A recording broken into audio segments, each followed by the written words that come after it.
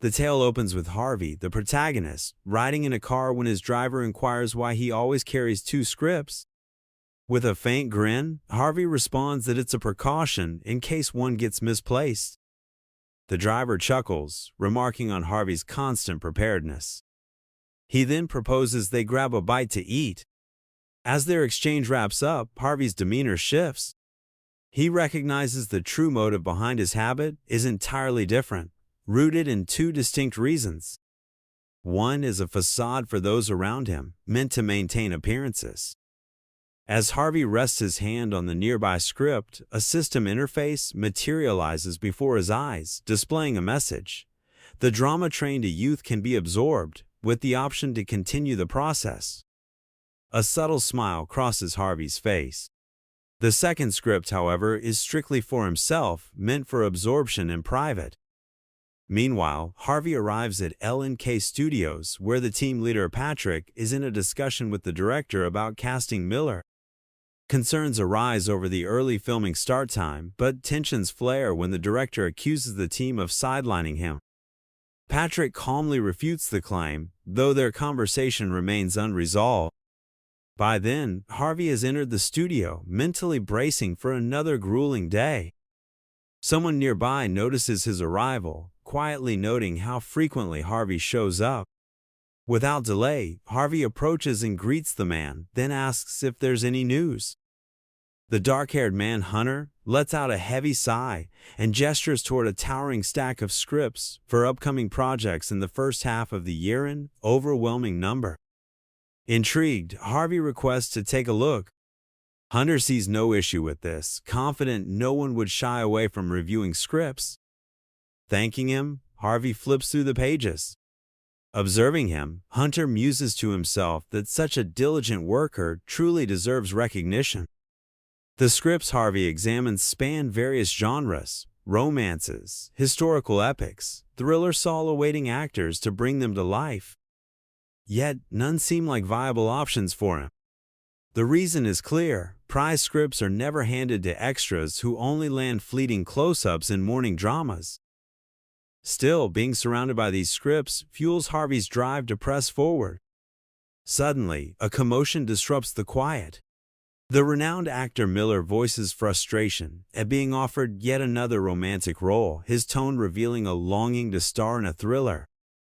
A staff member tries to persuade him that a lead role, regardless of genre, is still significant. Unconvinced, Miller questions how many more romantic dramas he must endure when his aim is to showcase his talent in darker, more intense projects. Harvey observes the scene, reflecting on the stark contrast in actors' fortunes. Some, like him, scramble for any role, while others, like Miller, casually reject opportunities. This disparity marks the divide between an unknown extra and a soaring star. At one point, Miller's gaze locks onto Harvey, making him uneasy. Thoughts swirl in Harvey's mind as he recalls their shared beginnings as interns, now worlds apart. The moment feels like a subtle challenge, one Harvey deems unworthy of engaging. Responding would only inflate Miller's ego, so he decides to walk away. But before he can, something extraordinary occurs. A faint glow radiates from his hand, and a system notification appears, confirming that the trained-to-youth script can be absorbed. Realizing he's holding that very script, Harvey is jolted back to reality by Hunter's voice, asking why he's frozen in place. Without hesitation, Harvey requests to take the trained-to-youth script to the rehearsal room briefly. In the rehearsal room, Harvey is stunned as multiple system notifications flash before him. The surreal experience is validated by each message, one of which stands out. Absorbing the script will allow him to embody the character with flawless precision. The idea seems unthinkable, yet the potential of this newfound ability is undeniable. If real, it could transform the impossible into reality. Without delay, Harvey initiates the absorption process. The character's emotions, the writer's intent, and every nuance flood his mind as if they were his own memories. When the process concludes, something remarkable happens. The script's lines flow from his mouth effortlessly, with a depth that makes him feel as though he's truly become the character. Scenes from Train to Youth vividly unfold in his mind. Harvey never imagined absorption would grant such extraordinary acting prowess. The realization hits him: everything has changed since absorbing the script. The ability to perform with absolute accuracy feels as if the role was always his. The source of this cinematic power remains a mystery, but one truth is clear.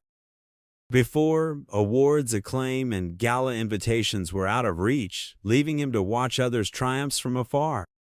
Now, success feels tangible for the first time. Harvey reflects on the struggles of an aspiring actor's life. Unlike stars, few like him have major studios backing them. He once believed chasing a debut through company support was less vital than seizing rare audition opportunities. Yet, auditions and agency decisions often felt rigged, with roles seemingly pre-assigned, leaving him locked out of elite circles. But now, he senses a shift. Approaching the team leader, Harvey asks if Patrick is free. He recognizes Patrick, head of LNK's first management team, as the gatekeeper through whom all the studio's rising stars have passed. Harvey mentions the open roles in Train to Youth and inquires if casting is complete. Patrick asks if he's interested, and Harvey confirms he is. Patrick notes that Miller has already been cast as the lead, prompting Harvey to recall their shared past as unknowns. He senses Patrick's concern about potential friction between them, but Harvey dismisses it.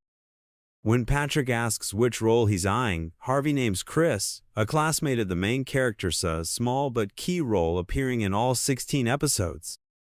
Patrick acknowledges Harvey's passion but questions if the role, with its constant screen time and numerous lines, might be too challenging at this stage. He suggests starting with smaller parts to build camera confidence. Undeterred, Harvey insists on auditioning, determined to give it everything, as if it's his final shot. Patrick relents, and Harvey feels a surge of gratitude. Just then, Larry enters, casually mentioning he's also auditioning for Train to Youth for the same role of Chris. Seeing Larry, Harvey notes that in just 2 years since his debut, Larry has become a rising star, heavily promoted by LNK. Larry extends a hand, noting they'll now compete. Harvey agrees but senses Larry doesn't view him as a serious rival. He knows that for someone like himself, who toils in obscurity without a single frame to show for it, Larry inhabits a different realm. But this time, things will be different. Having fully absorbed the script and immersed himself in the world of Train to Youth, Harvey smiles, ready for the challenge. 7 actors, including Harvey, audition for the role in Train to Youth. Among them, Larry, with his established connections and frequent cameos in KTN's weekend dramas and daily soaps, often secures roles without auditions. Approaching Harvey, Larry asks if he's prepared, to which Harvey modestly replies he's only rehearsed a bit. Larry remarks that Harvey must have had plenty of time to practice, admitting he hasn't even read the script fully due to his filming schedule. A nearby girl curiously asks if everyone is vying for the same role, but a man clarifies they're auditioning for different parts.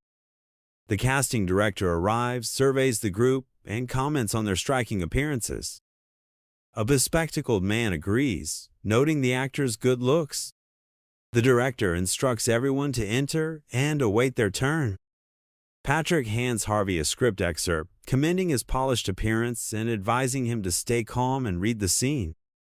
The girl asks about the text, and the man explains it's a specific scene's passage. With the schedule running behind, they've scrapped free improvisation, focusing solely on the characters' lines. He adds that the director has been holding auditions since 9,000 AM, urging patience. The girl expresses dismay, having prepared improvisation for weeks. Larry, anxious, asks if he needs to memorize the text, but Patrick reassures him that reading from the page is better than stumbling through half-learned lines. The candidates grow nervous, debating who the lines address and how to deliver them. Harvey, determined to stay composed, believes calmness will carry him through. The casting director calls Chelsea first. Her audition ends in just 5 minutes, and as she exits, she grumbles that she wasn't allowed to showcase her prepared improvisation. Patrick attempted to comfort her, suggesting she'd done well regardless. Larry exited the room in great spirits, proclaiming that some roles were already confirmed and that Miller was definitely set to star as the lead. Observing Larry's pleased expression, Patrick assumed his own audition had gone successfully. Larry mentioned that the director recognized him from the TV show Mighty Sam Boach, which likely helped. With a slightly smug grin, he brushed it off as a minor detail.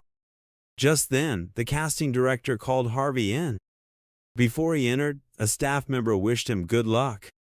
Harvey reminded himself to stay calm.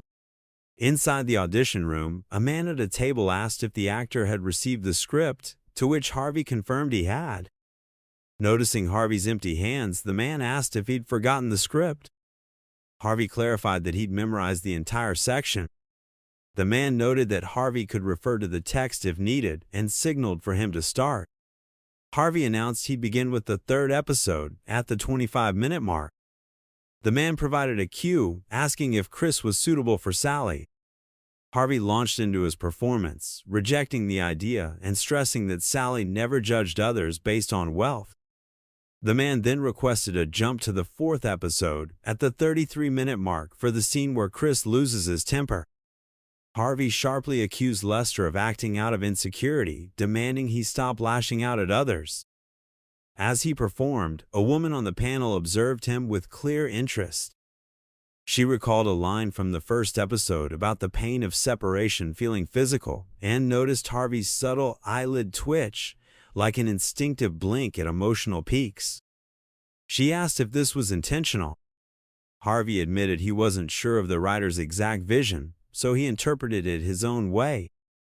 The woman, thrilled, said this was precisely the nuance she'd envisioned when writing the scene. Another man asked when Harvey had memorized the entire script. Harvey replied that he'd learned it 2 days prior. The man was astonished, noting the full script through the 4th episode had only been sent to agencies 2 days earlier. It turned out Harvey had mastered 4 episodes plus the audition clip in just 1 day. The man then inquired if Harvey could handle more script or a drastically altered character, and Harvey confidently assured him he could. The man declared the audition complete. As Harvey left, the man turned to the casting director, amazed, asking where this actor had come from. The casting director, equally stunned, noted Harvey had debuted long ago but had somehow remained overlooked until now. The woman, still impressed, smiled and said everyone was likely thinking the same thing. The director then decided to overhaul the script, centering it on Chris, transforming a secondary character into the story's core. After the audition, Harvey stepped outside, where Lindsay was waiting. Lindsay, a colleague and fellow actor who'd had little success, greeted him with a hand on his shoulder and asked how it went. Harvey said it felt no different than before, as if nothing had changed. Lindsay chuckled, recalling their old days auditioning together. In that moment, Harvey reflected that Lindsay hadn't quit acting due to a lack of skill. If talent alone mattered, Lindsay would have outshone both him and Miller. The true reason for Lindsay's exit was a lack of that elusive star quality. Later, over a meal at a restaurant, Lindsay confessed that had he known how dull his current life would be, he might have clung to his acting dreams longer. Harvey suggested he drink sparingly. Lindsay remarked that seeing Harvey brought him comfort, as if his own sacrifice and abandoned dreams weren't for nothing. He said buying Harvey a drink now gave him peace. Lindsay added that patience always prevails, and watching Harvey persist gave him hope for his friend's success. Harvey thanked him, but Lindsay waved it off as too sentimental, proposing they just drink. Sitting there, Harvey mused that life offered no simple paths, and pursuing acting felt like navigating a dark, endless tunnel with no light in sight. Lindsay shifted topics, asking if Harvey still thought he was stealing the spotlight.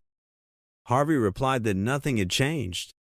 Lindsay, with a hint of reproach, called someone ungrateful, recalling how they'd once vowed to support each other, only for that person to change after finding success. Harvey urged him to let it go and move on. Lindsay's frustration lingered, so Harvey suggested he step out for a cigarette to calm down. In his thoughts, Harvey admitted that while he didn't want to resent Miller's success, he sometimes wondered why Miller had changed so much. Lindsay lit a cigarette and offered one to Harvey, who declined, saying he'd quit. Lindsay brought up auditions again, asking if Harvey had tried out for Train to the Young. Harvey said it seemed to go well. Lindsay, noting his confidence, asked who'd play the lead. Harvey revealed Miller would star, Ingrid would take the female lead, and Kendrick would play the second male role, adding that the series would likely earn strong ratings. Surprised, Lindsay asked if Harvey had been sent to meet Miller and what the real reason was. Harvey didn't elaborate, privately weary of Miller's success and his own constant oversight. Checking his phone, Harvey saw a message from his manager urging him to seize every audition opportunity. He realized the once smooth system at L&K Company was now in disarray. Despite his debut, his name still hadn't appeared on major platforms. His experience was limited to a few university workshops, small theater roles, and a handful of commercials, leaving him feeling like a useless gear in a broken machine. At the office, Harvey overheard colleagues discussing his selection over Larry. Patrick, smiling, said he'd been eager for Harvey's arrival.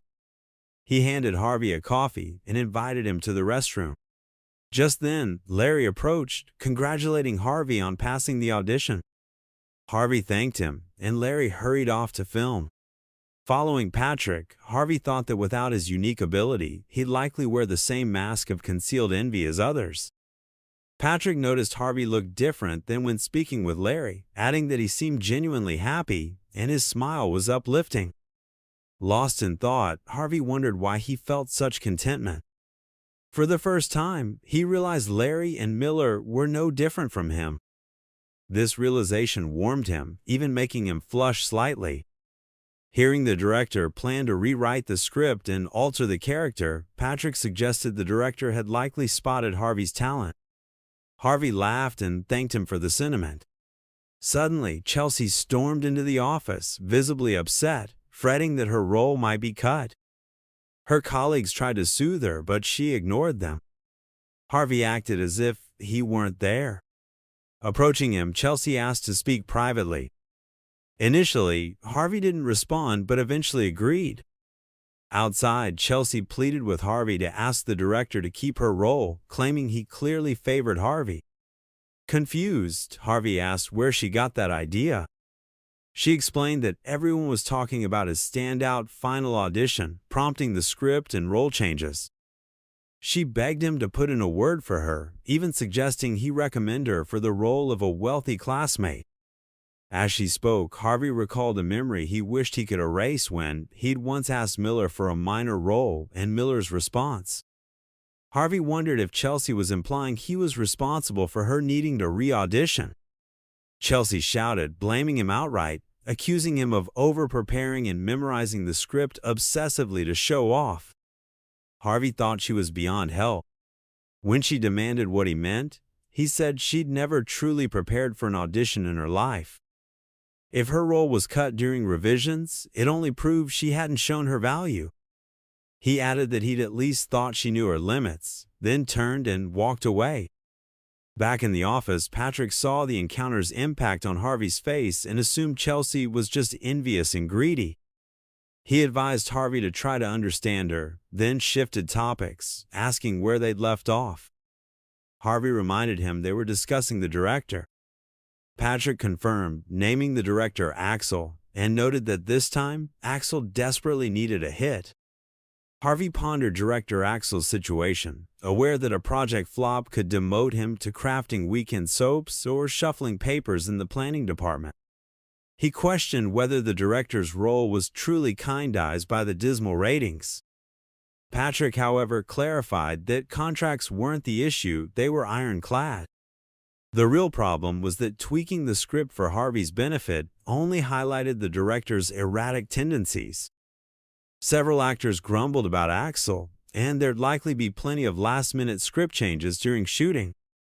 Harvey mused on how some actors lose screen time out of necessity, while others get extra lines because the episode count is fixed and characters can't be fully erased from the story, though their roles can be diminished.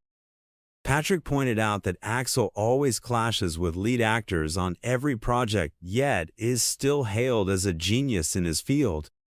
Harvey asked if Axel personally picked Miller for the starring role. Patrick replied that the company had a hand in that decision too, then asked why Harvey was curious. Harvey just thought he'd suspected as much. In his view, Axel probably didn't choose alone. An up-and-comer like Miller was likely cast to offset losses from his previous box office bomb through this drama. Knowing Miller's haughty attitude, Harvey wondered how long he'd survive under the thumb of a traditional whimsical director. With that, Harvey stood, decided it wasn't his problem, and left. Soon, the first script reading day arrived. Harvey observed Miller, noting his stiff posture. It dawned on him that despite Miller's recent boasts about breezing through a romantic drama, he likely hadn't even skimmed the script properly. Abruptly, a system notification popped up before Harvey, stating that content from a drama called Train to Youth had already been viewed. Then the casting director strode in, asking if everyone was present. As it was the first reading, he requested brief introductions from all. He directed each actor to share their name and a bit about themselves. Miller introduced himself, stating he'd play Usher. Next, a young woman named Ingrid said she was cast as Sally and expressed excitement about working with the team. Harvey followed, introducing himself as the new actor playing Chris, admitting the role stretched beyond his current skills, so he'd approach it with great humility. The casting director kicked off the first episode's reading. The scene, set in spring 2009, introduced Asher, a determined young man from humble roots. In contrast, Chris, a high schooler, basked in privilege thanks to his congressman father. Sally, a schoolgirl, was the first love for both. Ingrid delivered her line, hoping the two boys would reconcile their friendship. Miller responded, saying his character reflected on his bond with Chris, admitting he was so consumed by it that he ignored everything else. He noted that no one in his class mocked his background, yet he remained an outsider. Even with a wealthy friend like Chris, their worlds were miles apart. Harvey realized this scene was pivotal to the episode and marked the start of his own filming. The casting director then approached Miller, asking him to redo the scene, this time masking his emotions. Miller seemed thrown by the request. The director explained that Miller was too emotional, and since the line was spoken before the girl Asher liked, the scene needed a sense of shame, not just raw feeling. Miller agreed to retry. Harvey watched closely, dissecting the moment. He saw it was a tough scene where Asher voiced sorrow over his hardships in front of Chris. It demanded layered sadness tinged with humiliation, but Miller only conveyed anger, revealing a shallow grasp of the role. The reading pressed on, and with most actors seasoned, the vibe stayed upbeat. But trouble soon brewed. A man suddenly shouted, announcing himself as Chris. It was Kendrick, the second lead, loudly staking his claim as the second male lead. Harvey recognized him as a model, likely hired for his fame alone. Though striking, his talent seemed squandered. The casting director moved to the next scene. Harvey wondered if his moment had finally come. The scene, set at the first episode's close, showed his character visiting Asher at home. Asher crouched on the floor, visibly tense, when a knock sounded. Miller, as Asher, turned to Harvey and asked if it was him. Harvey, script-free, dove in, urgently asking to be let inside, saying he had something critical to discuss. Miller glanced at the script and shot back, accusing Harvey's character of talking down to him and asking if he thought himself better. Harvey calmly countered, denying any such intent but hinting that things might soon shift, and accused Asher of stirring trouble. Ingrid, watching Harvey, was struck by how effortlessly he slipped into the role without glancing at the text. Harvey's character pressed on, warning Miller not to act superior and questioning how long the students would back him. Miller fired back, telling him to watch himself, but Harvey coolly rapped his part, saying someone was keeping a close eye on Asher. When the scene ended, Harvey admitted he'd flubbed his lines slightly and apologized to Miller for going off script. Miller, visibly annoyed, snapped at him to slow down and read the script carefully. The casting director, pleased with everyone's efforts, thanked them for their hard work. He noted the script had been unexpectedly revised, making it trickier to parse, but praised their deep character analysis. As a thank you, he offered to host a team dinner at a restaurant that evening. Outside, Patrick waited for the group. He asked how it went. The director, clearly impressed, called Harvey a powerhouse, wondering where such a gifted actor came from. Miller, under his breath, muttered that it was all nonsense. Patrick then asked the director to let him borrow Harvey and Miller for a bit. Miller, fuming, confronted Harvey, accusing him of acting untouchable just because he'd aced one audition and asking if he'd lost his mind. Harvey calmly asked why Miller was blaming him for his own lack of preparation. Miller's anger flared.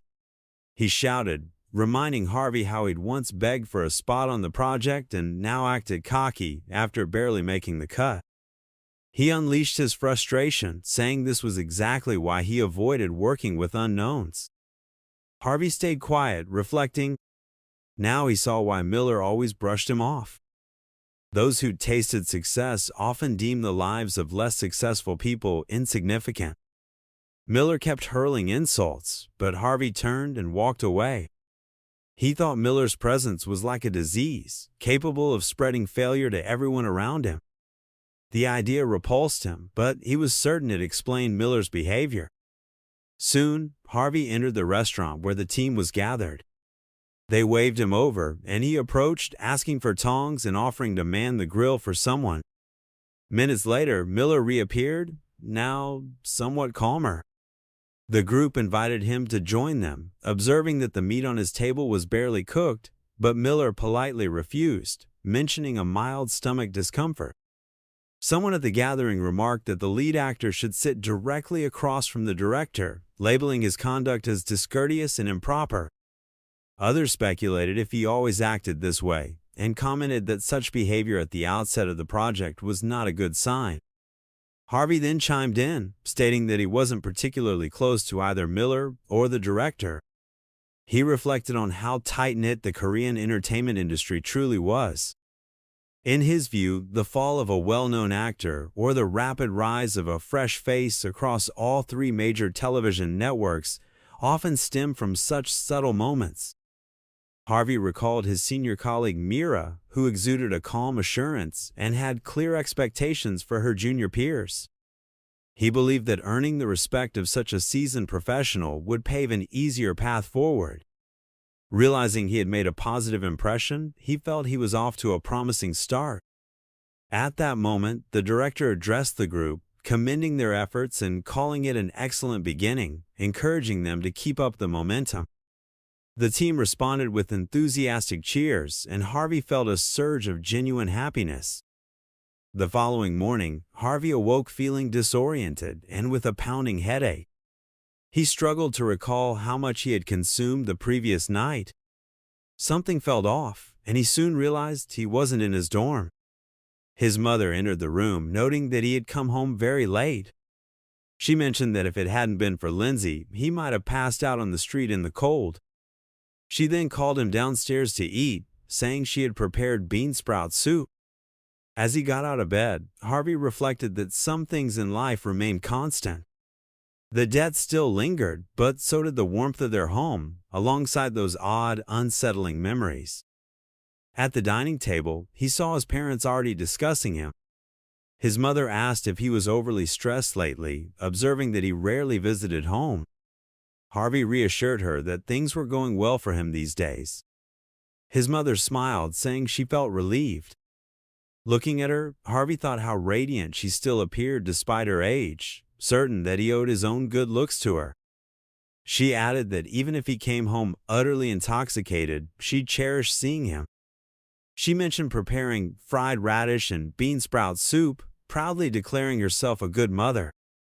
She urged him to visit more often, even if just occasionally, as warm family dinners remain precious.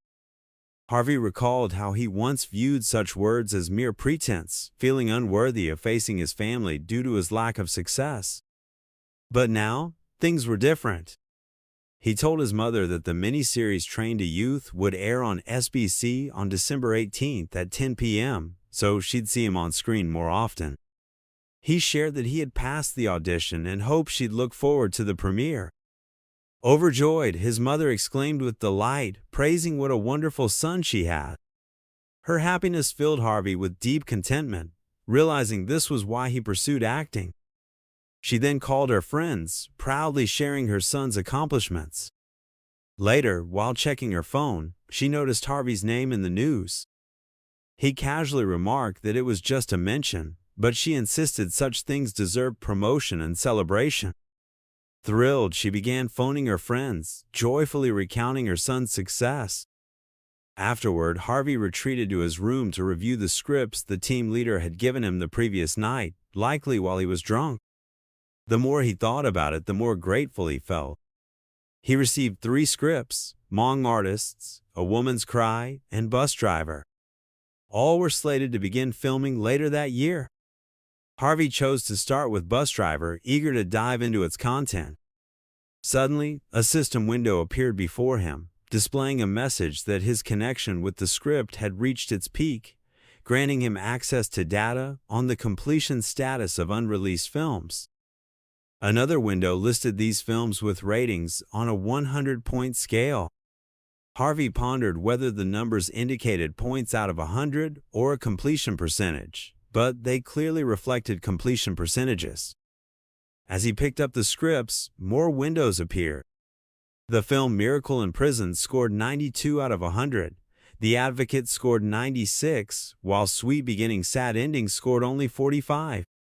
The first 2 were regarded as masterpieces of Korean cinema, each exceeding 90. In contrast, Miller's debut film, Sweet Beginnings, Sad Endings, was a flop, garnering just 45 and failing to reach 1.5 million views. Harvey deduced that the system revealed the script's quality. While it didn't ensure commercial success, it helped identify high-quality projects. He considered using the system to assess Train to Youth as well, but a subsequent notification clarified that the system didn't work with incomplete scripts, meaning dramas with revised texts couldn't be evaluated. Harvey realized that Train to Youth, like many similar dramas, was likely to fail. Still, he gained a clearer understanding of the system's mechanics. Reviewing the scripts again, he resolved to avoid forcing himself into dubious projects. There were plenty of opportunities out there, and he just needed to wait for the right one to succeed in. Later, Harvey arrived at L&K's studio and sought out the team leader. Spotting him, he greeted him warmly, and the leader remarked that Harvey looked lively and well-rested. He added that he had exciting news, to which Harvey responded with curiosity. At that moment, the leader informed someone over the phone that Harvey had arrived. Seconds later, another person entered the room, greeting Harvey with enthusiasm. Surprised, Harvey turned to face the new arrivals. He spotted Hunter arriving alongside a young woman. Hunter gave him a knowing glance, remarking that it had been quite a while since their last meeting. Patrick then made introductions, noting that these were the colleagues Harvey would collaborate with moving forward. He mentioned that Harvey was already acquainted with Hunter, now serving as a tour manager, and Harvey nodded, confirming he recalled Hunter but inquired about the woman beside him. The team leader clarified that she was Juno, recently transferred from another firm, and would take on the role of Harvey's stylist. He explained that Hunter had been given the full schedule and details, so Harvey simply needed to follow directions and pay close attention. Curiosity piqued, Harvey asked Hunter if he still handled all these tasks, given his new role as a director rather than a manager. Hunter responded that the industry was short on management staff. The pay was modest, the work demanding, and the entertainment world wasn't as glamorous as it appeared. Still, Hunter admitted he had no grievances, noting that it had been years since he'd worked on the road, and the nostalgia now made it enjoyable. Juno chimed in, lightening the mood by suggesting they probably should have exchanged handshakes upon meeting. Harvey formally introduced himself, expressing excitement about their upcoming collaboration. Hunter proposed relocating to another space to dive into further business matters. Once settled in the new room, Hunter passed Harvey some paperwork, explaining it outlined a teaser concept for the upcoming Saturday. He mentioned that the project, Train to Youth, had plans for a teaser and poster shoot. Juno shared that she'd crafted the concept photo after discussions with the costume team leader for the project. Hunter elaborated that the teaser revolved around a train journey, a familiar theme but perfectly suited for Train to Youth. Juno added that the costume design would emphasize Chris's role as a journalist, opting for a sleek, modern aesthetic. Hunter offered his perspective, admitting his words might seem hollow, but watching Harvey come into the office daily, engrossed in his scripts, convinced him that Harvey was on the cusp of breaking out. Harvey let out a quiet laugh at this. Turning to Juno, Hunter recalled how Harvey's eyes sparkled as he read the script, revealing an ambition he couldn't conceal. This caught Harvey off guard momentarily, but Hunter quickly reassured him that ambition was a vital trait. Smiling, Harvey asked how they viewed him now that he seemed more driven than they'd anticipated, or was something still lacking. Juno replied that he seemed content enough, and all that remained was for him to dazzle on stage. Hunter pointed out that Juno, meeting Harvey for the first time, didn't yet know him as well as he did, having known him for years. He added that he always trusted his gut. Juno, however, softly countered that she wasn't entirely convinced, and as they bantered, Harvey felt at ease. He playfully asked them to stop poking fun at him, noting their shared sense of humor. Hunter laughed and proposed they go out for dinner to toast Harvey's debut before heading home. Harvey agreed and invited Juno to join them. Juno cheerfully said she was game. Harvey suggested broth soup for the meal, and both Hunter and Juno enthusiastically agreed they loved it. As they walked out, Harvey reflected on how Hunter and Juno had already set the stage perfectly for him. The teaser shoot was set for the day after tomorrow. Leaving with a smile, he thought about savoring every moment.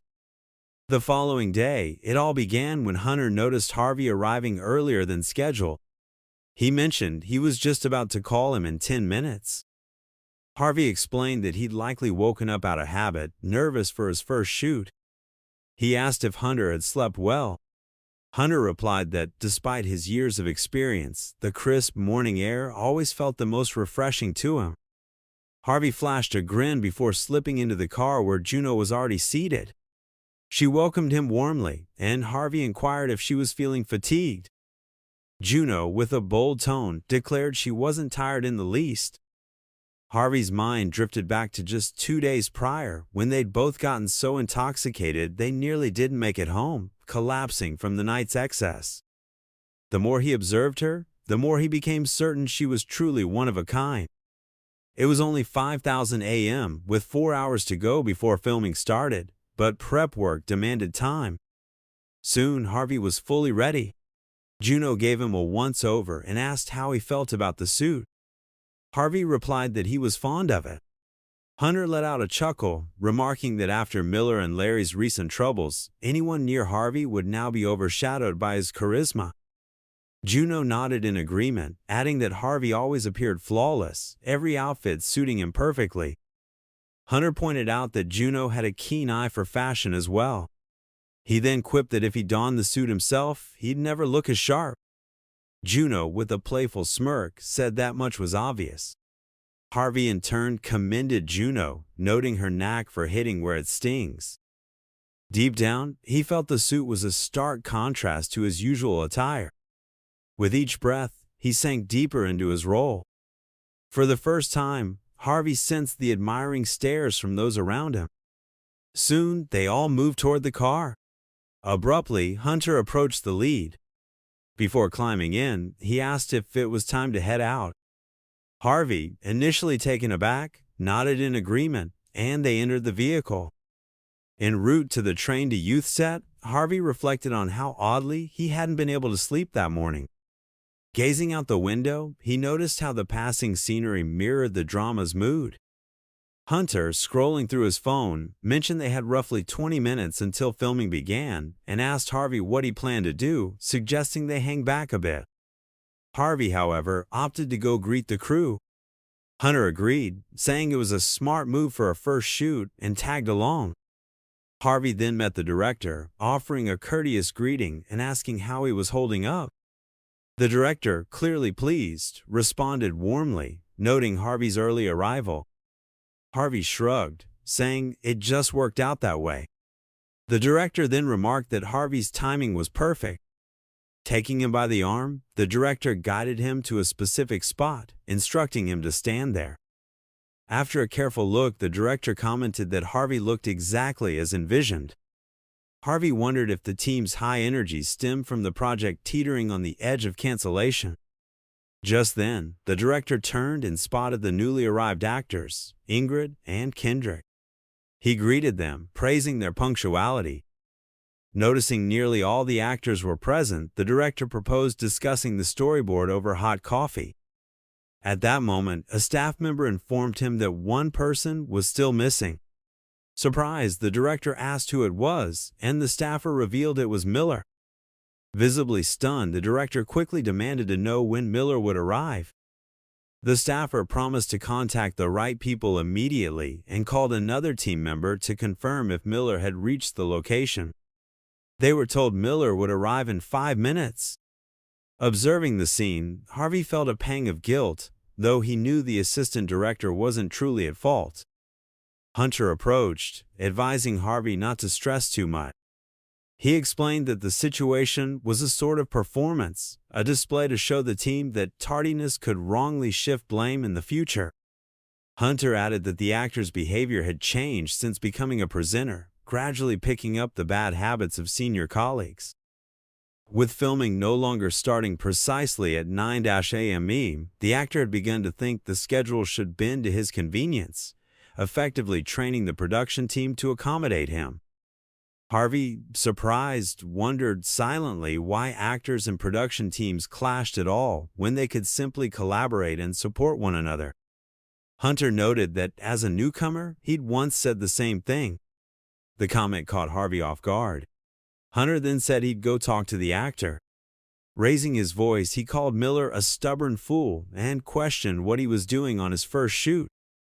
Juno joined them, reassuring Harvey not to fret. She explained it was better to call someone out early than to let a situation escalate where the assistant director faced punishment for something he didn't do. She emphasized that despite the friendly facade, behind-the-scenes politics and power struggles were ever present. Harvey agreed, reflecting on how pitiful it was to see employees, managers, directors, and actors smiling while secretly wielding knives, all vying for control. Yet, he knew an even sadder spectacle awaited. Moments later, Miller stepped out of a car, slipping on his jacket and apologizing for his delay, blaming his manager for taking a wrong turn. He asked where the director was, watching reactions closely. Harvey, observing quietly, asked what Miller was up to, but Juno remarked it was just another performance. Harvey doubted the tactic would work, but Juno assured him nobody would dare challenge the lead actor after such a grand entrance. Harvey, however, knew better. He recalled Patrick saying director Axel wasn't one to value actors as individuals. Axel was a man who, for the sake of art, delivered directorial jabs with pride and had no intention of changing his approach. Harvey believed Miller's strategy would fail. At that moment, the director approached with a faint, sardonic smile. He greeted the great actor Miller with biting irony, declaring that since he'd finally deigned to show up, they'd better start filming before sunrise to avoid wasting the precious time of such a busy man. Miller, confused by the director's odd demeanor, didn't grasp the reaction. The director sharply reminded him of his tardiness and told him to prep for the scene. Miller apologized again, reiterating that his manager had taken the wrong route. With a caustic grin, the director suggested they might need to upgrade their navigation system. The unexpected jabs silenced Miller, and Juno, standing nearby, couldn't suppress a laugh. She found the director's outburst entertaining, thinking it was a show worth watching with popcorn in hand. Harvey silently agreed but found Juno's reaction slightly unnerving.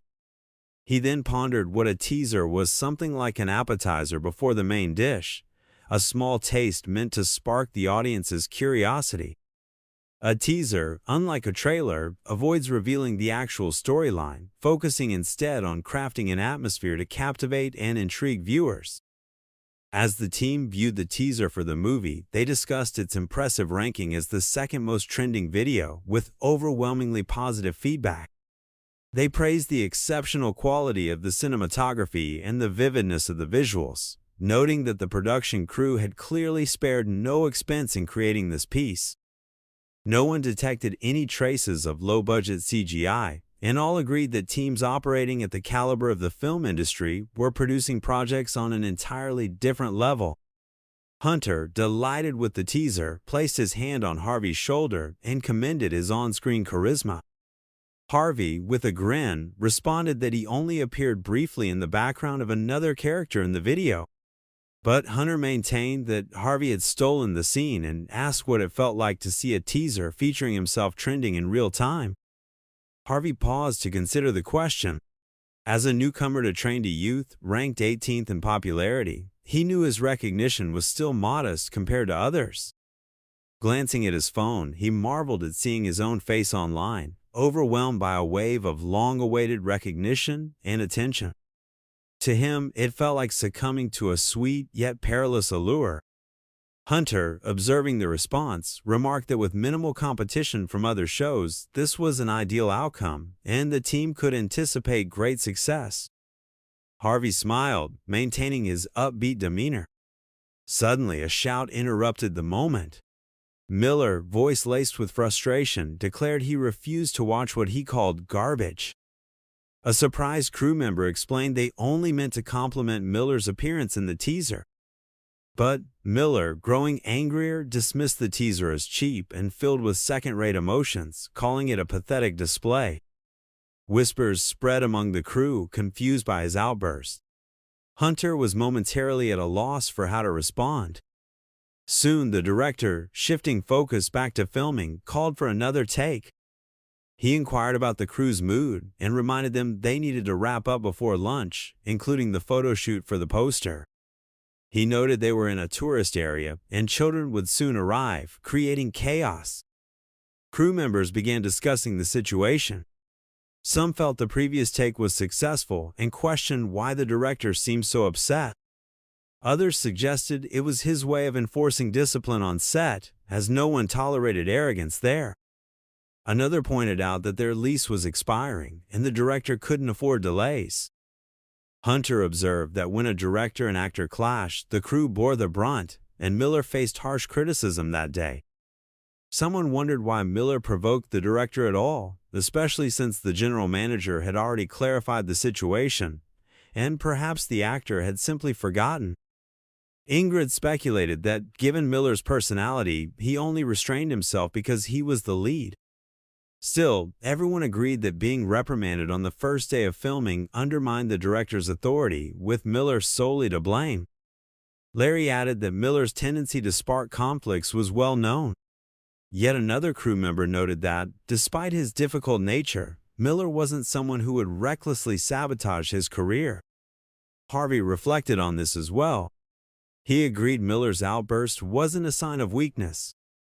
Even as a host, Miller didn't strike him as someone who'd lose control abruptly. Meanwhile, Hunter pointed out another issue had emerged. He turned to Harvey with concern, drawing the attention of others to the newcomer.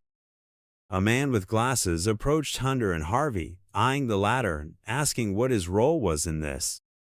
The director, looking at Harvey, praised his ability to convey emotion through a thoughtful gaze, perfectly capturing longing and pain. Harvey gave a brief chuckle, but noted how different this reaction was from working with Miller. The director continued, admiring how Harvey expressed the dissonance between a glorious past and a fractured friendship with a single look. Harvey accepted the praise calmly, aware that the director had personally crafted the character of Chris, explaining his deep emotional investment. Ordinarily, such praise might have eased set tensions. But Miller, unexpectedly, voiced irritation at the apparent consensus among the crew, who followed the director's guidance almost mechanically. In Harvey's mind, he acknowledged that such unity could become problematic if it overshadowed the protagonist. He approached Miller, accusing him of falling short of even supporting role expectations, and urging him to stop acting childish and disrupting others with unnecessary errors. Miller's anger flared, his hands trembling with rage, his reaction noticed by all. Crew members whispered, concerned that the outburst occurred in front of the director and staff. Some wondered if the cameras were rolling and whether the CEO would hear of the incident, though all hoped it wouldn't leak. Harvey, reflecting, realized that despite crew chief Patrick's efforts to smooth things over, the incident had already marked Miller's career. He decided he wouldn't openly confront Miller, but would instead outshine him through his performance alone. Harvey believed that by provoking Miller solely with his acting, without words, he'd eventually crack. In time, Miller would be isolated. A crew member then approached Miller, politely asking him to rein in his anger. Miller brushed them off, grumbling that he would, then cursed the team for being overly fussy. He approached the director with a broad smile and claimed he didn't understand the script. The surprised director questioned whether his instructions were unclear, as he found the script's directions straightforward. Miller insisted he was following the script and didn't grasp what more was expected. Pointing to the script, the director explained that Miller had completely misread the scene. It was meant to evoke warm memories of Chris before the character's anger surfaced, but Miller had played it like a lunatic. Miller, however, found the criticism too harsh. The increasingly exasperated director reminded him he'd explained this repeatedly, stating, "Asher is the core of the entire drama. He's a character who restrains his emotions, not one who erupts at the first sign of tension. The key lies in subtle acting, restrained movements, and quiet inner strength." The director was baffled by Miller's difficulty in understanding this. Miller then blamed the script's lack of clarity. Smiling in disbelief, the director retorted that Miller simply failed to analyze the character properly, escalating his reprimand. A crew member asked Hunter if he should step in to de-escalate, but Hunter suggested waiting, noting that Harvey was already approaching. Meanwhile, at the edge of the set, Juno munched popcorn, thoroughly enjoying the drama, likening it to a lively TV debate show. As Harvey observed, he pondered whether she had popped the popcorn beforehand. The director, already raising his voice, insisted that Miller understand how much time his delays had cost. He questioned if Miller thought shooting romantic scenes was a trivial matter. Following this, the director turned to his assistant, directing them to summon a second director and instructing Miller to revise the script. He then declared a shift in scenes, prompted the next actor to prepare, and told the camera crew to adjust the shot's framing. Subsequently, a crew member approached Harvey, informing him that he'd need to start filming first and asking if he was prepared. Harvey confirmed he was ready. The same assistant then checked with Penelope, asking if all was well, and she replied positively. Harvey's thoughts drifted to Penelope. Despite being 3 years his junior, this was her third project. Given that their characters shared a long-term romance from their school days, they'd be working closely on set. He suggested she drop formalities to avoid awkwardness, and she agreed, saying she'd call him OA and encouraged him to speak more casually. Her warm tone reassured Harvey, and he felt confident they'd get along. The director then apologized to both for the abrupt scene change, and they assured him it was fine. He proposed a rehearsal referencing a script page, and the lead reminded him it was page 32, scene 12, episode 1. Harvey recalled that the upcoming scene featured a young couple casually discussing their future years ahead. With a camera on rails in use, visual dynamics were key. He softly asked Penelope if he could take her hand. Surprised and blushing, she consented. He gently clasped her hand as the set fell silent. Internally, Harvey noted how effortlessly Penelope delivered her lines, her performance natural and tender. Everything flowed seamlessly. At that moment, a crew member announced the take was starting. Everyone assumed their positions, and filming commenced. Harvey and Penelope performed their roles with evident enjoyment. Later, the crew chief stepped out of a car and questioned Miller, suspecting he might reconsider. Miller, however, snapped that he had no interest in continuing. The director reminded him he'd been warned about the director's challenging demeanor and urged him to stay composed. Miller retorted that he'd made it clear from the start he didn't want to work on a romantic project. Frustrated, Patrick asked if now was the time to be picky about roles, noting that tardiness was one issue, but cursing at the director and losing control was excessive. He also remarked on Miller's odd resentment toward Harvey. Enraged, Miller swore and scornfully dismissed Harvey, insisting the lead role was still his, then stormed off. A crew member tried to stop him, pointing out that the leader was still speaking, but Miller ignored them and left. Another crew member chased after him, clarifying that the general manager meant no offense. Hunter then turned to the manager, asking if the project was moving forward.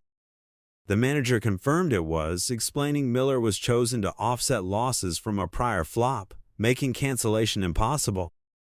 Meanwhile, Harvey envisioned his character Chris, a student who easily connected with others and was especially close to Lily.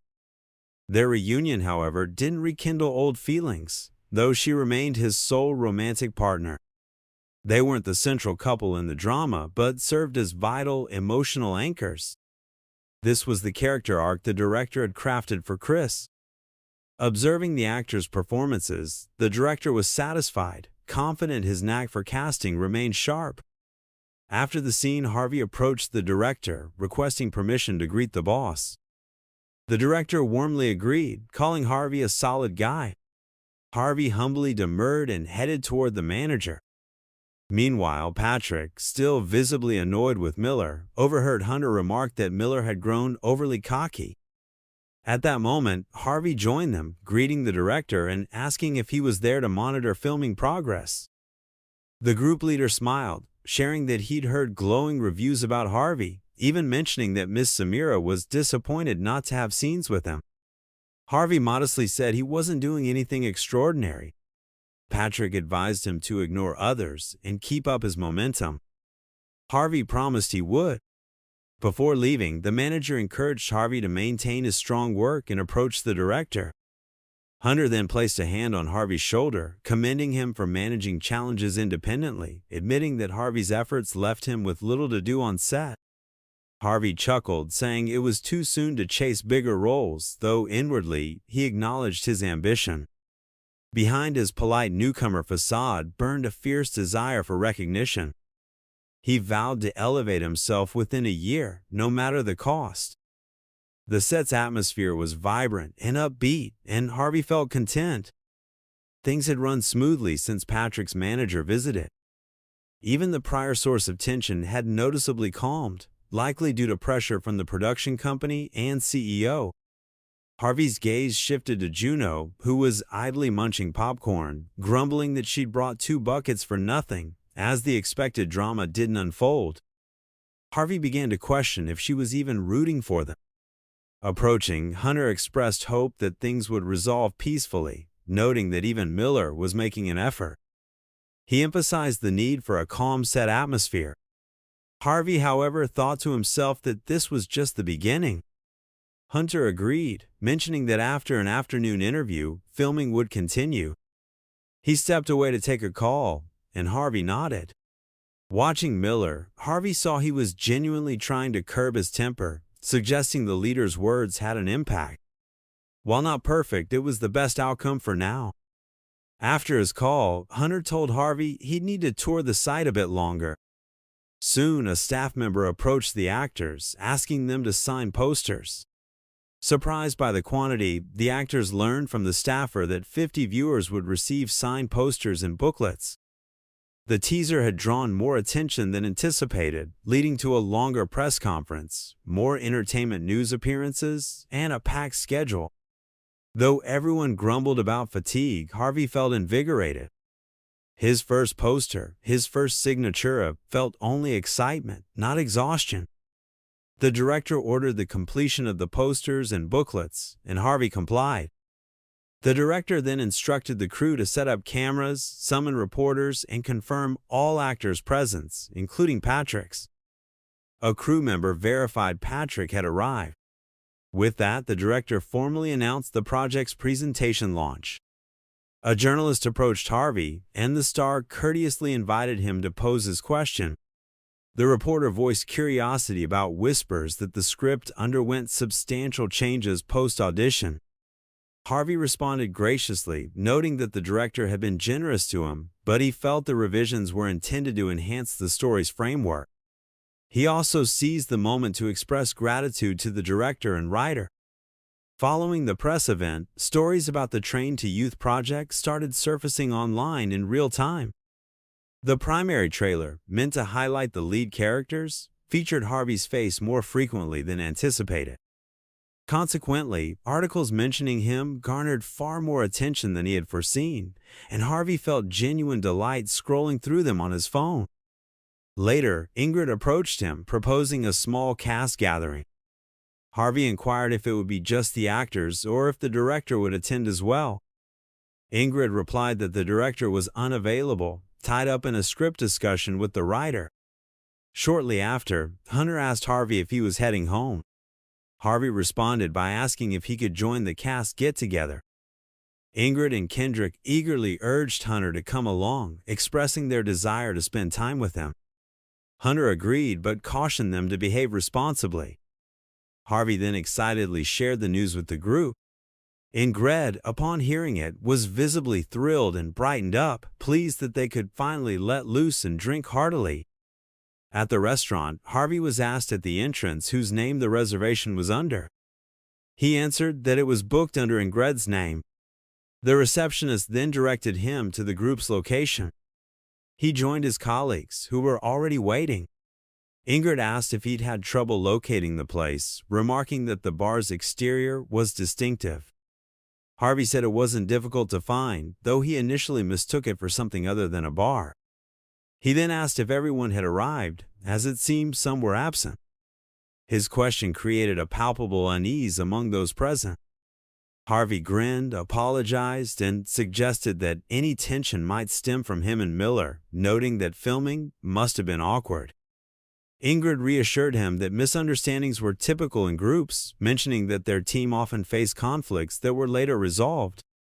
She expressed hope that Harvey and Miller could reach a similar resolution.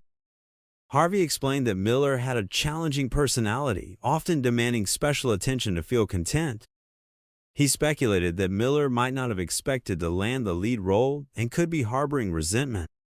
Still, Harvey emphasized that he didn't want to badmouth someone absent and apologized if he'd caused discomfort. Kendrick assured him all was well, and Ingrid admitted she was unaware of the situation, advising Harvey not to dwell on it. Harvey took accountability, promising to work on mending the relationship. Ingrid appreciated his attitude and suggested they order something. Penelope eagerly proposed sake, calling it the perfect choice. From there, the party kicked off. After a few drinks, Kendrick felt woozy and wondered aloud why he was so affected. Harvey steadied him, advising moderation and looking out for his well-being. But Kendrick, now quite tipsy, gazed at Harvey with envy, lamenting that he was the only one yet to complete his military service. The thought overwhelmed him, and he broke into tears. Watching this, Harvey reflected that many don't grasp how tough it is to be a struggling soldier. Yet, seeing his co-stars including a renowned model and a famous idol in this state, he realized they were just ordinary young people seeking connection.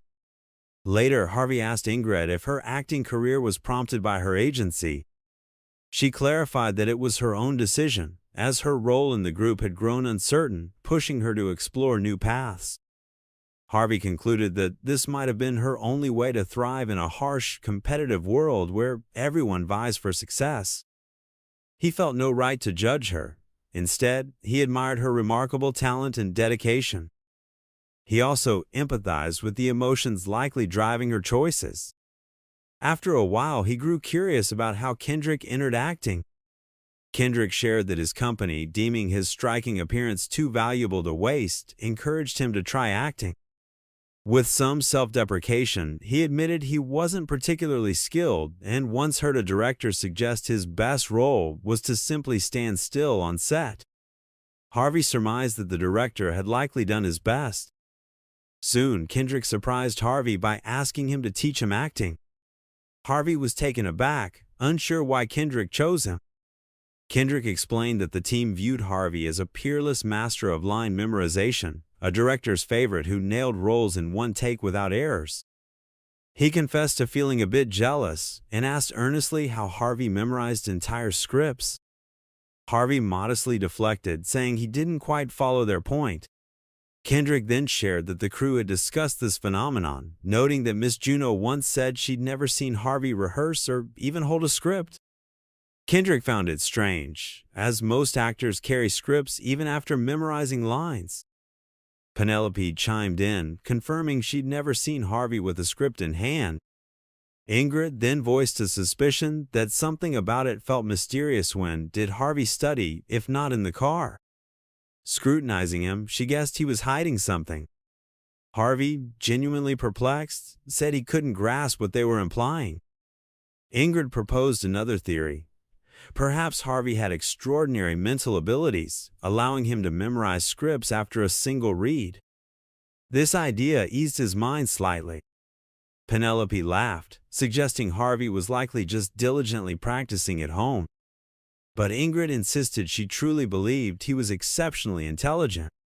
Kendrick, eager to uncover the truth, suggested Harvey might be a graduate of Seoul National University or even Harvard, calling him a rare, once-in-a-generation genius. Ingrid, slightly annoyed, said she enjoyed the detective-like guessing game. Harvey countered that discussing training was dull and that he preferred being seen as a genius who didn't need to try. Ingrid, amused, teased with a playful tone that she'd pretend not to notice anything. The four lifted their glasses, clinked them together, and settled in to savor the evening. Penelope and Ingrid quickly realized they'd gone overboard with their drinks. Harvey, observing their increasingly cheerful and relaxed demeanor, felt a wave of relief that he'd skillfully steered the conversation away from a tricky topic. Still, he made a mental note to tread more cautiously in such discussions moving forward. The following morning, on the set, he glanced around curiously and mused aloud about whether the vibe on other projects was always like this. Deep down, he knew they had to wrap filming at least through the 4th episode before the premiere aired. The director explained that much hinges on the unique style of the director and the nature of the project. Each person has their own method, and that's just how it was this time. Harvey noticed that Juno and Hunter appeared exhausted, likely because they'd started work at the crack of dawn. Hunter clarified that it was their duty to look after the film crew. He added that they were fortunate not to be on Miller's set, where the mood was fraught and tense. He even cautioned Harvey to avoid landing in a similar predicament, prompting Harvey to wonder if early project delays had forced the team into a frantic pace. This, in turn, sparked heightened stress and grumbling among the actors and crew. The girls, already drained from the party, were at their breaking point and desperate to head home. Just then, an announcement came that they were moving to the next scene. Harvey, however, stood amidst the crowd, seemingly unsure of his next move. Suddenly, he heard his name called. It was the director summoning him for the next scene. In that moment, he felt a surge of opportunity to shine. Mentally, he rallied himself, reminding himself how thrilled he was to be on set, doing what he loved. At last, December 8th arrived Monday, the premiere day. The director gathered everyone before a screen, expressing gratitude for their hard work. To celebrate, he proposed they unwind with a tasty drink. Kendrick asked if that meant a day off from filming tomorrow. The director clarified that shooting would continue, but they could relax as much as they wanted afterward. He glanced at Harvey, noting that this was nearly his debut and that his parents must be proud. Harvey quipped that his friends, and especially his mother, were probably already glued to their TVs. Then Ingrid, brimming with excitement, urged everyone to focus. She announced that the opening sequence had begun. The group agreed that the opening was stunning, with a soundtrack perfectly tailored to the show. Hunter approached Harvey, praising him as a talented actor and congratulating him on his debut. Harvey thanked him, noting that the broadcast would start right after the opening credits, and Hunter's timing was spot on. Hunter laughed, boasting about his impeccable sense of timing, and suggested they dive into watching. He called it their first viewing and asked everyone to pay attention. The group watched the screen eagerly, and soon they saw Miller's character telling a girl he believed their feelings were mutual only to discover that wasn't the case. Meanwhile, the director scrutinized every detail of the film. One of the girls pointed out that an actor's cuff was unbuttoned in one scene, advising more attention to detail going forward. Ingrid took the critique to heart. Watching himself on screen, Harvey felt a profound connection to his performance, as if his acting was an extension of his very being. He held his breath, unwilling to miss a single moment. A heart-wrenching scene unfolded on screen at that moment. Afterward, everyone resumed watching. Harvey was delighted to realize his joy went beyond seeing himself on screen. He appreciated how the series highlighted the actors' strengths while subtly masking their weaknesses. The final montage powerfully conveyed the drama's core message. A crew member remarked that the series was already trending among the most discussed topics. Harvey checked the trends and saw the audience's reactions, thinking they might have a shot at climbing to second place in the rankings. The next morning, Harvey woke with a pounding head and dizziness. He instantly regretted the previous night, recalling how he'd gotten caught up in the festive mood and drank too much. He scolded himself for following the director's pace, especially since Juno and the group leader had joined in the drinking marathon, which lasted until the fifth toast. Now, he vowed never to touch alcohol again. Entering the room, he saw that Patrick and Hunter were clearly suffering from the effects of their drinks. They insisted they'd made it home safely, though. Looking around, Harvey realized no one was feeling great. Moments later, Juno arrived. Harvey greeted her courteously, and she responded, asking why he hadn't come inside yet. He nodded and headed into the room. Approaching Hunter, Juno teased if they'd made a sixth toast without her. Pale and visibly unwell, Hunter begged her not to jest, admitting he felt awful. Observing Juno, Harvey felt a growing curiosity about her, which gradually blossomed into genuine admiration. At that moment, the group leader assembled the team and, skipping pleasantries, got straight to business. He announced that their show, Train to Youth, had the lowest ratings this week among the three major channels. He noted that Love Online had taken the lead with a 9.2% rating, leaving Harvey mildly stunned. The director explained that this was expected, as competing shows had been airing longer and built a loyal audience. He predicted their numbers might dip further next week and advised focusing on their real rival, the drama Beautiful Love, which aired in the same time slot. Harvey reflected on Beautiful Love, which had garnered buzz before its release, due to A-list star Hannah in the lead role. Yet, despite the hype, it only scored an 8.7% rating, which Harvey called underwhelming. Still, he saw a silver lining. With smart and strategic moves, their team could still climb the rankings. Patrick noted that despite being the first broadcast, viewer feedback was largely positive, and he expressed hope that the show could recover. Miller, however, was less optimistic, his tone sharp. He muttered that, with a director who operated so chaotically from the start, success was unlikely. The director tried to diffuse the tension, urging the team not to obsess over ratings that was the producer's job. Their focus should be on acting. Visibly frustrated, Miller turned and declared it was time to get back to filming. The manager commented on his exit, noting that tension was starting to surface within the team. Harvey, letting out a small sigh, agreed. He watched Miller leave. The director turned to him, asking why he was still there if he had no scenes to shoot that day. Harvey silently gestured toward a pile of scripts nearby.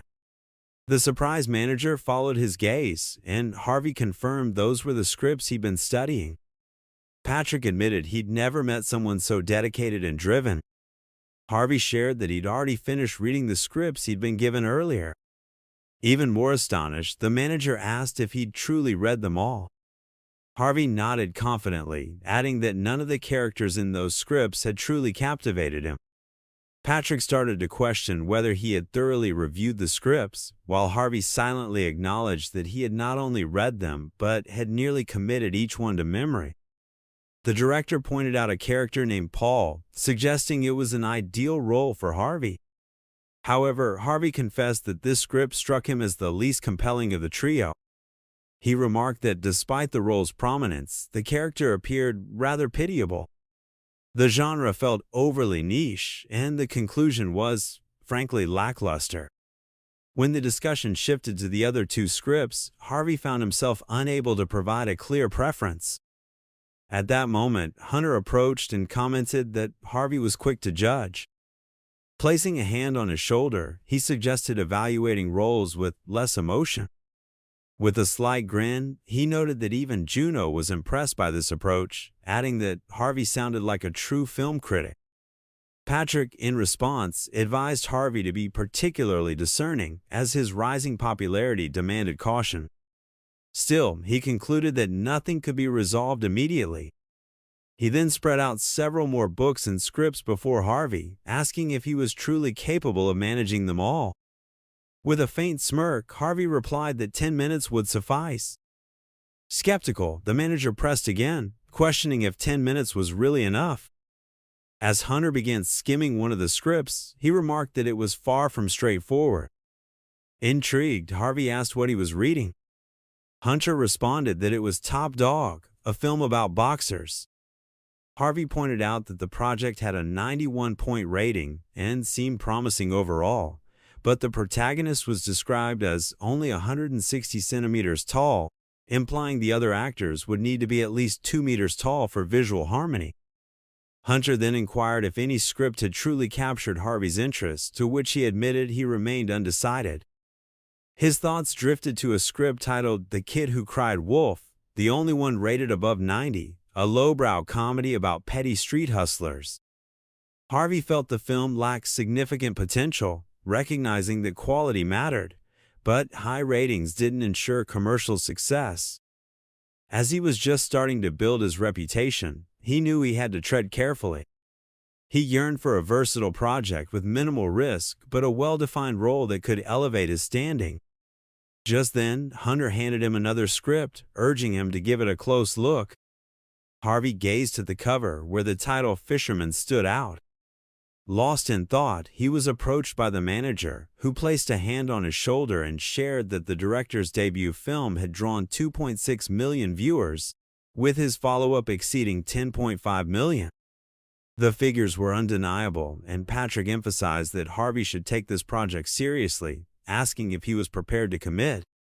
Harvey began to consider that a director with a film attracting 10 million viewers held immense box office pull. Yet, the script's modest ratings sparked some doubts. Sensing his uncertainty, the executive quickly reassured him that securing the role wouldn't be an issue. Their company had prior ties with the production team, ensuring Harvey at least an audition for a supporting part. Surprised by this development, Harvey asked if it was truly so difficult for a newcomer to land a lead role. Patrick explained that the starring role was already cast Charlie, a child star with exceptional talent. With him involved, a newcomer's chances of claiming the top spot were virtually non-existent. Harvey nodded, agreeing that he needed to earn recognition first. He realized that despite the project's artistic debates, the combination of a renowned director and a celebrated actor was formidable.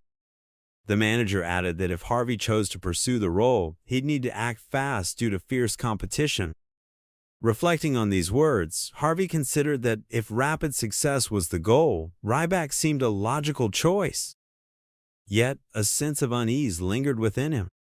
At that point, Hunter asked if another project was pulling him more strongly. Harvey admitted that, among all the options, the independent film resonated most with him. Hunter noted that if Sappa was indeed behind the indie project, it could be a significant opportunity, particularly if Harvey could secure the lead. Harvey sought clarification, asking if SAPA was truly a film academy, and Hunter confirmed it, adding that SAPA operated on a level far above most indie productions. Even in the independent film world, SAPA's involvement carried substantial weight. The distributor was a major player, the program was elite, and many renowned directors were alumni. Naturally, the competition was intense. This clarity helped Harvey understand the project's high rating. Though its full potential wasn't explicitly outlined, he realized hesitation was pointless. Turning to Patrick with a smile, the manager asked again if he was choosing Ryback. Harvey stepped closer and, with a broad grin and unwavering confidence, declared he would take on both projects. Later that evening in the car, Juno remarked that she was struck by the conviction with which Harvey had tossed the script onto the table. She teased that beneath his unassuming demeanor lay bold ambitions. Slightly embarrassed by her playful jabs, Harvey gently asked Juno to ease up, while their driver Hunter chuckled. Just then, Hunter received a call. The conversation was brief, and as soon as it ended, he informed Harvey that representatives from the Fisherman Project had reached out. Thanks to Patrick's efforts, Harvey had secured an audition invitation. Curious, Harvey pressed for more details, and Hunter shared that it was an exclusive casting where all he needed to do was perform spontaneously in an improvised style. As the final casting was still pending, a strong performance could land him a major role. Juno commented that she ought to review Ryback's script, and Harvey, surprised, asked if she hadn't read it yet. She responded that she was waiting for confirmation of his involvement, just as she was now. He pointed out that he was far from being selected since he hadn't even auditioned yet. Juno, however, expressed confidence that he would ace it. Parker nodded in agreement with her sentiment. Juno was pleased that everyone shared her view. Buoyed by their support, Harvey grinned, nodded, and admitted he now had to meet their expectations. Then he turned to Hunter with a question about the Shepherd Project, asking if there was any response. Hunter mentioned he'd sent his portfolio via email, and though there was no official reply yet, the email had been opened, so a response was expected soon. Hearing this, Juno concluded that Harvey must really want the starring role. He admitted it was plain to see. Perhaps he was hoping for too much, given he only had one line and was mentoring the younger actors behind him, still very much a novice. Even if it was a low-budget film, the lead role wasn't easy to snag. Glancing out the window, he noticed snowflakes gently beginning to drift past the glass. Wanting to lift his spirits, Hunter remarked that Harvey was still young and shouldn't fret.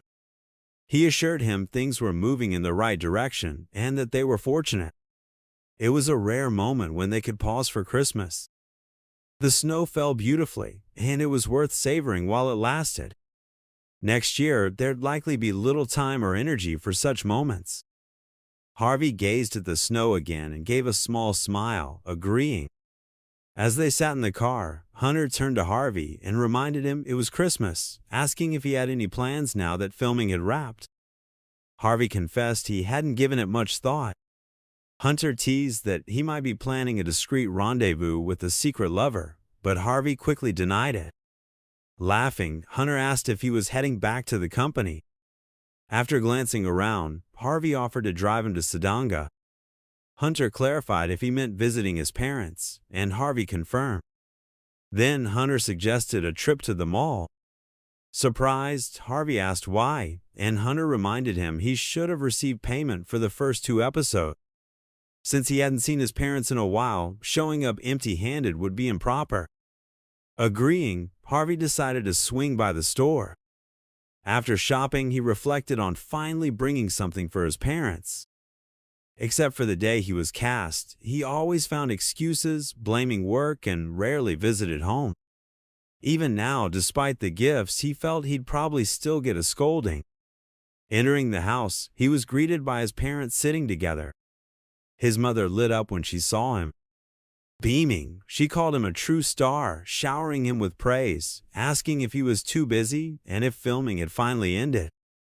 Harvey explained he had some free time today and chose to visit.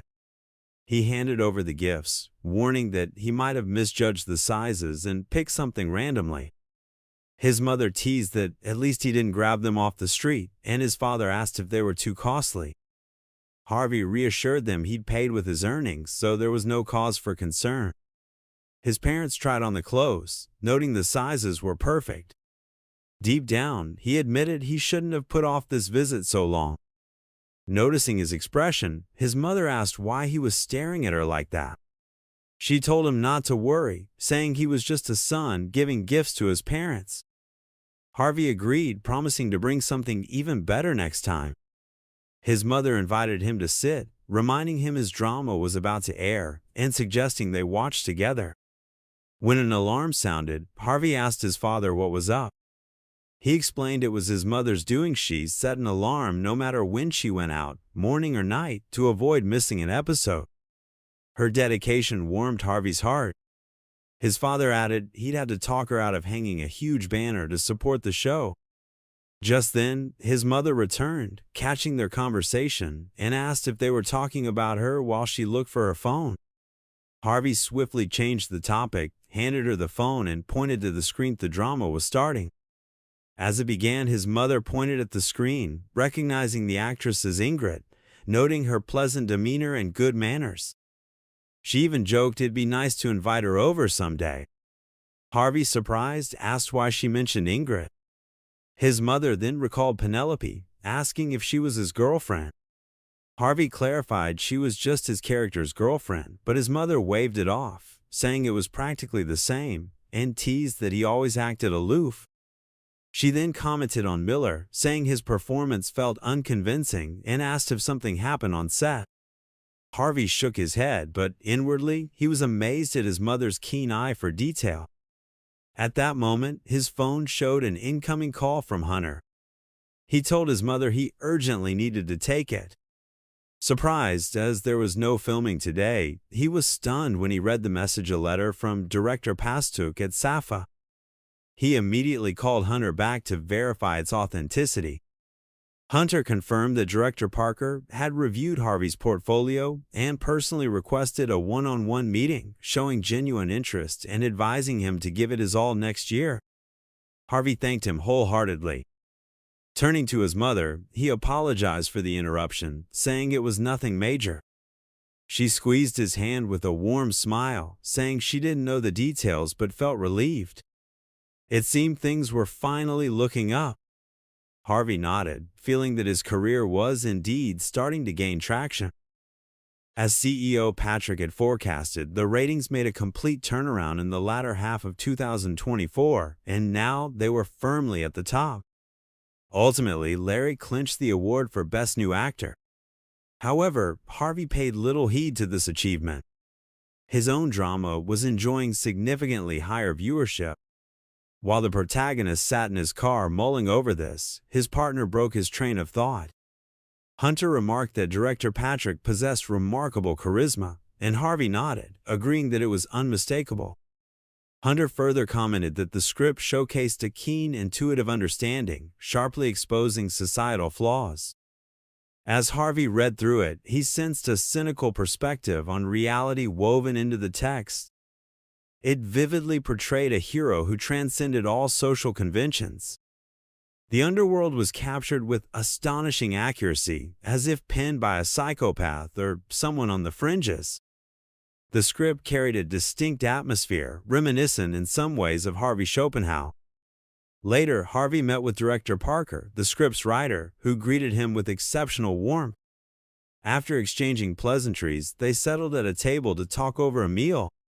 The director expressed deep appreciation that an actor of Harvey's caliber was interested in his project. He confessed that when he sent proposals to agencies, he hadn't dared hope to collaborate with someone of such stature. With genuine enthusiasm, Parker began praising Harvey, declaring that he was starring in one of the most buzzed-about dramatic projects of the moment.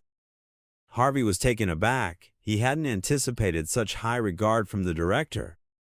Parker likened their meeting to catching a Red Sea bass, a rare, elegant fish symbolizing luck, reserved for the most determined fishermen. He emphasized that Harvey's appearance and demeanor exuded both beauty and refinement. Parker explained that Harvey was precisely the actor he'd been searching for, embodying an inner charisma veiled by a playful, carefree facade charisma that could electrify the screen and lend real intensity to scenes. He noted that Harvey's unique look, dramatic flair, and commanding acting presence perfectly matched the character audiences would soon meet. With candid sincerity, Parker admitted he was eager to work with him. Harvey, visibly touched, thanked the director for his kind words and unwavering belief in him. But Parker, adopting a serious expression, shifted to practical matters. He explained that while the project was envisioned as a feature film with an approved budget, he might not be able to offer the salary an actor of Harvey's level typically commanded. Harvey, upon hearing this, merely smiled and confidently replied that if money were his sole concern, he'd have joined a major TV network long ago. He stressed that what drew him wasn't the contract's value, but the vision embedded in Parker's work and the passion with which he spoke about the film. That was what compelled him to join. Parker then unveiled the full concept. He declared that the film, titled The Shepherd, had the potential to not only resonate with audiences, but also mark a turning point in the actors' careers. He revealed that the film was already slated for submission to both domestic and international festivals, expressing unwavering confidence that it would earn acclaim and prestigious awards. According to him, participating in this project could only elevate Harvey's career, opening new doors. Listening intently, Harvey noted to himself that, unlike many directors for whom art had become a calculated game of manipulation and compromise, Parker stood out for his authentic sincerity. He already knew he'd joined the project. The decision had solidified before they even left the restaurant. He playfully remarked that he'd need to buy a suit for the festival red carpets. Parker, blushing in disbelief, began bowing repeatedly, thanking the protagonist profusely. Harvey countered that if anyone deserved thanks, it was himself, feeling privileged to be part of such an extraordinary project. He wasn't exaggerating. The shepherd possessed a rare inner strength seldom found in scripts. The character Hank wasn't just compelling, he was vividly alive, multifaceted, and deeply moving. The story's message was potent and untainted, and Harvey couldn't help but admire what former SAPA students had achieved. Curious, he asked if Parker had other works. Parker replied candidly, admitting he'd never formally studied directing. However, a short film created for his portfolio during admissions had earned him several awards. Reflecting on it now, he found it somewhat pretentious and was a bit embarrassed, but he acknowledged that it sparked his drive to work harder and grow. Harvey thought that for someone without formal training to create something award-worthy spoke to an innate talent that could only be honed, not taught. He reassured Parker that there was no cause for concern. The script itself reflected his dedication and genuine intent. Harvey was eager for filming to begin and urged the director not to stress unnecessarily. Smiling warmly, Parker noted that Harvey had given him the confidence he'd been lacking lately. Harvey responded gently that it was because Parker was a good person. Slightly flustered by the candid compliment, Parker paused before raising another question. He asked if Harvey could recommend any actor friends. Harvey raised an eyebrow, surprised, wondering if casting wasn't yet complete. Parker nodded, admitting with some hesitation that, while he'd reviewed many actors, most stood out for their appearance alone. He was seeking a rarer talented actor with an unconventional, almost eccentric approach, capable of fully embodying diverse roles. Harvey, pondering this, stood up with sudden resolve and said he might know someone perfect for the part. He requested time to speak with them personally to confirm their availability. Parker, visibly excited, agreed immediately, promising to make room if the actor was on board. Afterward, Harvey contacted his friend Lindsay, who instantly declared he'd quit his job for the role. Later, when the conversation ended, Harvey rejoined Hunter. He suggested Hunter relax and, if it helped, wait outside with Juno for a bit. Juno, backing the idea, added that there was no harm in it. But Harvey disagreed, insisting they enter together as a team. Soon, they arrived at the restaurant for lunch. Juno's eyes lit up at the sight of dishes appearing on the table, her mood instantly lifting. Hunter, unable to resist, remarked with a slight smirk that without Harvey, things could have turned out far worse. It was Harvey who pulled him out of his withdrawn state.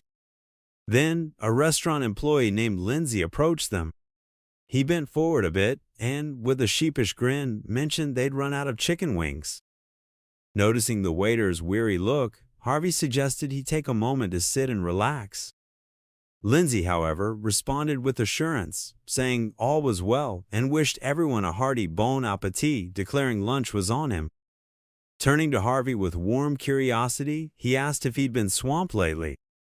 Without missing a beat, Harvey replied that he'd come simply because he missed him. Lindsay's face lit up with a surprised smile, pointing out that Harvey hadn't just shown up alone, he'd brought Hunter and even a stylist along. Harvey, slightly stung, insisted he was entirely serious. With playful sarcasm, Lindsay called him a rascal for getting famous and neglecting the shop. Observing Lindsay, Harvey thought to himself that he still seemed content. Yet, beneath that simple joy, there was a trace of sorrow. Convincing someone who appeared so satisfied with life to return to acting was no easy task. He recalled how, years ago, he'd struggled to even broach the subject with Lindsay. A pang of regret stirred within him. Then, Lindsay admitted the idea sounded enticing and genuinely intriguing. In that moment, Harvey knew he needed to have a real conversation. He told his friend that only success and fame awaited him. Lindsay apologized, saying he was just feeling a touch nostalgic.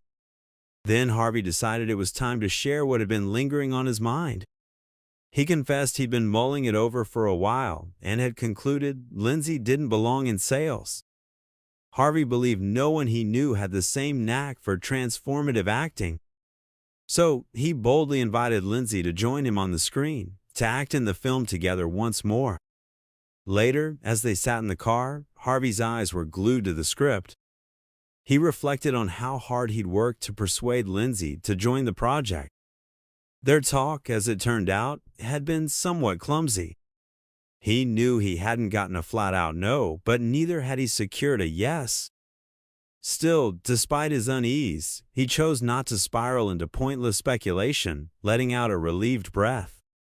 At that moment, Hunter was on the phone, his tone suggesting the conversation wasn't going well. When it ended, Hunter hung up with a frustrated expression.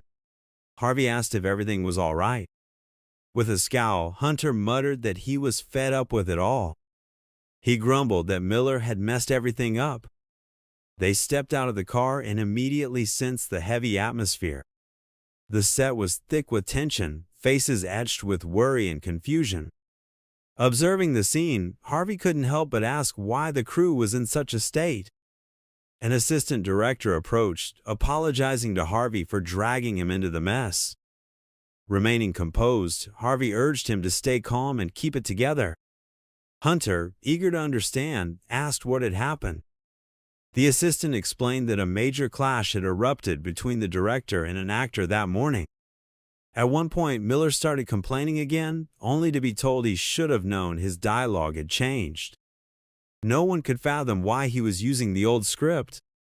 It was unacceptable, as he'd caused numerous bad takes. Miller, however, denied any fault, arguing they should have given the actors time to learn the new lines. Now, everyone was at a loss, unsure how to proceed. The assistant added that Miller's manager was in a slump, sitting in the car. Hunter remarked that maybe Miller shouldn't have been given so little time to prepare. He wasn't slow, especially with memorizing lines, but this situation was tough. Harvey pieced it together. One scene had been cut, replaced with 2 new lines that either streamlined or complicated the story. If Miller had asked for more time, that would have made sense. A question crossed Harvey's mind about why the director made those changes to begin with. The assistant, sounding slightly exhausted, announced the script had been updated and they were about to resume filming. When Harvey asked how long it would take, the assistant estimated just over an hour. Harvey gave a small smile, feeling the situation was dragging on too long. He resolved to address the issue with Miller. The assistant continued, explaining that the inability to keep filming had left Kendrick and the crew stuck, as the location rental was tightly scheduled. If they couldn't wrap up that day, the shoot might be pushed back a week. Hunter couldn't hide his shock. The assistant apologized again, saying he'd tried to handle it himself, but Miller's manager wasn't answering calls or responding, despite repeated attempts. The team had done their best to turn things around, but the effort was draining everyone emotionally and physically. In silence, Harvey reflected that such conflicts were all too common in the film world. These disputes felt like a signal, pushing them away not just from the director and crew but from their own team. Hunter, grasping the gravity of the situation, declared he'd go sort it out himself. He asked the assistant to keep pre-production going and Harvey to join him. Harvey, however, told him to hold off, saying they weren't obligated to step in. But seeing Hunter's serious expression, he froze. Without looking at him, Hunter quietly asked Harvey to come along. Sometime later, Miller arrived at the set in a car. A crew member remarked it was time to get moving and start working. Still buried in his script, Miller sharply told him to be quiet, saying he wouldn't budge until he'd memorized every line. A weary crew member reminded him the director was insistent, pointing out the strict location rental limits. Irritated, Miller snapped back, telling the crew member to stop whining. He said if he was so clever, he could memorize the script and act in his place. Miller accused the crew of dodging responsibility and failing to support the actors they were supposed to help. He warned that if they didn't want to be chewed out by their bosses, they needed to do their jobs right. At that moment, Hunter stepped into the scene. Miller, too caught up in his rant, didn't notice him and kept yelling about how the crew just pointed fingers. Hunter leaned toward Miller's car window with a smile, catching his attention. He calmly asked what was going on. Pointing at his script with clear frustration, Miller vented about the script issues, but Hunter quickly grasped the root of the conflict. He noted it had been dragging on for over an hour and questioned why 3 lines were causing such a fuss. He suggested Miller just get it done and move forward. Miller swore in response, and Hunter, taken aback by his bluntness, asked him to repeat himself. Miller began questioning Hunter's loyalty, reminding him he was supposed to support him, not the director. He accused Hunter of bullying him instead of doing his job. Harvey, watching this heated exchange, was floored by Miller's attitude. To him, leadership didn't mean abandoning decency or leaving things to chance. In his view, Hunter was just trying to help. Yet, with every word, Miller distanced himself from those genuinely trying to back him. Fed up, Harvey grabbed Miller by the collar, demanding he show respect to those around him. He asked pointedly whose manager Hunter was, Miller's or his own. Barely containing his anger, Miller explained he was still working on memorizing the script and asked not to be rushed. He demanded to be let go, clearly unhappy with the situation. In that moment, Harvey realized something he'd been reluctant to admit. On the verge of stepping onto the set, he saw clearly that Miller, once an ideal leader in their eyes, was merely a flashy newcomer polished on the surface but lacking true substance. Harvey felt a wave of shame for ever admiring him. Following this, he faced him once more. Miller, with a haughty expression, questioned what he desired. Miller then declared that apologies at this point were futile. Yet, the hero cautioned him not to assume he could act freely. Furthermore, they weren't alone in this place. He described Miller as a prideful individual who needed to accept critique. He added that even if multiple takes were recorded, it wouldn't alter the outcome. Even repeating the same dialogue several times, he doubted it would improve Miller's performance. Miller was stunned, unable to fathom that such words were directed at him. Everyone glanced sideways, curious about the source of this tension. Upon closer inspection, the group noticed Miller clutching Harvey's collar, attempting to yank him closer. Harvey, feigning innocence, asked his adversary why he was acting this way. Hunter stepped toward Miller, urging him to relax and release Harvey. Ignoring the plea, Miller curtly told Hunter to stay out of it, questioning what he even understood about the situation. The director's patience waned, and he loudly instructed his assistant to halt filming. The assistant inquired if he was certain, after which he noted that Miller seemed unwilling to perform. He asked who would take responsibility if Miller harmed Harvey. Meanwhile, Harvey smirked slyly, convinced his scheme had perfectly unfolded. He hadn't lifted a finger, yet everything proceeded flawlessly. To him, even the director's impassioned speech seemed like a meticulously crafted script. A crew member approached Miller, placing a hand on his shoulder to soothe him, reminding him of a promise made after the last incident. Another person stepped forward, offering a handshake and expressing gratitude for Miller's efforts. Miller spun around arrogantly, believing this was a minor role. Without returning the handshake, he snapped that they were all incredibly irritating. This infuriated his counterpart, who, fed up with Miller's attitude, approached him, turned him around, and called him an arrogant fool. He then demanded Miller listen closely, stating that after the prior incident, they vowed to finish filming regardless of obstacles. The assistant director walked over, placing a hand on Miller's shoulder again for a sincere talk. He urged Miller to be wiser and consider the repercussions of his actions. Miller swore, admitting he struggled to memorize lines so quickly. He also confessed that staying here was exhausting due to the people around him. Hunter stepped forward, drawing everyone's attention, and reminded them it was time for lunch. The group eagerly agreed, admitting their hunger. The famished cast and crew dubbed Hunter the finest colleague they'd ever had. With a weary sigh, Hunter remarked that if the drama was done, they could finally eat. As Harvey moved to join his friend, the director himself stopped him. Surprised, Harvey couldn't believe such a prominent figure was addressing him directly. The director invited him to dine together, quickly closing the gap between them. In the dining area, the director offered to buy Harvey an expensive meal and thanked him. After a brief silence, the director asked Harvey's thoughts on the recent set incident. Harvey clammed up when asked to clarify. The director then apologized, noting it wasn't a suitable lunch topic.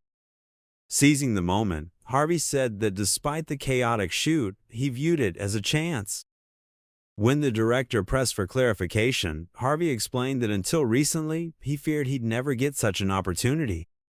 Impressed by this grandiose speech, the director fell silent, pondering deeply. With a tone of mock sorrow, Harvey shared that as an extra, no one ever invited him for a stroll. He recalled a friend's words about how vital invitations were for unknown extras. From his perspective, even offers to join a shoot were significant. He added that even without lines, being asked back to film was a gift. Harvey reflected on how he'd conveyed these emotions so precisely. He noted that famous actors, always invited, didn't grasp the struggle. He drifted into a thoughtful silence, grappling with how he had expressed his feelings so well. The young man further remarked that prominent actors, constantly invited to shoots, were unaware of this struggle. Smiling, he said he'd made his point clearly. Harvey then grinned, affirming he understood the sentiment perfectly. He reflected that he once believed he'd never get another role, always facing rejection. But a miraculous event changed his life, granting him opportunities others no longer had. Watching lesser-known actors thank the director for including them, Harvey felt a profound responsibility. One actor greeted him, calling him Sunbae. Harvey mused that this miracle had given him a role that might have gone to someone more talented. Still, he wasn't about to squander this chance handed to him. Thus, he resolved to show great respect to the man who once stood where he had. Stepping toward his colleague, he caused a moment of awkwardness as the man looked at him in surprise. Harvey smiled warmly, assuring his co-star they'd meet again on set soon. The actor, taken aback by Harvey's kindness, froze, trying to shake off his shyness. Harvey, smiling, noted he might have delayed him, praised his work, and sent him off. The director, observing this, grinned and commended Harvey, surprising him slightly. The director added that Harvey's actions had helped him make a crucial decision. Soon, Harvey's name began appearing in news headlines, and he wondered if this was the director's doing. He noticed the director increasingly expanded his screen time, which drastically reduced Miller's role. This sparked intense jealousy, and Miller began eyeing Harvey like a predator sizing up its target. Harvey, contemplative, was accustomed to this and felt more sympathy for the director. Later, a phone call came, and Harvey answered promptly, asking how he could assist. The director, surprised filming hadn't wrapped, mentioned Harvey's new casting call. Harvey replied that idleness was tough for him. The director expressed gratitude for the excellent scenes he had captured and inquired whether he would soon arrive at the casting venue. Harvey responded that he was nearly there, and the director wished him well for the casting. Harvey asked if there was anything further he could assist with, then mentioned the director's name with a grin. Following a brief silence, the director remarked that he looked forward to seeing him on set. Harvey, with a pleased smile, confirmed they would definitely meet again. Sometime later, the scene shifted to an office building where an actor casting was underway. Harvey felt a touch of nervousness as he entered the room, his first time there in quite a while. The reason was the unexpectedly large crowd that had shown up for the casting. In his mind, Harvey admitted he had hoped for a private casting session when someone suddenly called out to him. He turned toward the voice and spotted the general manager, who asked if filming had already wrapped up. Harvey grinned and explained that shooting had just concluded, and Hunter chimed in, noting how busy Harvey had been. They both complimented Harvey, remarking that he had matured into an outstanding actor who wasn't afraid of hard work. Harvey inquired about the situation and why so many people were present, wondering if it was a meeting rather than a casting call. The general manager clarified that they needed to discuss matters before his casting and asked the actors to wait briefly. They also mentioned that the director was expected to arrive shortly, noting that he represented a UK entertainment agency. Harvey was stunned to learn it was one of Korea's top variety agencies, where actors were trained by Caleb, widely regarded as an industry titan. Harvey recalled seeing many of Caleb's students in major films. He realized this was no ordinary agency. It felt like stepping into an MMA arena. The general manager explained that the director wanted to meet the actors in person before casting, as they needed to be observed in action. He advised Harvey not to worry, and Harvey responded with a confident smile, assuring there would be no issue. Shortly after, the door swung open, and the director entered, carefully surveying the room. He apologized for the delay, admitting he hadn't expected such a large turnout of actors that day. Taking his seat, the director expressed his delight at meeting everyone present. After a brief pause, he introduced himself as Howard and shared his appreciation for the strong interest in his project. He noted that he would have loved to speak with each actor individually, but due to time constraints, they needed to move forward with the project discussion. He revealed that the film, titled The Fisherman, centered on a prosecutor chasing an insurance fraudster known as the Fisherman, blending action and comedy. Howard described the plot as fast-moving, filled with surprising twists, and intended to be both thrilling and lighthearted. Harvey reflected that the director was a visionary with 10 million views, so the project was bound to attract significant attention. Howard outlined the lead roles, and one actor realized only supporting roles and extras remained.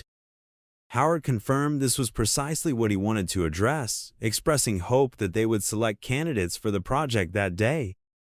He added that the turnout of talented actors gave him confidence in the casting's success.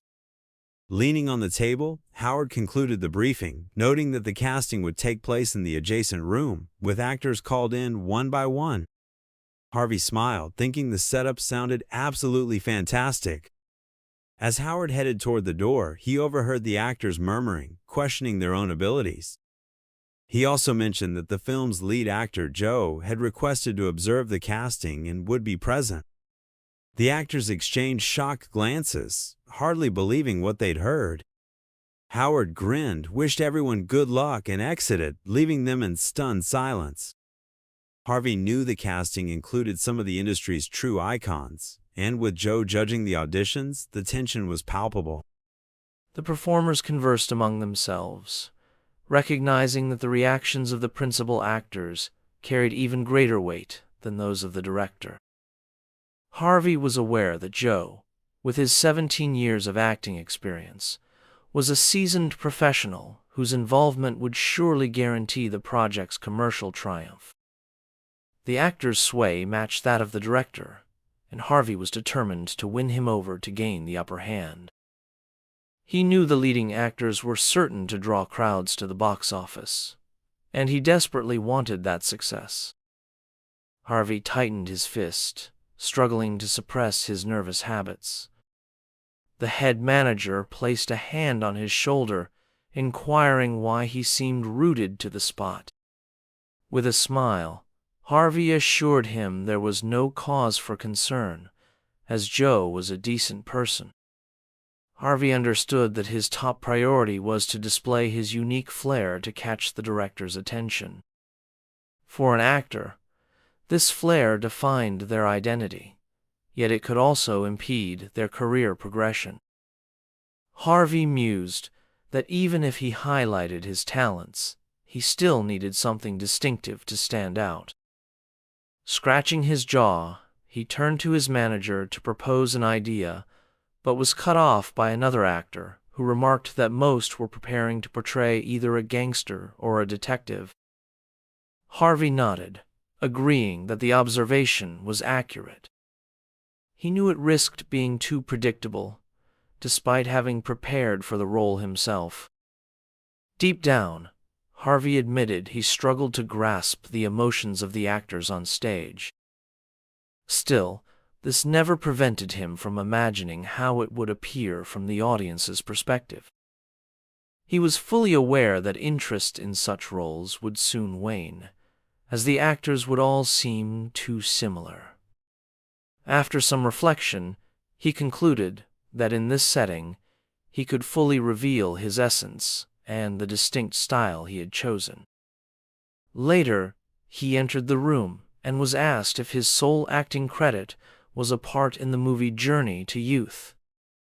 With a calm smile, Harvey confirmed the assumption was correct. Someone questioned whether his entire career consisted of a single supporting role. Joe interjected, declaring it was time to end the fruitless questioning that wouldn't yield new insights. Fixing his gaze on Harvey, he prompted him to start his introduction. Harvey grinned, knowing he had a perfect trump card to play at that moment. He reflected that he wanted to shift the dour expressions of those around him, which is why he selected a particular genre. To achieve this, he clasped his hands in a prayer-like gesture and began to beseech the heavens as if he were a monk. Joe smirked, recognizing that Harvey was reenacting a scene from a comedic film. Harvey turned to the instructor, confessing he was unsure how to navigate the moment and seeking guidance. He mentioned he had crafted a humorous tale about a wayward monk's first love, unable to release his lingering emotions. To sell it, he feigned deep contemplation of a girl who had stolen his heart long ago. Harvey wistfully recalled his college sweetheart, alluding to the film The Grace of the Stage. Though not a blockbuster and unprofitable, the script had left audiences in stitches. Harvey continued, embodying a sorrowful monk who comically lamented his long-lost girlfriend. His performance gained intensity as he struck the floor with his hands for added authenticity. He declared that the girl consumed his thoughts, preventing him from completing his 108 prayers properly. Joe observed closely as Harvey pleaded with the divine for a sign. Lifting his face, he revealed tears streaming down his cheeks, proclaiming that for love he sought enlightenment. This sudden shift to emotional depth stunned the lead actor, who stared at him as if he were the very mentor they sought advice from. A brief, awkward silence followed before the room erupted in soft laughter. Joe couldn't contain himself, bursting into loud laughter that echoed into the next room. Approaching Harvey, he said it was impressive, and asked what inspired it. Harvey stood, thanked him for the praise, and Joe admitted that the more he thought about it, the funnier it became. Rising from the table, Joe remarked that he feared Harvey's face would haunt him in the shower. Harvey noted the odd compliment, but sensed Joe was ready to get serious. Drawing nearer, Joe praised Harvey's remarkable acting skills. He asked for his name, and Harvey introduced himself confidently, ensuring he'd be remembered. Joe slung an arm around him and asked the director if he thought Harvey suited the role of Maggie. The director reviewed his script, weighing a significant decision. After a pause, he noted that Harvey's height was ideal, but regretfully added that Maggie's role required a mask. After further thought, he realized a more intriguing role might suit Harvey. Turning to his assistant, he requested the actors who had auditioned for the fisherman's gang roles be summoned. Joe assured they'd arrive soon and asked Harvey if he had deliberately chosen comedy. Harvey smiled, explaining that a supporting character was meant to upstage the lead, and comedy was the perfect vehicle. Joe regarded him with respect, chuckled, and expressed his admiration. Harvey met his gaze steadily, holding his own.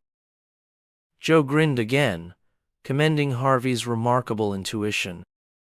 Soon after, the director, in an impromptu moment, realized Harvey was too talented for Maggie's role. Harvey reflected that the script demanded a substantial supporting role, akin to a humorous antagonist. The director pondered further and then inquired about Harvey's thoughts on playing Mango. Joe agreed it was a solid choice, but remarked that the character's portrayal might seem somewhat juvenile. Stepping closer, he instructed Harvey to widen his eyes and grin broadly. Harvey complied, adopting a rather unsettling expression before asking the director if he'd done it correctly. The director smiled, noting it would look striking with the mask, as Harvey excelled at acting. After some deliberation, he proposed offering Harvey the role of Mango and asked Joe if he approved. Joe confirmed he was entirely satisfied and extended his hand to Harvey. Gazing earnestly into his eyes, he inquired if he was willing to collaborate. Harvey clasped hands with his respected colleague, musing on how they selected actors as swiftly as they picked lunch options. Joe expressed gratitude for the performance, admitting he was nearly dozing off from boredom, but Harvey's energy revived him. Joe mentioned he'd watched the drama Harvey starred in and asked his age. Upon learning Harvey was 28, Joe suggested they drop formalities, saying he could just call him brother. Harvey was struck by Joe's genuineness, having worried Joe might be a conceited, top-tier actor. He noticed Joe seemed to glow even standing still, the kind of presence people called star quality.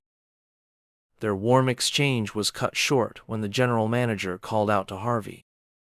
Harvey asked what was up, and the manager beckoned him over briefly. The director asked if he was familiar with Mango's role, to which Harvey replied he knew it well. Mango was the youngest in Fisher's crew, a role Harvey had once tried out for.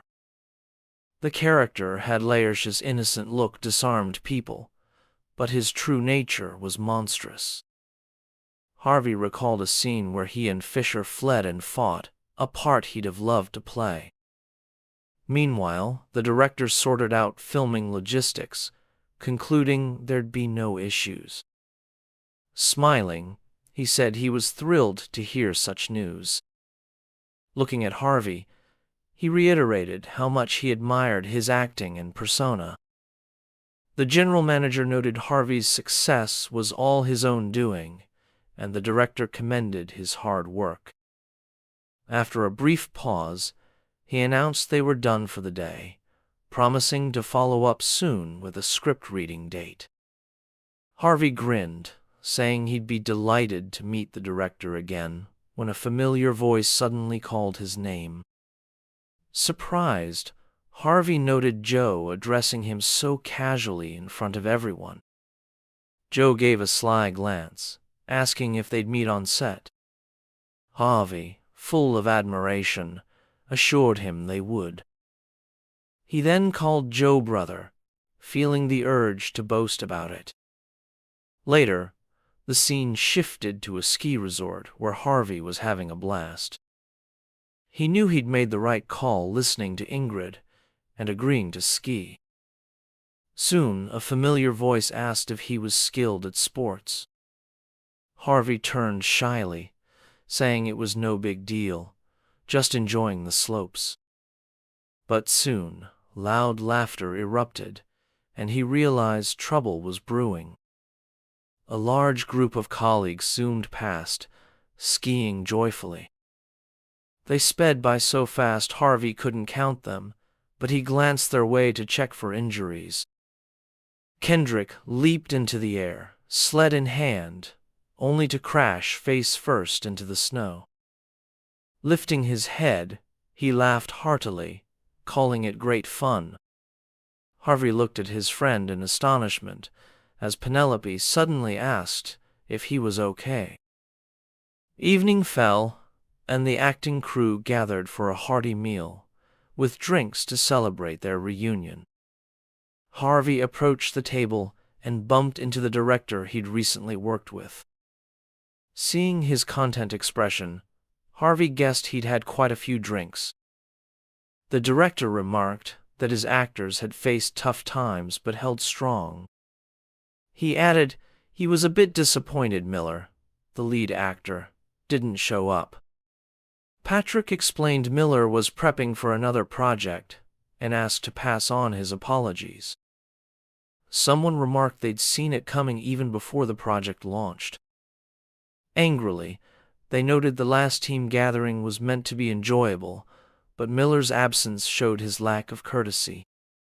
The director nodded, admitting it was tough for him too, but his companion urged him to focus on Harvey instead.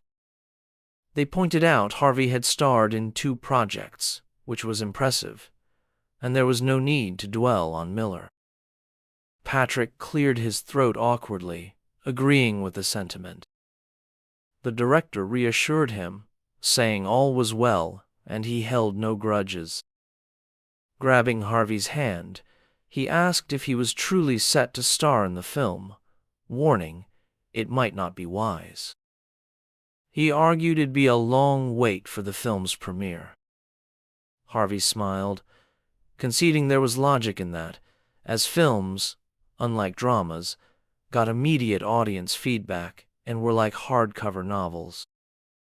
He admitted filming wasn't easy. His friends then called for a toast. The director approached Harvey again with an unusual proposition. Instead of the film, they could team up for the next project, with Harvey as the lead. Ingrid jumped in, claiming she'd be a better fit for the starring role. Kendrick chimed in, saying his schedule was open for any project. Feeling uneasy, Harvey chose to sidestep the conversation. Just then, a familiar face approached, asking what film he'd star in next. It was Penelope, whose seasoned judgment Harvey trusted completely. Harvey paused briefly before announcing that he'd be featuring in a movie titled Shepherd and Fisher. Penelope gazed at him, her astonishment clear, and inquired if he had truly landed a role in such a major hit. She mentioned that it was director Howard's upcoming venture and that the renowned Joe was slated to take the starring role. His friends instantly chimed in, praising his achievement and expressing disbelief that he'd be working with this director next. A crowd quickly gathered around him, voicing their friendly envy of his remarkable rise. Some whispered that the director likely wanted to secure him before his value soared. The director placed a hand on the chatty friend's shoulder, silencing him instantly. The actor chuckled, claiming it was just a jest, but the director brushed it off. Approaching Harvey, he insisted that they absolutely had to collaborate on this project. Later, during a script read through for the film, Fisher and Hunter suggested he take the lead. Soon after, someone flashed a vibrant orange debit card, clearly loaded with funds. They expressed their desire to proceed with enthusiasm, but with firm resolve. Harvey laughed, pushing open the doors to the hall where the main event was set to unfold. But as the doors swung wide, he faced an unexpected challenge, a massive throng of people, making it nearly impossible to pass through. Slipping through like a serpent, he politely pleaded for others to clear a path. The actors exchanged glances, realizing the actor from the drama Train to Youth stood before them. Moments later, he spotted his colleague waving to catch his eye. Harvey asked if he'd arrived yet, and his colleague confirmed he'd been there well ahead of time. Harvey noticed an unfamiliar woman beside his colleague, who introduced herself as a journalist covering their production. She handed him her card, introducing herself as Audrey from Star magazine. Harvey replied that it was a pleasure to meet her, and gave his name in return. Audrey said she loved Train to Youth and asked if he planned to take on more films. She quickly noted that now wasn't ideal for an interview, but hoped to speak with him later. Harvey agreed to an interview at a suitable time, and she expressed optimism that he'd make room in his schedule.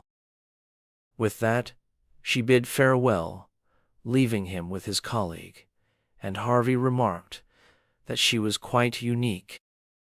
He then entered the room for the script reading and found the story stretched thin for the group. Harvey greeted everyone cautiously, introducing himself as an up-and-coming actor. Silence followed, and he sensed no one recognized him. He realized it would be surprising if his role in the drama had brought him widespread fame. One friend quietly asked who he was, just as a familiar voice rang out.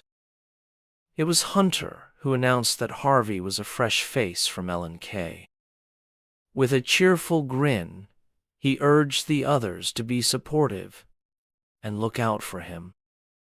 Harvey watched in amazement, struggling to grasp how this was happening.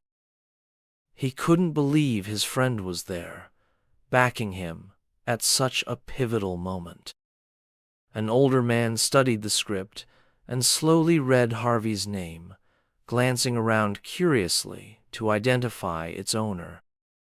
Harvey knew he had to seize the moment, so he stood quickly, saying how delighted he was to meet him. He apologized for not introducing himself sooner, smiling as he shared his full name and mentioned being an aspiring actor. The man scrutinized him closely, almost intensely. After glancing at the script, he noted that Harvey would be playing Mango. Harvey recognized the actor before him as Martin, a veteran with 3 decades of experience. He realized no one else in the room outshone Martin's success. Martin's behavior turned slightly odd, his expression puzzling Harvey. Then, with a sudden smile, Martin declared that Harvey was perfect for the role, confident he'd excel. Harvey exhaled, relieved, and felt immense gratitude toward his friend for the support. Caught up in his excitement, he didn't notice another man approaching from behind. Joe startled him, appearing suddenly and proclaiming that Harvey's acting would stun everyone. Martin added that if Joe was singing his praises, he too was eager to see Harvey perform. Howard mentioned that Harvey had recently starred in a drama that wrapped up just days ago. Harvey proudly confirmed he was entrained to youth, and the other actors agreed to give him a shot. Smiling, he vowed to showcase his talent fully. Howard urged them to dive into the script to prepare thoroughly. Harvey got to work, focusing intently on the task. Per the script, waves rippled across the Black Sea in the late evening, stirring somber thoughts, with a man's silhouette visible among the containers. The man halted abruptly, declaring it was time for his rival to step out of the shadows. He added that he knew his mentor would be right there. Howard praised the progress, noting a camera shift, and Martin continued with his lines. His colleague replied that he'd just arrived and asked how long they'd been waiting. Several more exchanges followed, as the actors carefully read their parts. Harvey observed, feeling everything was unfolding perfectly. He appreciated that no one was vying for the spotlight, each sticking to their role. Standing up, he knew his moment to shine had arrived. Brimming with confidence, a sly grin crossed his face as he slipped into character.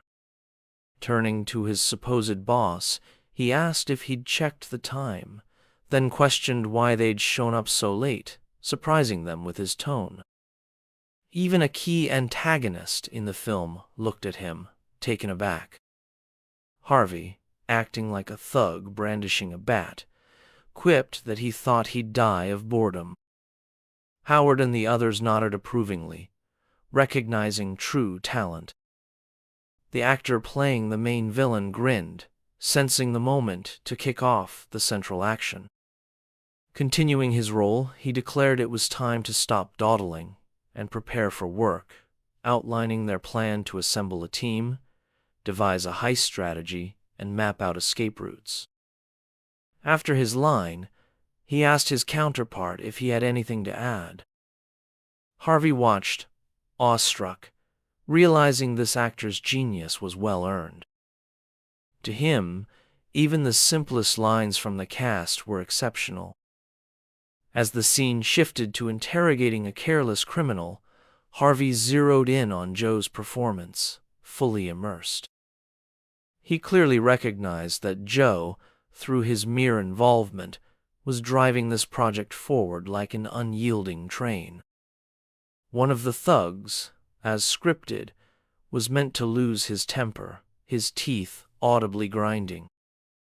He seized his partner and demanded he quiet down at once before things escalated.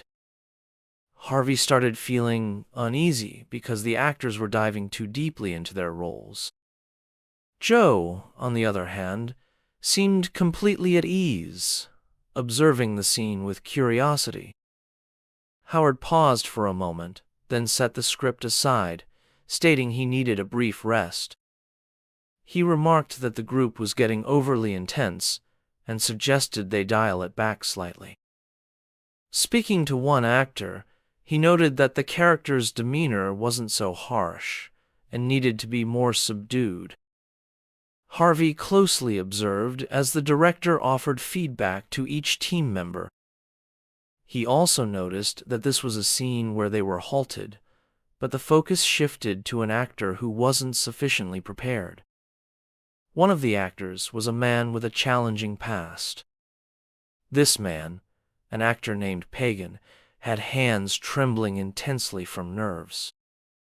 Harvey recalled whispers that after turning 30, Pagan's performances had declined, though his striking looks remained unchanged. Howard continued critiquing the others, advising them not to overdo the tears. He added that the supporting character needed to preserve his distinctiveness. After a pause, he proposed moving forward, starting with the third scene. Harvey realized this was his chance to stand out, as his character was both an actor and a decoy, a role meant to mislead others. He understood his character could showcase varied allure, but too much flair might overshadow the lead. After reflection, he figured out how to amplify his character's appeal. From his perspective, Mango's core traits should be boldness and audacity. So, he chose to emphasize those qualities. His colleague kept reading the script, stating that his character had fibbed previously about working for a pharmaceutical firm. Harvey countered with persuasive tales, saying life was ever-changing and it was tough to stay tied to one person. After a brief pause, he acted like an innocent lamb, claiming he was just a model student there for fun. Suddenly, Joe interjected, pointing out that this was the same student caught earlier. Joe added that he'd seen this student in the alley, meaning he'd lied about the pharmaceutical job. Harvey closely watched his peers perform and realized this man was a true wild card. Right after, he decided to reveal his character's true essence, dropping face first as if being apprehended. He gripped the script tightly and shouted loudly, showcasing his uncontainable bursts of fury. He called Joe's character a deceitful scoundrel who'd pay for his actions.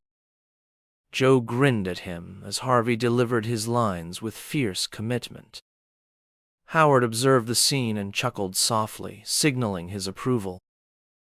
Then, he flipped the script page and said it was fantastic, suggesting they proceed to the next scene. The group gradually began to disperse, noting everyone had worked hard. Harvey reflected that his co-star's monologue was utterly brilliant, and he felt proud to be part of the film. After the reading, the group split into 3 clusters. The first discussed the film's script, which proved far more engaging than anticipated. The second group focused on the performances of esteemed actors Joe and Martin. The third was a buzz discussing Harvey, who hadn't faltered once and recalled all his lines flawlessly. Many were impressed by Harvey's portrayal of Mango. To others, he was a newcomer who caught the attention of Martin and Joe. In minutes, his name became the talk of the set, which thrilled him. An actor approached Harvey, asking where he'd honed his craft. Harvey recognized the actor as Harry and replied that he'd studied in Guyana. Harry grinned, noting it was rare to meet someone trained there. After a moment, he asked if Harvey wanted to step out for a smoke. Harvey agreed, and Harry shared that after his last project, he'd tried to reinvent his image, but it hadn't gone well. He confided that he'd long been unrecognized, landing similar roles with repetitive lines. Yet, he added, new projects kept coming, so he managed financially. He asked how Harvey was faring, and Harvey mentioned he'd recently wrapped a drama. Harry remarked that miniseries were tough to endure, but Harvey found it quite engaging. Later, they ran into the director, who asked if they'd stepped out for a smoke. Harvey smiled, saying they were about to head back to work. Then, Joe jumped into the conversation, asking Harvey to linger a bit. He questioned why Harvey was leaving so soon if he'd come for a smoke, to which Harvey replied he'd abandoned the idea. Joe said he wanted to chat, and Howard praised Harvey for nailing the complex character of Mango. Harvey admitted he wasn't exactly uneasy, but felt a bit off in the moment. Joe inquired about his schedule, and Harvey quickly said he was free today. Joe smirked, suggesting they could hold the corporate dinner that evening. He noted there wasn't much left to do, so they could have a pleasant gathering to connect. Harvey was taken aback by Joe's keen interest and wondered why he was acting so oddly. After a moment, a troubling thought struck him that the reason might lie with him. Sometime later, the actors convened for a corporate dinner to commemorate their splendid gathering. Most attendees shared appetizers or offered drinks to one another. Joe persisted in showing keen interest in Harvey, encouraging him to request anything he desired. Harvey struggled to adjust to such focused attention. Realizing Joe had arranged the dinner primarily for him, Harvey remarked that they were indulging others excessively. Joe responded that there was no harm in it. Harry, chuckling, observed that their youngest member seemed to have captured Joe's attention. Harvey protested that this was far from accurate, but Harry pointed out that Joe's gaze lingered on him. Harry then disclosed that Joe had obsessive-compulsive disorder. Surprised, Harvey asked if that was the condition causing fear of germs and dirt. Harry laughed, clarifying that this was only partly true. He explained that Joe could sometimes come off as abrasive, a result of his relentless work ethic and need to maintain control while guiding others.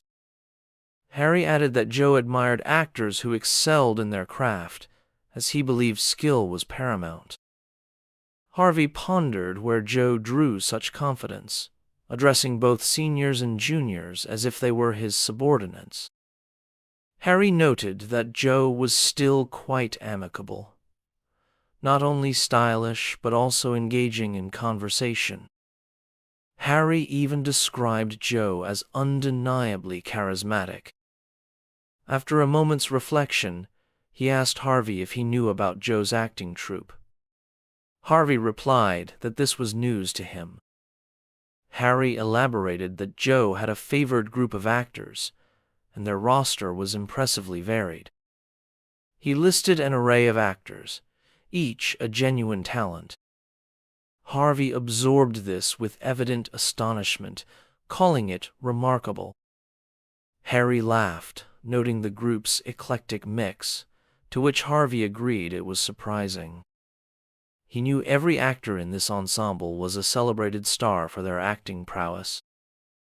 Though not as famous as Joe, they were pillars of the film industry. After some thought, Harvey began to piece things together. The dinner was meant to discuss the upcoming filming schedule, yet it still felt enigmatic. He wondered if Joe had another motive for being present at such a significant event. Soon, Joe's familiar voice approached, asking Harvey if he'd like to go somewhere together. Harvey, smiling with slight surprise, inquired where they were headed. Joe grinned, saying he'd find out soon enough. Later, the scene shifted to the set, where the director instructed the crew to move props aside. Harvey reviewed his schedule, noting its unfamiliar structure. He asked his manager why they were only shooting 2 scenes today. The manager explained that filming was capped at 2 scenes daily due to work protocols. Harvey reflected, realizing this highlighted the core difference between movies and TV series. To him, a series was like instant coffee, while a film was like coffee slowly brewed through a drip bag. Howard, observing the filming, expressed dissatisfaction with the outcome. His assistant relayed to the crew that they'd reshoot the scene. The camera operators adjusted their equipment, acknowledging the directive clearly. Other crew members tended to their gear to prepare for the next take. Harvey, smiling, remarked that filming 2 scenes consumed an entire day. Unlike TV series, where cameramen staged about 80% of scenes, films demanded visually striking shots, requiring multiple takes per scene. Harvey knew other factors could prompt reshoots. Joe stepped forward, suggesting they try the scene again. If an actor or the director was displeased, the scene would be redone, creating a repetitive cycle. The phrase reshoot the scene already echoed in the crew's minds after just one day. Harvey grinned, marveling that no one on the crew had burned out yet. Howard announced he was pleased with the latest take, but quickly crushed the crew's hopes by revealing a large group scene was scheduled, meaning they'd work through the night. Harvey glanced at the script, chuckling nervously, realizing Howard wasn't joking. Later, an assistant approached Harvey, asking why he arrived so early. Harvey inquired if a container scene was planned for today. The assistant confirmed his suspicion. Hearing this, Harvey tensely scanned the set, noticing the background lacked containers. The assistant, smiling, immersed himself in his script and reassured Harvey that the containers would be set up shortly. Before Harvey could process this, a massive metal structure rose beside him. The assistant, observing, asked in surprise if Harvey truly thought otherwise. Harvey cautiously surveyed the set, noting dozens of prop containers. He recalled the adage that a film's quality hinges on preparation, and agreed wholeheartedly. Juno appeared, mentioning they needed to adjust his hair. Harvey nodded, understanding. As he stepped toward her, he sensed someone watching him from a car. Turning, he saw no one. Juno urged him not to dawdle, as time was short. Harvey hesitated briefly before hurrying to her for a wardrobe change. Soon he emerged as a striking young bandit. Juno, impressed, remarked that the look suited him and jokingly asked if he'd considered switching careers. Harvey, smiling as he exited the car, said she was exaggerating. Then he encountered Martin. Recognizing the veteran actor, Harvey's demeanor shifted. He approached respectfully, commenting on the chilly set. Martin smiled, saying he couldn't just lounge around. Harvey asked what he meant. Martin explained that actors were part of the set, and it would be odd for the key components actors to rest while the crew toiled. Struck by this metaphor, Harvey began to see actors as integral to the set. He thought Martin stood out for his coolness, but then Martin chuckled, admitting he came because he felt awkward relaxing alone. Harvey, believing his sincerity, bowed slightly, declaring Martin's words the absolute truth. Martin, intrigued, asked how long Harvey had aspired to act, and advised him to steer clear of cars to prolong his career. Harvey mentally replayed these words, trying to grasp their implications. He also realized that without the crew's hard work in tough conditions, everything would differ. He wondered if actors would even exist in such a world. Harvey understood that Martin's lesson would profoundly shape his future. The sounds of unloading containers and the crew's shouts felt like an invitation to a new cinematic realm. Later, the crew shouted to one another, signaling the start of filming. A worker approached her senior manager, asking if he had a moment. Watching the set, she asked if this was the final take. The manager replied that no one knew for sure. She questioned why, noting the director seemed satisfied. The tense employee explained that even if everything seemed fine, it didn't matter. He pointed out that the actor's standards, particularly Joe's, were sky high. Smiling, he said they'd need to reshoot the scene to perfect it. Inspired by his uplifting words, the film crew instantly brightened. Harvey chuckled at the sight of exhausted staff members grumbling about the relentless shooting schedule. Joe caught his laughter and asked what was so amusing. Harvey remarked that Joe seemed in an exceptionally cheerful mood today, which made the complaints humorous. With a warm smile, Joe replied that filming was always a blast. Glancing around, he asked where else in the world one could have as much fun as here. After a brief pause, he turned to Harvey and asked if he agreed. Harvey gazed at him with awe and surprise, realizing this man was destined to be a cinematic legend. After a moment's thought, he nodded, conceding that Joe was absolutely correct. Joe grinned and declared they'd maintain their high spirits and press on. He added that this meant they'd reshoot all night until they nailed the perfect take. His words sparked an electrifying, triumphant vibe among the crew. Harvey, now buzzing with positive energy despite his fatigue, asked if Joe truly intended to keep them working through the night. The weary staff echoed, questioning if another all-nighter was really in store. Harvey mused that God was too mild a nickname for Jaehui was more like a devil.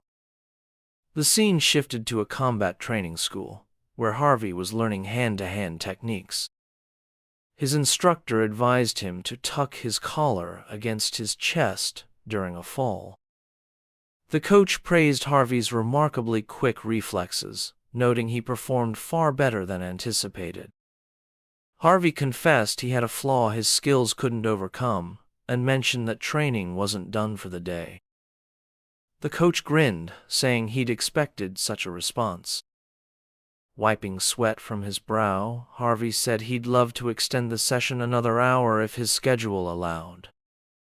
The coach, Hunter, welcomed the idea of additional training, and Harvey expressed his enthusiasm. Eventually, the extra session wrapped up, and the two parted ways. Harvey paused for a water break and asked himself why he was pushing so hard. Hunter explained that this wasn't just a workout but an intense course, especially with Harvey's filming commitments. He noted that many actors work diligently but quit once the media spotlight hits, yet Harvey persisted. Harvey disagreed with Hunter's reasoning, opting for another training round. He admitted those words only made him feel worse. Hunter, frustrated, asked if Harvey was even listening.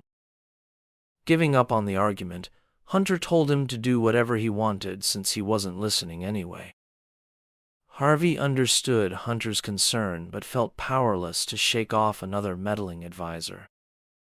Determined, he decided to practice his next stunt, setting up props and positioning himself to land on a cushioned mat. Rising, he reflected that he had no choice but to climb the ranks and become a fierce competitor. He asked Hunter for another attempt, but Hunter curtly refused, saying it wasn't allowed. Harvey, anxious but persistent, insisted on one more try, to which Hunter clarified it wasn't about his condition. Showing his phone, Hunter revealed Joe was calling about an urgent matter. Harvey headed to the meeting spot, thinking the only way to lure a wolf into its den was with bait. A guard approached, asking if a place was reserved for him. Harvey provided his name and room number, and the guard, understanding, led him forward. As they neared the room, Harvey heard multiple voices inside. The guard told him to relax and feel at ease before opening the door. Harvey stepped in, surprised to see Joe at the head of the group, beaming warmly. Joe turned to his colleagues, urging them to greet Harvey, their co-star from the same project. He mentioned Harvey had recently wrapped filming for Train to Youth. With a subtle smile, Joe praised him as an exceptional actor, needing no further introduction. Harvey politely greeted everyone, sensing their skeptical glances as if questioning his presence. Suddenly, an actor remarked that these weren't food warehouses and asked why Harvey was dressed so casually. Joe explained to his friend Chester that he'd summoned Harvey straight from the gym, but a woman pointed out that didn't change much. Harvey asked Alba why she seemed upset when he'd already said everything was fine. Alba clarified she hadn't said anything negative, and her friend agreed, adding that if Harvey lacked manners, she didn't know how to handle him. She questioned how they could welcome such a person. Harvey, sensing the chilly reception, scrambled for an excuse, wondering if this was their usual demeanor and what prompted it. Another actor sharply warned him to watch who he was pointing fingers at. Joe intervened, asking his friend what he was doing. The startled actor tried to explain, but Joe cut him off, insisting the behavior stop. Turning to the women, he urged them to act courteously too. Smiling, he warned that otherwise, Harvey might think they were truly arrogant and get intimidated. Soon, the group burst into laughter, admitting Harvey's natural demeanor was irresistible. They apologized for their initial conduct, explaining it was just a prank. Harvey embraced the actor who'd been hostile moments ago, marveling at the group's dynamic. They apologized again, expressing regret for the misunderstanding. Harvey laughed it off, saying he hadn't expected such a reaction. Margarita noted it was a tame prank compared to when she first arrived, recalling how Taylor and Chester had playfully tussled. Joe suggested they avoid dwelling on past antics and proposed everyone introduce themselves. Margarita went first, expressing delight in meeting Harvey. She pointed to Chester, who remarked that the reaction was phenomenal. She then introduced Taylor, who also expressed joy in meeting Harvey. She noticed Kieran, who'd been silent, only nodding. Alba, with a theatrical pause, introduced herself and offered friendship. The actors crowded around Harvey, asking about his background. He initially saw them as a clique of local actors, but soon realized they were just a lively bunch. In their company, he felt at ease, unjudged by his background or appearance. He was amazed that Joe's endorsement was enough for them to embrace him as one of their own. Joe called Harvey the rising star gaining traction. Harvey glanced at Joe, who mentioned a soju commercial needing a supporting actor. Harvey admitted he'd love the role, but doubted anyone would recommend a newcomer like him. Joe grinned, surprised that was his only concern, and promised to personally vouch for him. Harvey, thrilled by the influence, eagerly agreed to join the commercial. Later, the scene shifted to a car where Juno confessed something important. Harvey asked her to hold off, but after a pause, she teased that someone clearly liked him. With a dramatic expression, she admitted she hadn't meant to say it aloud, then showed him the ad on her phone. Harvey groaned that it had been a week since filming the commercial, and he'd been teased nonstop. Juno laughed, replaying the ad.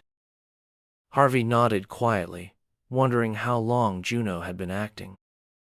Observing her talent, he admitted he could learn much from her. He recalled his first day on the commercial set, where Alba smiled and said he needed proper preparation, surprising him. He asked what she meant, and she replied he'd understand once filming started. Still puzzled, he heard the director's call to begin. After the take, the director praised their work. Harvey wondered why so many takes were needed for a 15-second spot, finally grasping Alba's meaning. Alba commended his performance, asking if it was truly his first commercial audition. Harvey admitted he'd flubbed 10 takes, and Alba noted that was a lot for a commercial. Smiling, she called herself a machine, and Harvey thanked her for the compliment. She pulled up her hood, declaring she couldn't lose to a rookie. Harvey shared that he used to feel down after failed shoots, but working with Alba changed everything. To him, she was a guiding light in the challenging acting world. Alba, staying in character, gazed at him with almost genuine affection, saying she definitely didn't like him. Harvey snapped back to the present, struck by Alba's exceptional professionalism. He recognized that advertising was a labyrinth of complexity, far different from cinema, where a director's vision is singular. Here, the process was splintered into countless elements and variations. This fragmentation posed a steep challenge for the actors, yet Alba navigated every peculiar instruction with ease. Harvey recalled a scene they shot over 20 times, and she never once appeared exhausted. Her claim of being born for acting seemed to fit her perfectly. For a fleeting moment, Harvey felt himself almost falling for her, but he quickly reined in his emotions to focus on the work. Juno, meanwhile, stumbled upon a stash of sponsored merchandise and decided to investigate. The driver mentioned that soju had been delivered, noting there were just as many bottles back at the office. Juno reached for a bottle, only to be halted, informed that the drinks were reserved for a special event. Showing rare compliance, Juno obeyed when Hunter insisted she put the bottle back. But with a sly twitch, she popped the cap, claiming it was an accident.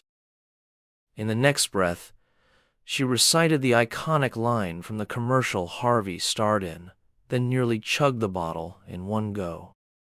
Later, the setting shifted to a quiet village at dawn. Harvey slept soundly until his companion tried rousing him, first with a soft murmur, then with a loud command. Jolted awake, Harvey was told to exit the car and park it while his comrade would soon join him. Reflecting, Harvey recalled the grueling schedule. 2 days of non-stop filming after a straightforward in-person interview, followed by 3 nights and 4 days of shooting, plus additional location work. He'd chosen this project willingly, so he resolved to give it his all, no matter the cost. At the filming site, Lindsay greeted Harvey by name, sparking a hint of surprise. Harvey asked if he'd arrived early on purpose. Lindsay replied that passing up such a chance was never in question. The words echoed something a friend once said, and Harvey smiled, happy to see Lindsay back in the game after a long hiatus. Moments later, someone asked if he'd greeted the director, who was standing just behind him. Turning, Harvey was met with a question about the difficulty of his journey. He grinned, saying he was eager to start working. The director stepped closer, asking if Harvey had eaten well. Harvey assured him he wasn't hungry. The director then inquired about his sleep, to which Harvey gave satisfactory responses. Finally, the director asked what he thought of the location. Harvey beamed, calling it utterly breathtaking and saying he loved it.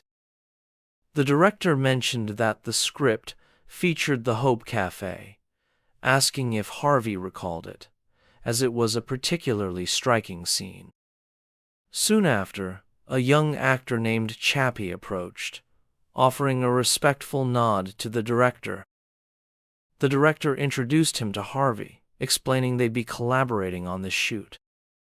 He added that once they were checked in, they could wrap up preparations and wished them luck.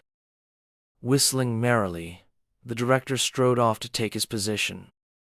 Chappie turned to Harvey, asking why he dabbled in indie projects. Though Chappie smiled, the underlying jab was clear. Harvey sensed the young actor's confidence, likely the star of the show, judging by his demeanor. He caught sharp glances and overheard grumbles about why someone from Harvey's company was even allowed on set. Harvey explained he was there purely for his love of the craft and his burning desire to be part of this project, vowing to give his all. The director spun around, waving to signal an upcoming rehearsal. Harvey told his colleague the director was calling and excused himself briefly. He knew it wasn't just the director's authority that made him the lead, he'd prove it. The director waited for the perfect moment, then counted down to the rehearsal's start. In this scene, Harvey portrayed a bumbling, third-rate gangster, always botching things, unlike his slick comrades recruited by the town's biggest gang. Yet his character was fiercely independent, carving his own path in the film's second half, no matter the odds. In this sequence, he was to take a brutal hit to the face and collapse backward. Despite the injury, his character had to defiantly shout that it was him and no one else.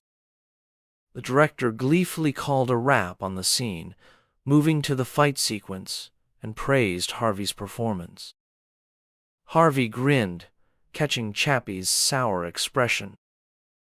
As he rose, he thought that if he doubted someone's ability only to see them excel, he'd be upset too.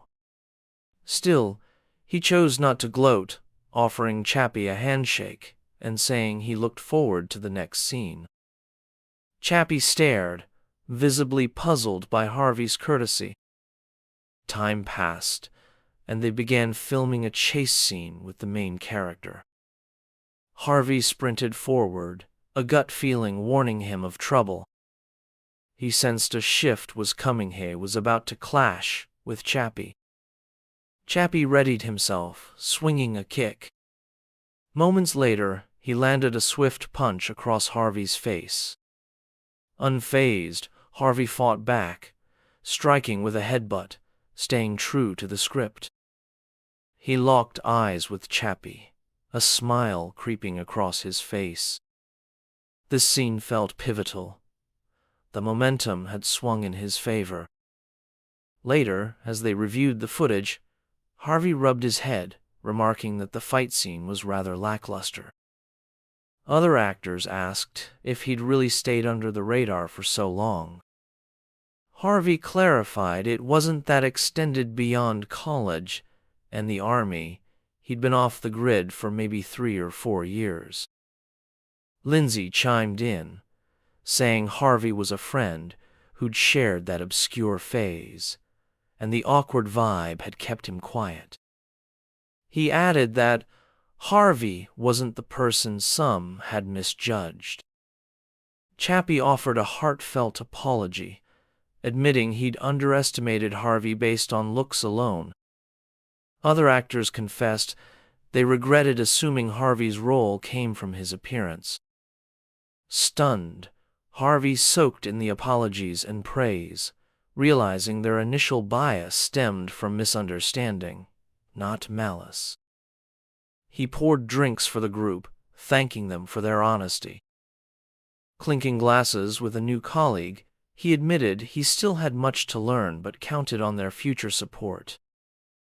As filming wrapped, his colleagues bid him farewell, wishing him a safe trip. In the car, Lindsay remarked that he wished every set could feel like this one. Harvey mused about recent incidents plaguing various shoots. He mentioned that Ryback, the second director, had called to say another actor would play a stock exchange tycoon as a special guest that day. It felt like living in a video game. Lindsay paused, then revealed that Miller was auditioning for the part.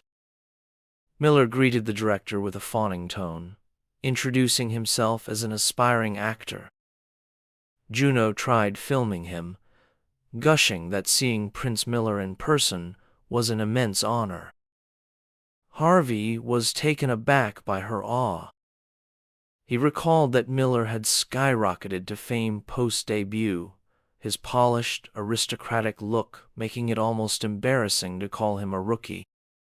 Touted as the year's most promising actor, Miller's experience and fame dwarfed Harvey's. Yet, Harvey suspected Miller's presence was tied to the head of a major investment firm backing the film. It wasn't unusual for an investor to push their company's actor into a project. Tensions flared quickly between the director and Miller's agent, but they opted not to escalate. Suddenly, the investor demanded lines for Miller to outshine everyone. Harvey observed closely, sensing the situation was spiraling. Howard declared he wouldn't stand for any misuse of authority, prompting the investor to clarify that the proposal hinged on Miller's greater fame as an actor. Meanwhile, Miller stepped nearer to Harvey and stated he didn't steal others' lines, assuring it wouldn't impact his role. Then, with a grimace, he added he hoped that was true. Harvey grinned, thinking if his rival believed he'd let his share of the spotlight be snatched, he was gravely mistaken. Howard firmly stated there was no room for negotiation with this investor. Harvey boldly approached the director, suggesting they film 2 version zone with him, one with Miller to determine which was superior. The investor scoffed, calling it absurd, but Joe quickly backed the idea. Joe remarked, "What matters most isn't who speaks the lines, but how they're spoken." With a stern expression, he emphasized avoiding filming delays, as shooting twice wasn't worth the cost.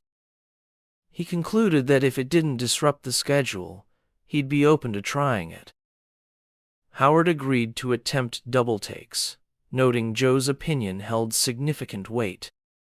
He then sharply silenced any objections, asserting his final authority and warning against overstepping bounds. Turning to his crew, he instructed them to adjust the cameras for close-ups instead of wide shots. Harvey quipped that they should start with Baby Miller.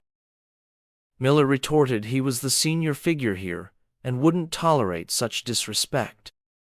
Harvey consented to the arrangement, slyly making an obscene gesture when no one was watching. Soon after, the order came to start filming, and Miller began performing his role. He approached his co-star, hurling insults, then kicked him in the face, declaring he'd defied his command. The investor, thrilled, said he always knew this man would deliver. Harvey recognized there was no arguing with the result. It was undeniably effective. Yet, Howard's expression suggested mere skill wasn't enough. This acting style didn't suit him. While Miller cozied up to his investor, Harvey pressed forward with his performance. Joe, standing near Harvey, quietly wished him luck, urging him to outshine the scoundrel. Harvey stepped up, recalling the teachings of a mentor who pioneered the method acting technique. This approach held that without inner experience, external expression of disinterest was impossible. One had to start from within, as acting focused on others would feel forced. Harvey readied himself, clearing his mind of distractions to embody the role authentically. As filming loomed, he focused on seizing the moment and shifting the dynamic instantly. A film set pulses with tension, cameras poised to capture a moment that could shift fates. The signal blares action, and G surges forward, eyes locked on his co-star, all fire and focus. The guy's choking on bread, but G doesn't flinch, ripping into him. "Damn it, I told you not to eat that," he snaps, voice slicing through the chaos. His co-star, red-faced, croaks back, "Crazy bastard." G's in deep, owning the scene. "Pig, I told you not to eat it. But you did not listen. You wiped it clean," he sneers. "If you always eat clean like that, what is the point of calling it a catfish? Let us just change the name to Mother Pig." The co-star, coughing, tries to hit back. "Damn it, are you talking to your like that? But G's already raising his middle finger, unfazed. Your ass eat, he fires, then adds, hey, swallow it all before you talk, bastard. The director cuts in. Enough playing around, everyone. Boss. Cameras stop. The manager, watching from the shadows, mutters, what is wrong with this bastard? His mind churns, recalling his earlier scheme to crush Jaehui, the rising star. It all began with Song Gyo, romance movie royalty, now pushed aside by an unknown. Gyo's mind spirals. I know Minu is greedy. Minu still insisted on taking the role for himself. The director, too, wrestles with regret. I thought it would be better if I was the one to take on this lying, he thinks, glaring at Minu. He'd played along, chasing opportunity, but now? Backfired on me, he admits to himself. The crew's alive as Jay's scene wraps. Damn it, just swallow it all so professional, someone says, stunned. I did not expect him to be able to breathe life into that line. He is not a rookie. Another agrees, that's right. It seems like there is no need to reshoot this scene. Jay's performance crackles with life. Mungyo steps up, his presence heavy, and corners Minu. Does it hurt, he asks, voice low? Minu deflects, forcing a grin. What are you talking about, senior? Mungyo's not buying it. Answer me. Does it hurt, he presses, then continues, you do not need to pretend you do not know. The person who acts well is the senior. He claps Minu's shoulder, firm but kind. You are doing well now, so do not be too greedy. If you try to swallow everything, you will get into trouble. Understand? Walking away, he adds, do your job. The crew's still, someone mutters, do not hit too hard. That kid is about to die of embarrassment. Another shrugs, the public will just laugh it off after seeing his face on the screen. That's the game, illusions for all. Yangdi's on her phone, muttering, Yoon Min-woo. Ji catches her, you, Yangi, what are you doing? She snaps, annoyed, yes, how can you do such a cruel thing to that angelic face? Excuse me. She's fuming, confessing, even though I look like this, I am actually a high-ranking member of Prince Yayan's fan cafe. Ji gets it, she's a superfan, and it's war.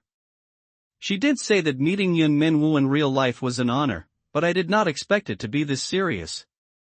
Yangi glares at Ji, so do not worry, Appa, because I will show you clearly what it feels like to be a betrayed fan. She posts, laughing wildly, I have become a heretic. Gyo whispers to Ji, you better be careful, Ji. Ji's voice shakes, thank you very much. That is scary. She is really scary. At Incheon International Airport, JX on the phone with the manager, yes, I am Hwang JX from LNK. I submitted the visa application earlier. Yes, I have also confirmed the departure date. Please do not worry. He hangs up, yes, I will contact you again. Then he gripes to the crew, we just finished filming The Shepherd Boy locally and now we have to fly straight to China to continue filming. My head is all messed up. Ji claps back, thank you everyone for your hard work. I will carry my own luggage. Jaek grins, you are the one who is working, looking like she's barely holding on, and Jik notices. He leans in, voice soft, and says, Youngie, are you tired? I will get you something. She shakes her head quick. It is okay. Jik's eyes linger, worry flickering, but he keeps it to himself. Those two are looking out for him, and they've got to be even more beat than he is. He sinks into his thoughts, staring into space, lost in a haze of fatigue. Jaek snaps him out of it with a firm pat on the shoulder. Don't think nonsense. Focus on filming. You know, filming in China won't be easy. Yangi chimes in, her voice a mix of encouragement and grit. Prepare yourself, Oppa. Jaehui feels a spark, his emotions bubbling up. Is that so? He flashes a grin at the crew, his voice lifting. Who knows, after filming we might get invited to the Busan International Film Festival. Yoongi nods, feeding off his energy. It is possible because Oppa has filmed a lot this year. Jaehyuk turns to him, steady and sure. Even though it is hard, I think going abroad is still a good thing. When we get there, those thoughts of yours will disappear completely. I am sure. Yangmi's voice cuts through, sharp and urgent. Alright, hurry up. Jae mutters under his breath, half dead, I feel like I am about to die. Days blur on the set in China. Day 2, they're rushing to film. Day 3, it's, gee, hurry up. By day 4, the grind's relentless, and G's quietly breaking.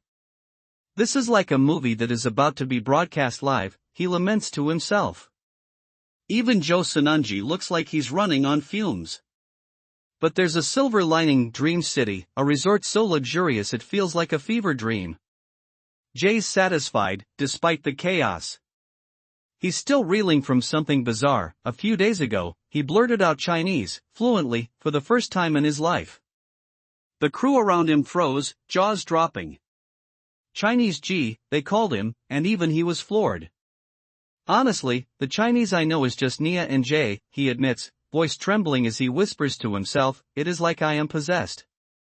The script felt like it was floating right in front of him, alive, pulling him in. A wild thought hits him, if I can absorb a script written in a foreign language, will it help improve my foreign language skills? His mind races. The scripts of famous American or English movies can be easily found. If my prediction is right, then going abroad will no longer be just a dream. But reality creeps in, and he mutters, even so, it is still a long way off. The director's voice booms, snapping everyone back. Alright, let us go back to filming. But before they can dive in, manager EOM bursts onto the set. Wait a minute. He's all smiles, greeting the crew like he's their best friend. Everyone is working too hard. The vibe shifts, something's off. Jaehui catches the director's displeased glance. Why did he come again? EOM holds up 2 bags of food, his voice warm. You must be tired. So, please eat this while you work. He's pushing snacks on everyone, calling out, come on, everyone. Songi, try this. Hey, quickly share it with everyone. Then he sidles up to the director, laying it on thick. Director, you are working so hard in such a remote place. The director's response is flat. Yes. EOM doesn't miss a beat, piling on the flattery. Director, you have really worked very hard. Thank you for putting so much effort into our movie. They say changing too much suddenly can lead to sudden death. Jaehui watches, stunned. How can someone change that much? Then EOM spots him, grinning wide. Jaehui, it seems like you are touching up your makeup. You are so handsome. So handsome? Jae plays along, casual. Yes. EOM grabs his hand, his tone suddenly warm and encouraging, like they're old pals. Alright, picture this, the final day of filming for Fisherman, a movie that's been a whirlwind for Jaehui. 3 months of grueling shoots alongside director Han Man-hye, top star Jo Saini, and Lim Yong-han, all while flexing his knack for foreign languages. It's been a ride, and Jae's feeling it as he's about to head back to the countryside. His manager, EOM, gives him this intense, loaded look and says, you said you were going back to the country after filming today, right? Then please do your best until the very end. There's something in his tone, like he's got more to say. Then, almost too casually, he adds, after filming, let us have a cup of coffee together. Fast forward, they're on the move to Seoul Ancient Airport. Jae's in the car, replaying the shoot in his head, thinking, it is really a shoot that has given me a lot. But EOM's still hovering, pushing for that private meeting. Let us have a cup of coffee together, he repeats, like it's no big deal. Jae's not biting. EOM tries again, if you do not have time, then let me take you to the company. Jae shuts it down quick, we have a company car, so it is okay. EOM's flustered now, stammering, I just want to give you a ride. Get in the car quickly, G. Jaeik, Jay's brother, steps in, sensing the tension. Let us just go now, he says, and G, ever loyal, nods, understood. But EOM's not done. He slides into the passenger seat right next to Jaehui, saying, I will sit next to you, G. Jay's gut twists. Why is he acting like such a nice guy? He wonders, uneasy. EOM hands him an Americano, all smiles, all right, here's the actor, dos Americano, and the manager's latte. Jay can't exactly toss it out the window, so he mumbles, thank you. G, from the front seat, cuts through the weird vibe. Manager, I am just saying this in case you do not know, but Jay still has a long contract period with our side.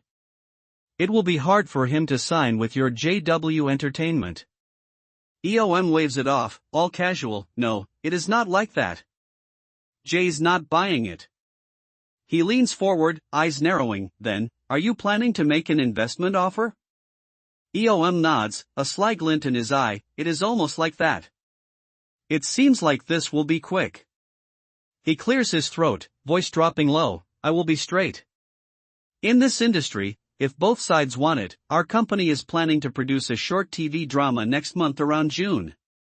He locks eyes with Jay, letting the words land, and the main role is still vacant. The air shifts.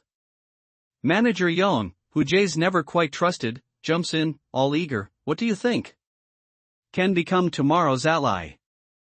It's a line that feels like a hook, dangling opportunity and danger in equal measure. Later, back at the hotel, Jay's hauling luggage, still turning over EOM's offer. He glances at G, I will put this here. Okay. G nods, yes. Jay hesitates, then asks, but did not you say you were not going to move back to your parents' house? G's quick, I will move out in a few days. Curious, Jay presses, really? Then why do not you find a place to live now? G shrugs, I want to wait a little longer. But in his head, he's thinking, if everything goes smoothly with manager, then the size of my house might change. Jay keeps probing, have you read the script? G nods again, yes. Jay's eyes light up, really? Then will you take the role? G's voice wavers, I am still not sure. It is quite interesting but, he trails off, doubt creeping in. Jay doesn't push. Then, a notification pings on Jay's phone from team leader Jaehui, come to the office quickly. Director Aomi does not need to tell G. Jay's face tightens. He turns to G, sorry Jay. It seems like you will have to eat Jang alone. G's caught off guard, huh? Why? Jay's voice is steady, but there's an edge, Director EOM has come to the company. He brought all the contracts and everything. Back at the office, EOM's in full pitch mode, laying it all out for Jaehui. Well, what do you think about 1,500 for each episode for the main male role in a 16-episode drama? He leans in, repeating the perks, that is quite a large amount of money for a new actor. You have read the script, right? G, sitting nearby, nods, yes. But the team leader's not sold, frowning slightly, I still do not feel it. His tone sharpens, are you suggesting I increase the pay? I think that number is already quite good. The room hums with tension, everyone waiting for Jay's next move. G's exhausted, dragging himself through another grueling day. He's got one last project on his plate, a miniseries. The pay? Decent, but not what he needs. What he really craves is a break, a chance to catch his breath. His manager, though, isn't having it. You're a rookie, G, he says, voice sharp with urgency. This is your moment to build your image, to make the public remember you. What if they forget you? The team leader cuts in, cool as ice. He's just taking a break to breathe. Even if he doesn't run now, he glances at Jaehui, a faint smile tugging at his lips. He'll take off soon. That quiet confidence hits Jaehui hard. He feels a surge of gratitude.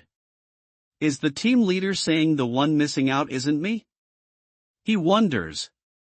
The team leader keeps talking, smooth and steady, handling Manager Young like a pro. I'm grateful for your concern for Jay, but we're not that rushed. He's playing the game, pretending to consider Young's feelings while steering the conversation. Then he drops a bombshell about the miniseries, Fisherman. Looks like it'll be a hit, right? The movie's great. Manager Young nods eagerly. That's right. JW expects a lot. G's watching this unfold, and it clicks, the team leader's in total control. He's got Young wrapped around his finger, G thinks. He's already got a vision, backing me, landing me the main role, maybe even bringing me to JW Entertainment. Before Young can recover, Manager EOM jumps in, flustered. Then how much do you want? He throws out a number, 2,000. The team leader doesn't blink. Let's double it. Finalize at 3,000 per episode. G's mind races. They're paying a high price just to use me as a special guest. He seals the deal with a handshake, both sides eyeing mutual gain. But G's quietly sizing up Young. He's obsessed with me now, like I'm his Joker card. Jaehui can't hold it in anymore, he leaps up, practically buzzing with excitement. As long as we're exploiting each other, let's exploit it. Feels like I just won the lottery. Jack notices his weird energy. Why do you look so happy? G brushes it off. It's nothing. Ja, always quick to tease, chimes in. Is it because this is your first time eating with the director? Jaehui stays quiet, but Jae presses. You should say it. They're interrupted when director Kwon spots G from across the room. You're here, G, he calls out warmly. G bows politely. Hello, sir. The director waves him over. Come here and sit down. Director Kwon's wife beams at G. Sit down.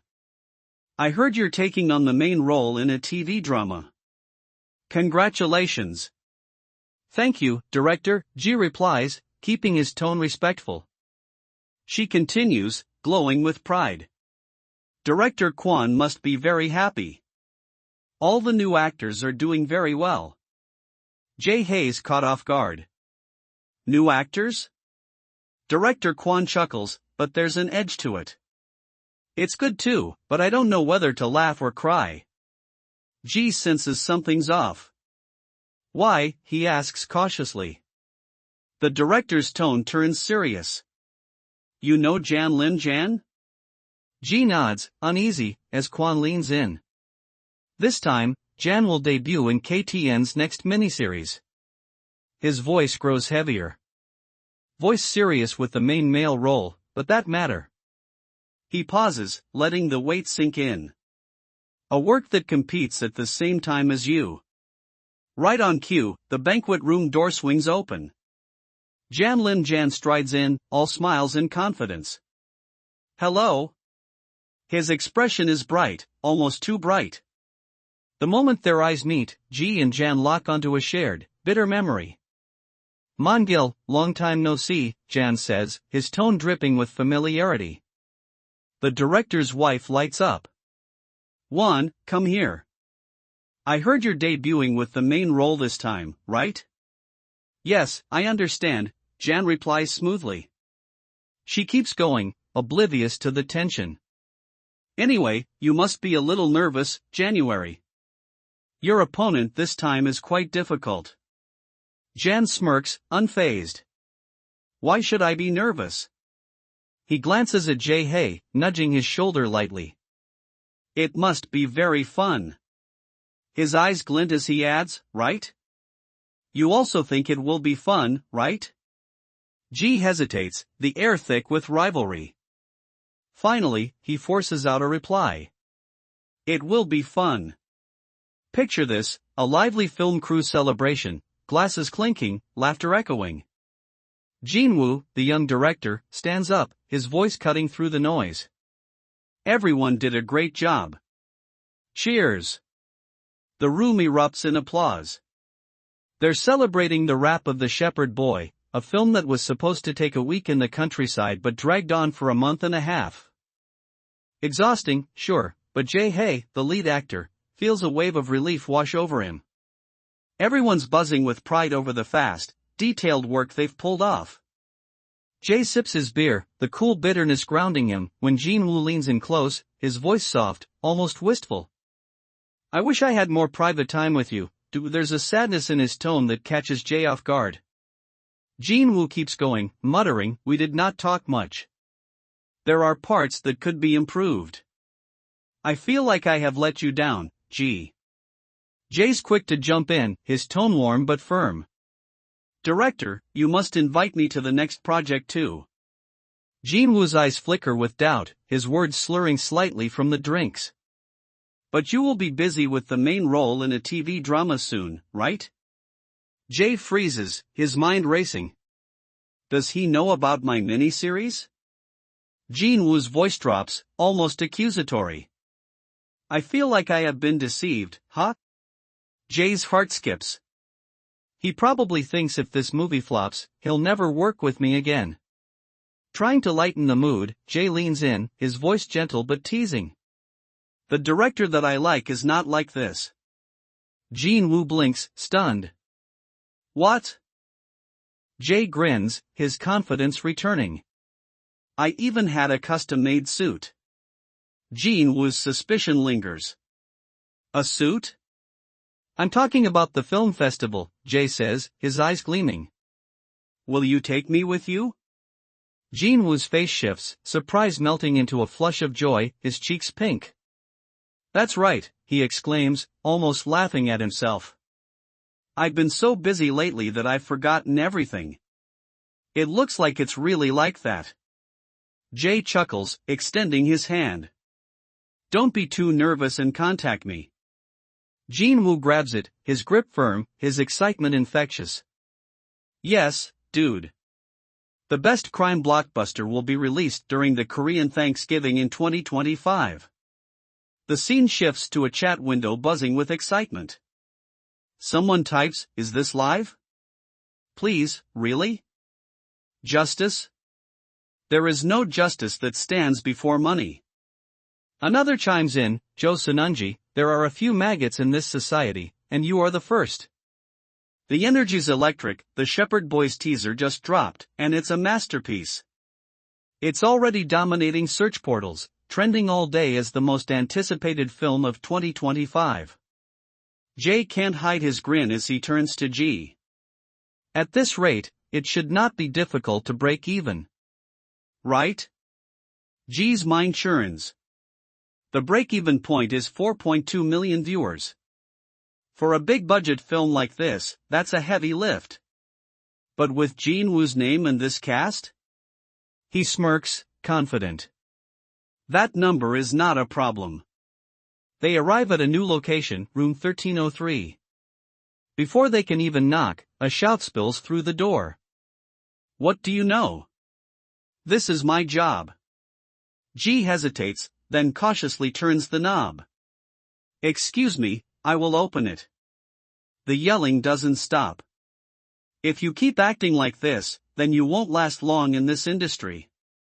As they step inside, a staff member spots Jae and calls out, Manager, you are here. But the chaos continues. Another voice snaps, this is my part of the job. But just because you're the senior, you're butting in. G, trying to make sense of it, asks a female staff member, what's going on? Her voice is tired, helpless.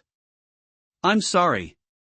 The screenwriters are not getting along well, so please wait a moment. The argument escalates. Why did you change the main plot? A female screenwriter snaps. Why did you delete this character? If everything is changed according to your intentions, then it's not my work anymore, senior. In the waiting room, G pulls Jae aside, his brow furrowed. Don't you find it strange? Jae raises an eyebrow. Huh? What? The screenwriters, right? G says, lowering his voice. But there's only one main screenwriter, right? Jay shrugs, unfazed. This is a competition work. What's so special about that? As soon as he finished speaking, he asked, why let a rookie win the competition and become the main screenwriter?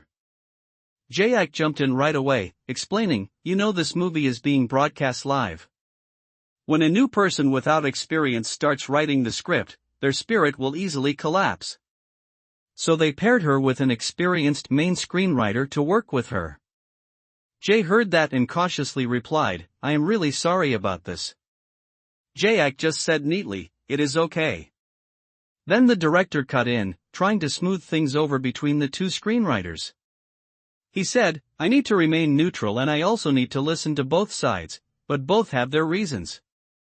So things are complicated like this. Jay caught that and thought, the director's the one who calls the shots, but he can't pick a side, so this mess drags on. Out of nowhere, a female screenwriter stepped up to Jay and the assistant. Sorry for the trouble right in our first meeting. I am Young Yan. She laid it out slowly for them. There was some disagreement regarding the nameless role that you will be taking on. I am sorry for letting you see such an embarrassing scene. Jay replied cautiously, nice to meet you. While sizing her up, she looked more like an actress than a TV drama screenwriter. Right then, the other female screenwriter came forward to greet them. Hello, I am the main screenwriter Park Hae-young. Please do not worry. I will adjust the character that you are playing so it will be easier for you to immerse yourself in the role. Screenwriter Yan bit her lower lip hard to hold back her anger. She couldn't take it anymore and shot back, I did not build the character like that. Screenwriter Park, the main character's multiple personality disorder is different from someone with antisocial personality disorder. A staff member jumped in, excuse me, please calm down. But screenwriter Park pressed on, will a psychologically unstable male lead be able to compete in such a large-scale project? Screenwriter Yan fired right back, unstable? You are using harsh words. I do not want to hear that from someone who is living off my work. As soon as she said it, screenwriter Yan shouted, what? I am living off your work. Jay watched the whole blow up and thought, this is quite shocking, but I feel like there is something familiar about screenwriter Young Yan. His words hit, and the young screenwriter's lips curved into a light smile. Then she declared loud and clear to Jaehyuk, I won't let my work go off course. Please rest assured. Jay grinned, sounds interesting. She shot back, really? Word spread fast, Jay's assistant heard about it from him and rushed to report to you, Ariam. Ariam hesitates, her fingers tapping nervously. Then you, the actress sitting nearby, leans in, her brow furrowed. Are you sure? G is the main male role. The assistant jumps in, flustered. Yes, he is. But why? That's all Ariam needs to hear. A small smile tugs at her lips as she makes her decision. I think I will try it once, she says, her voice soft but resolute. She shyly covers half her face, almost giggling as she adds, if Appa also participates. In a flash, Ariam's fingers fly across her phone, texting G, Appa, film with me. Cut to G, his phone lighting up with Ariam's message. He's in a quiet corner, his expression unreadable. He turns to Jik, his voice steady but carrying weight. It seems like you has been chosen to play the main role. Assistant Jay's eyes widen, his jaw practically dropping. What? G's gaze lingers on the text as he mutters, almost to himself, JW really has a lot of influence. The wheels in his head are turning. Jay snaps into action, urgency in his voice as he tells the manager, now is not the time for this. I should prepare a press release and meet with their director. Call him. That sounds good. G's mind drifts back to Ariam's message. He leans back, a faint smirk forming. No need to think anymore. You, Ari, she is an unexpectedly powerful ally. He sits there, lost in thought, the pieces of his plan falling into place. Lately, Everything's been going too smoothly. Almost suspiciously so. Then, like a storm rolling in, Jan appears out of nowhere, his presence loud and unavoidable. "Hey, are you getting your hair done here, too?" he asks, his tone casual but his eyes sharp. Ji barely looks up, still caught in his thoughts. "I am gradually opening up more," he tells himself, exhaling softly. Even his motivation to jog has been showing up at the perfect moment. Jan, unfazed by Ji's cool demeanor, flashes a grin. "Want to have a coffee?" They step outside, the city buzzing around them. Ji's mind is elsewhere, calculating. He's juggling two issues that need resolving in this conversation with Jan, the kind of guy who thrives on rivalry. Jan wastes no time, his voice light but probing. "So, how are you doing these days? Is the preparation for your project still going well?" Ji's response is measured, his eyes flicking to January. "It is going well. What about you?" Jan's grin widens, all confidence. Everything is still going smoothly. But Ji's not here to play nice. He's sizing Jan up, the main male lead of a rival project. His thoughts are sharp. "Prove that I won't be overshadowed, even by a star like you, Jan." Jan lights a cigarette, his tone turning biting. "KTN is broadcasting 2 weeks earlier than MKC, right? Everyone has been discussing whether we will take the #1 spot or not." He smirks, leaning closer. "Did you receive the coffee truck? Are you having difficulty because you do not have a fan club?" Ji's jaw tightens. This bastard. He curses under his breath. He really has not changed. Jan's not done. "Well, maybe there is no fan club now, but maybe there will be later," he taunts, exhaling smoke. Ji's had enough. "Jan," he calls out, his voice cutting through the air like a blade. "Yes," Jan replies, almost mockingly polite. Ji's calm, but there's steel in his words. "You know it too, right? The companies are trying to create buzz by pitting the two of us against each other." He tosses an empty water bottle into the trash with a flick of his wrist. "Let us not cause trouble unnecessarily and let us do what we have to do." Jan's eyes narrow, his pride stung. "Why can't I? My self-esteem has been hurt." He stubs out his cigarette, his voice low and deliberate. "This is the first time I have been pushed aside by someone else. But do you know what is even more annoying?" His tone sharpens, and he points directly at Ji. "The person I have to compete with is you." The air crackles with tension. Jan's glare is predatory. "Prepare yourself because I won't lose." The viewership rating is the absolute measure of an actor's value. Ji doesn't flinch. "Juan, there is no need to provoke me," he says, his voice steady but laced with defiance. In his head, he's already made up his mind. Juan is confident, but so am I. He leans forward slightly. "I know very well how you feel about me." A pause, then he adds, "I feel the same way about you. You know the war has begun." The scene shifts, the city fading into the background as the stakes rise. A news center hums with activity, judgment, politics, economics.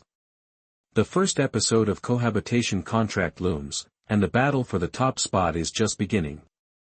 Alright, let me take you into the electric buzz of Lim Wan's breakout moment. Picture this, a cramped waiting room, the air thick with ambition and nerves. Lim Wan, a 24-year-old rookie actor, just landed the lead role in a 2017 drama, a massive deal for KTN, a company that's been battered in the short drama wars. They've stumbled before, but their last hit, The Cohabitation Contract, proved they could swing big. Wan's not just here by luck, his bold confidence is like a spark in the room, daring everyone to match his fire. But the industry's a battlefield, and everyone's got their blades out, ready to carve their name. Suddenly, the door swings open with a bang. Aram bursts in, her voice cutting through the tension. "Appa," she calls out, sharp and familiar.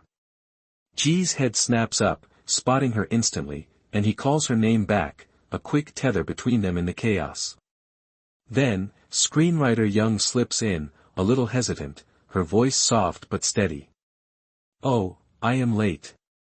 Do you mind if I eat with you?" she asks, glancing at G and Aram. G doesn't miss a beat. "Jay," he says, flashing a grin.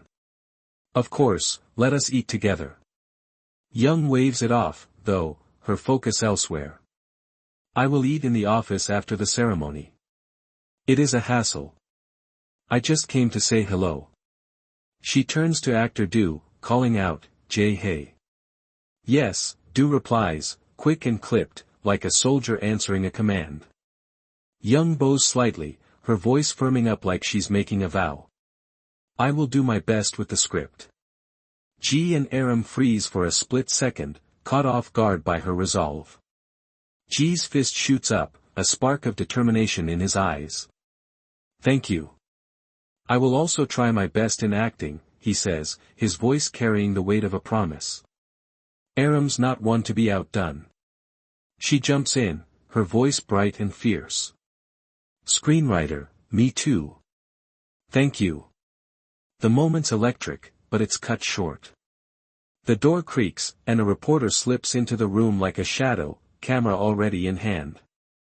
The air shifts, G's eyes narrow, wary. "Everyone's gathered here," the reporter says, her tone too smooth, like she's circling prey. She raises her camera. "The three of you look good in the frame. Let us take a picture and then do an interview." She nudges Young's shoulder, her voice softening but insistent. "Sorry for disturbing the actor's meal, but it is better to do the interview before starting filming after the ceremony." The camera's rolling now, and the reporter's in her element, her voice bright as she introduces Yan to the lens. "In particular, please mention a lot about screenwriter Young Yan's work in the MKC short film competition." Yan's eyes light up, gratitude spilling out. "Thank you," she says, her voice thick with emotion. The reporter keeps going, her words steady as she paints the scene. Right now, the actors and screenwriters are busy exchanging about the script. She's recording them in the small waiting room, lunchboxes open, chopsticks paused mid-air. It's chaotic, raw, and real, a fleeting moment before the cameras roll and the real battle begins. A film set buzzing with tension, the kind that crackles in the air. The female reporter's fiddling with the camera, getting the angle just right. She counts, "Good, that is great. 1, 2. Everything's set." She barks, "Action," and the scene snaps to life. A voice cuts through the walkie-talkie, steady and clear. "Gee, can you hear me clearly?" It's the assistant director. Jay, our guy, knows that voice instantly. He steals a glance at the script supervisor, who flashes an OK signal. Jay nods, cool as ever, and replies, "Yes, the signal is good. I will go in right away. 1, 2. The world goes quiet, like someone hit mute on the universe. The assistant director's voice booms again, 3, action. Jay grips the steering wheel, his face shifting. He's not Jay anymore, he's Mumyon. The car swerves through a chaotic city street, tires screeching. The script says his hands stay tight on the wheel, and they do. He's locked in, thinking, right now, I need to remember. Then, out of nowhere, a pickup truck barrels toward him. Jay's eyes narrow, his hand shielding half his face as the truck slams into his car with a jolt. The impact throws him against the steering wheel, and he lets out a soft cry, pain shooting through his head. The truck driver's out of his cab now, yelling, "Hey, have you lost your mind? If you want to die, then die alone." Jay just stares ahead, silent, ignoring the guy's curses. Damn it, midnight.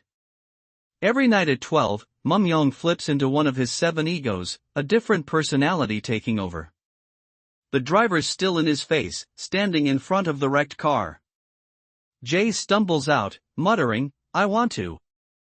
The driver's confused, snapping, "What?" Jay's already moving, his voice shaky but insistent, "I want to. I really want to."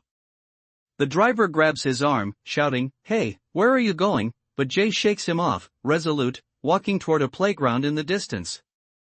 "There is no memory at all," he mumbles, then lights up, childlike, saying, "Want to play?"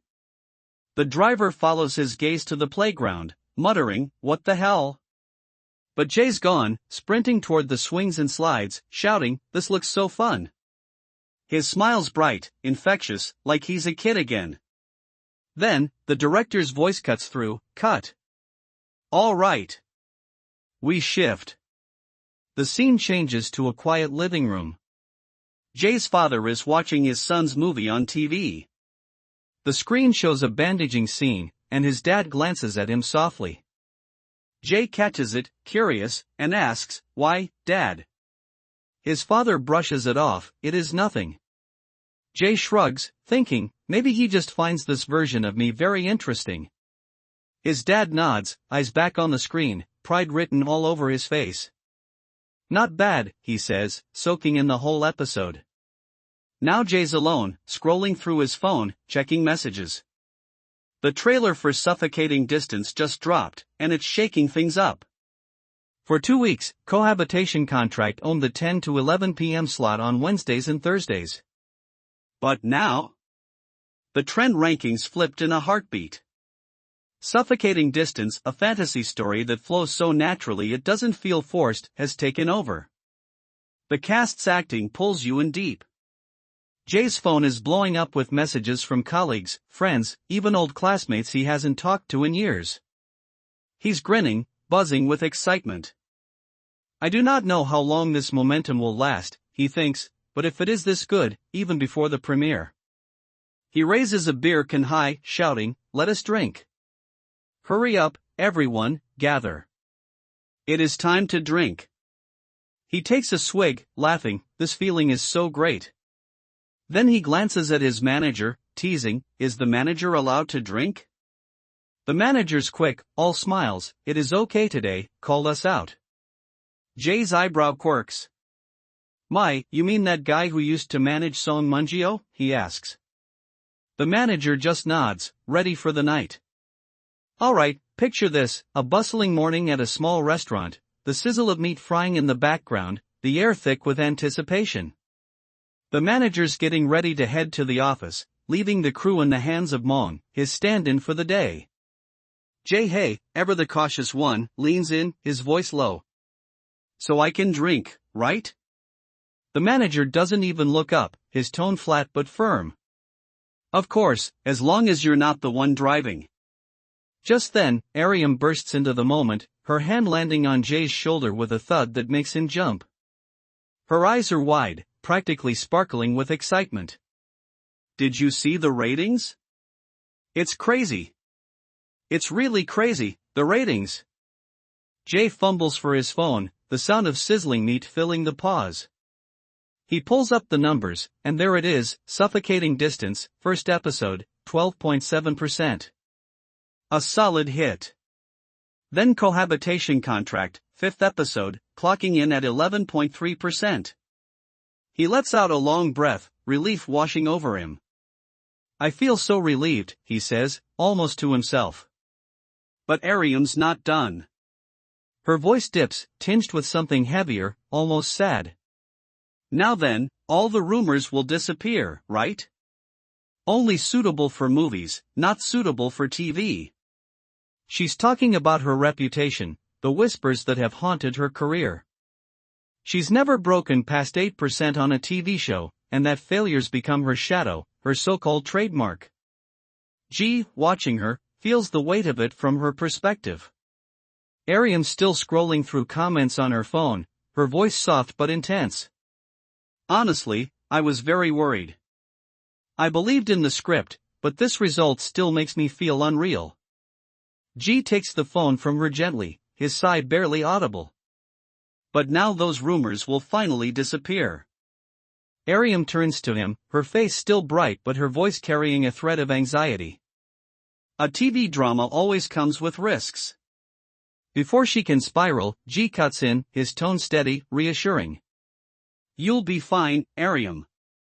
He pauses, letting the words sink in, then smiles, the warm sunlight catching his face. From now on, everything will only get better.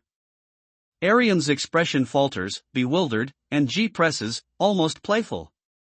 Right? Her face lights up again, her voice warm with gratitude. It's all thanks to you, AA. J blinks, caught off guard. Why? She doesn't miss a beat, her excitement bubbling over. I think we might win an award at the end of the year. The Best Couple Award. She's already dreaming bigger, her words tumbling out. Who knows, if the ratings keep increasing, there might even be a Daisang Award. Before Jay can respond, a new voice cuts through. Hello. It's Mon-gil, appearing out of nowhere. Jay's head snaps up, recognition instant. My, you're here, over here, this way. Mon-gil strides over, his smile easy as he teases, that's right. I didn't expect you to remember my name. Are you well? G nods, but his curiosity kicks in. I'm well, but what are you doing here today? What about Munio? Mon-gil's smile fades, replaced by a soft sigh. These days, I'm just like a stray duck egg floating on the ND River, just working as a substitute. His voice carries the sting of disappointment. Sunyo's next project crashed before it even started, no work discussion, nothing. So, I'm just floating around, doing whatever a manager needs to do. He shifts gears, mentioning his current gig.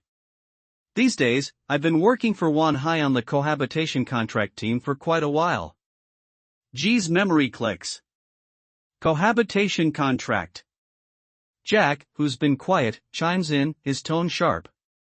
I heard Wan's been causing a lot of trouble lately. Mon-gil's face darkens, his voice dropping to a helpless murmur. Don't mention it. Just thinking about it makes me annoyed. He's really a tyrant. He paints a grim picture, Wan, all smiles on set, but a nightmare behind the scenes, abusing his power without a second thought. Mon-gil shudders, like someone's watching him. Hey, please don't tell Wan about this, he says to Jay, almost frantic. Jay's voice is gentle, reassuring. Of course, I won't. But what about the ratings? Mon-gil leans in, his voice a conspiratorial whisper. For example, honestly, he seems to be clinging to the ratings of suffocating distance, checking the comments every 10 minutes. G nods, piecing it together. He can see it now, Limwan, obsessed, desperate for validation. Mon-gil keeps going, his tone heavy with exhaustion. I mean, it would be great if both sides succeed. Picture this, a tense film set, buzzing with energy, but G's mind is elsewhere, dreading tomorrow's shoot. He's lost in thought, wondering if Juwon's pestering Yeon-gil with the same questions he's facing. How's the vibe on the team? G mutters to himself, imagining a swallow carrying secrets tied to its leg. His thoughts flicker to a heated moment with Juwon, that time he snapped, hey, what is G saying? Juwon had shot back, side-eyeing him, it is really G, right? We'll rush down and beat I am Juwon to the ground. Laughter had followed, champagne corks popping to celebrate a hit. The memory lingers, sharp and vivid. Suddenly, the director's voice cuts through the noise. We will take a break. The set quiets, and G seizes the moment to call Jinwoo. The phone rings, and Jinwoo picks up, his voice warm and teasing. Sorry for disturbing you when you are so busy, actor. Are you still well these days? G chuckles, leaning against a wall, the weight of the day easing. Yes, director, I am still. He pauses, then asks, well, what about you? How are you these days? Jinwoo's tone shifts, heavy with exhaustion. For the past 2 months, I have buried myself in editing the project. G winces, thinking to himself, watching the same scene over and over for 2 months. I can't imagine. A staff member hands him a coffee. JJ, here's your coffee. G nods, polite. Thank you. Back on the call, Jinwoo's voice softens, reading from the script. Initially, I planned to end everything at a reasonable point, but the more I watched, the more I wanted to put in more effort. Then, out of nowhere, he praises G's new role. Your acting is really too vivid. There are too many outstanding moments to exploit. G's chest swells. Thank you, director, he says, grinning. Jinwoo teases, I think you will be surprised when you watch it. He explains, voice alive with passion, the stage is often called the actor's art. Film, the director's art. The reason lies in the presence or absence of editing. For example, if right after a line is a scene of the female lead blushing, then that is a romance movie. But if right after that is a scene of the male lead being flustered, then it becomes a comedy. Just one cut, what is placed before or what is placed after can change the whole genre. G's pulse quickens. I am really looking forward to it, he says, his excitement bubbling. If it's Park Jin-woo's direction, it's gotta be something special. Jin-woo shifts gears. Are you very busy with filming the TV drama these days? G's already on his way to meet him, stepping into a cozy coffee shop. Jin-woo's there, right at the door, beaming. Actor, how are you these days? G laughs, returning the warmth. I am still well. What about you, director? Jin-woo pulls him into a tight hug, voice brimming with affection. Very well, although I look no different from a beggar these days, but thanks to watching your rich performances, I am able to persevere. G's heart lifts. Thank you, director. Jin-woo steps back, eyes gleaming. That is right. If your schedule allows, then I really want us to watch a movie together and chat a bit. G doesn't hesitate. I would love to. Jin-woo leads him to his office, a small space humming with creative energy. As they settle in, G's gaze lands on a machine, sparking memories of a film they shot 3 months ago. Every line's still vivid in my head, he thinks, the weight of that project sinking in. The movie, shaped by Jin-woo's hands, feels like a piece of his soul now. The screen lights up, and the episode Jin-woo crafted plays out. When it ends, the screen fades to black, credits rolling. Jin-woo turns to G, eager. What do you think? G faces him, emotion catching in his throat. Thank you, director, he says, voice thick, the weight of their shared work hitting hard. A dimly lit room hums with anticipation. G's face lights up as he talks to Jin-woo, his excitement spilling over. No need for any words, he says, voice brimming with awe. It is too perfect. I am overwhelmed. Overwhelmed to the point where I do not know how to describe it. He's not just talking about the film, they're living it. You feel the pulse of it, the way the main character, Ha-young-tak, trembles with fear in that gut punch scene.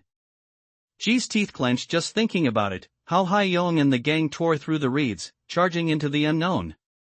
His chest tightens, like the story's got a grip on his heart. It felt like the whole work had become a single variation composed by Park Jin-woo, he says, almost reverent. Jaehui, standing nearby, mutters under his breath, he really is a different person.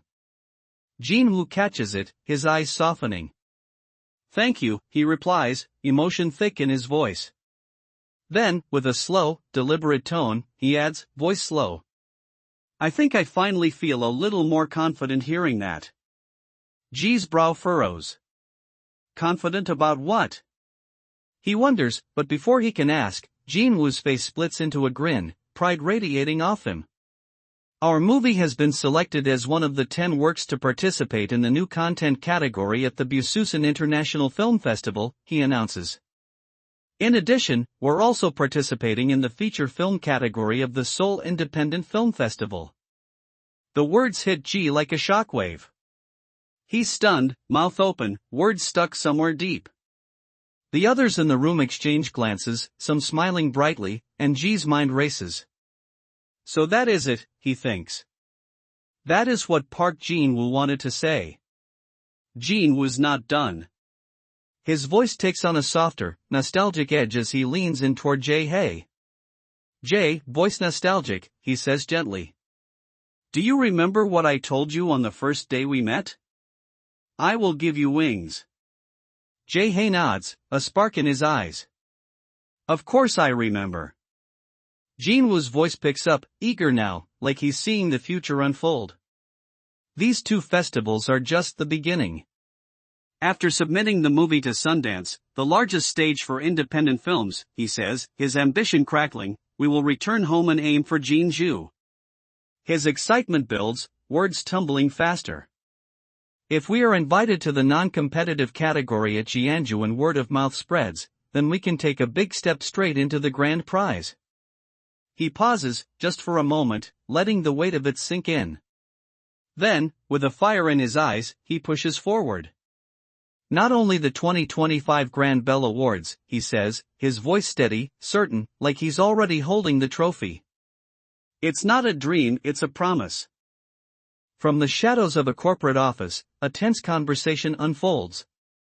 Ju-won, slumped and dejected, looks up at his manager and declares, it's not enough. The manager, exasperated, lists all the efforts made for Ju-won's career, from giving reporters what they wanted to securing constant variety show appearances. He continues, frustrated, even had the company repackage it as a fan club, and sent a food truck for you.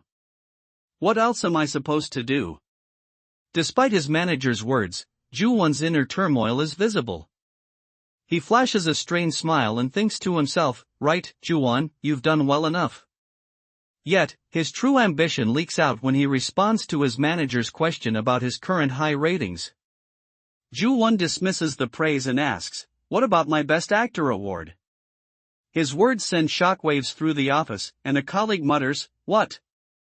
Two other agents, utterly bewildered, are seen with comically shocked expressions and floating question marks over their heads. One of them scoffs, Best Actor? The Best Acting award, and another taunts, hey, Ju-won. You think that's some neighborhood sports day trophy? Ju-won, however, remains resolute, his hand clenching into a fist as he states his ambition, I need to win again this year, then star in a movie next year. With a single-minded determination, he screams at his manager, give me more work, and, I'm telling you, I have T.O. win that award this year. His manager tries to reason with him, Ju-won, things are already going well for you. Putting too much pressure on yourself about awards will just backfire. But Ju-won cuts him off with an explosive demand, then cut down Jae-hyung's work and give it to me. He ends his tirade by screaming, it's like you're doing it on purpose. Just then, Jaehui appears, his face partially in a shadow, a smug smirk playing on his lips. He lets out a single, condescending, what? He proceeds to mock Ju-won's outburst, saying, HUI. I'm Ju-won. How can you say that to the CEO, and then casually dismisses the whole situation with, forget it, Manager Kim. A quiet moment reveals the disdain in Jaehy's eyes as he looks down at Ju-won, his contempt for the other actor now fully apparent. A stark visual symbolizes Ju-won's current state, he is shown as a tiny figure dwarfed by a monstrous shadow cast by his own head, with a narrator explaining, so that's about the size of his character. This is a stark contrast to Jaehui, whose newfound stardom has sparked a craze. Fans gush about him, buying merchandise from his hit drama, Breath Away. One man marvels, I knew you back when you were Mumyeon, but TOC you make it big as Mumyeon as Jaehui laughs genially in a cafe. Amidst the chatter, a new character approaches. He apologizes for startling Jaehui and introduces himself as Won Young, a PD from MKC's variety department. He presents his business card, announcing, I direct Talk, who's there, at. The name of the show, described as a rare one-on-one talk program, immediately gets the manager's attention. Won Young describes the show's format, blending candid conversation with a segment called Special Guest, where the audience gets to enjoy the star's personal connections. Jaehui is taken aback by the offer, caught off guard. Won Young, eager to seal the deal, says, we'd really love to have you on, Jaehui, before adding, we can work around your schedule, just please give us one day. As Won Young and the manager finished their conversation, Jaehui is left to himself, pondering the offer. His internal monologue reveals that this is exactly the kind of career move his manager, Jae Kyung, once suggested. He walks away, deep in thought, when his female companion asks, "If you did it, where would you want to film?" The question stops Jaehui in his tracks. A series of fragmented images flash through his mind as he struggles to find an answer. When he finally responds, it is with a pained, "I'm not sure." His friend, trying to encourage him, mentions that a fellow actor, Kwak Chiolapa, had a great experience on the show by filming at his high school drama club. Jaehui, now more agitated than ever, uses his packed schedule as an excuse to get out of the offer, but the PD's promise to adjust the schedule, however unique, echoes in his mind. As the pressure builds, Ju-won's face breaks into a chilling, desperate smile as he looks into a mirror. The chapter closes on a haunting note as Ju-won pleads to his reflection, "I'm asking you, actor." The line hangs in the air, leaving a disturbing question about Ju-won's mental state. Today we're diving into a tense confrontation and a trip down memory lane. Our story begins as Jaehui arrives for an interview on a popular variety show. As he steps into the studio, a sign on the wall reads, "Talk Talk, who's there?" and a camera is aimed at his chest. He greets the production staff with a polite, "Nice to meet you. I'm Jaehui." The show's producer approaches him, a cheerful man with glasses, who welcomes him with a bright smile. "Welcome, actor Du. Thank you so much for agreeing to this despite your busy schedule." Jaehui responds with a formal, "The honor is mine, PD." The producer laughs, explaining that since Jaehui is such a hot topic, they have a lot of questions. He warns Jaehui, "But since there's not much information about you in the media, this meeting might run long." He asks to begin with the most important parts, to which Jaehui politely agrees. The producer then gets down to business, explaining that their program usually books an outdoor location for the shoot. "Do you happen to have a place in mind?" he asks. Jaehui suggests the basement practice room at his company, but the producer dismisses the idea, holding up a magazine with a more dynamic setting. In other words, he wants a more dynamic setting with a story, not a cramped practice room. The producer then suggests an alternative. "Or since you debuted in theater too, what about a Daihakaro theater?" Jaehui visibly freezes at the suggestion. The narration reveals his inner thoughts, "What should I do? It's not like I haven't thought of it. And honestly, there isn't another place right now where I'd have more to say." His mind flashes back to a painful memory on a dark stage. But, it would end up being the exact opposite of the beautiful memories everyone expects. He knows the public romanticizes actors who came from the theater, trusting them more than instant stars. With a forced smile, he simply says, "Understood." The producer, with a sinister glint in his eye, mutters, "Well, I am curious about the state of CEO Kim Pyoju, so maybe it's not such a bad idea." After the location is settled, the producer brings up the program's highlight, the surprise guest. "Is there anyone you could invite?" he asks. This question sends a shockwave through Jaehui. A flashback of a woman with a sinister smile flashes in his mind. He grits his teeth and, with a new look of grim determination in his eyes, he says, "Yes, there is one person." The scene shifts to the day of the shoot.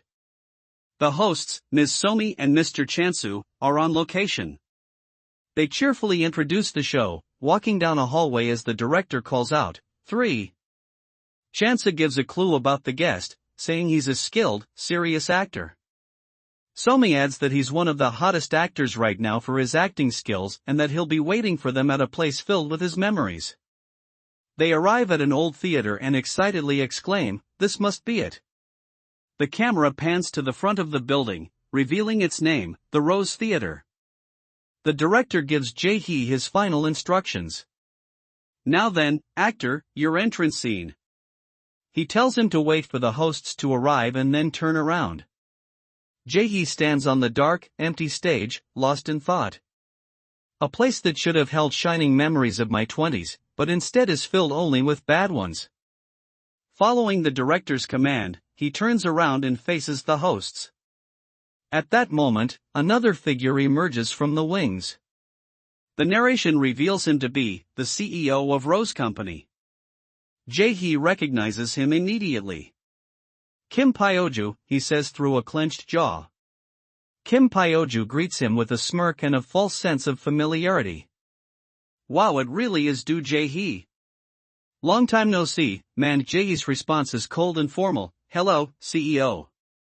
The narrator interjects, he paints himself as a man of the theater, but in reality, he's just a businessman obsessed with money.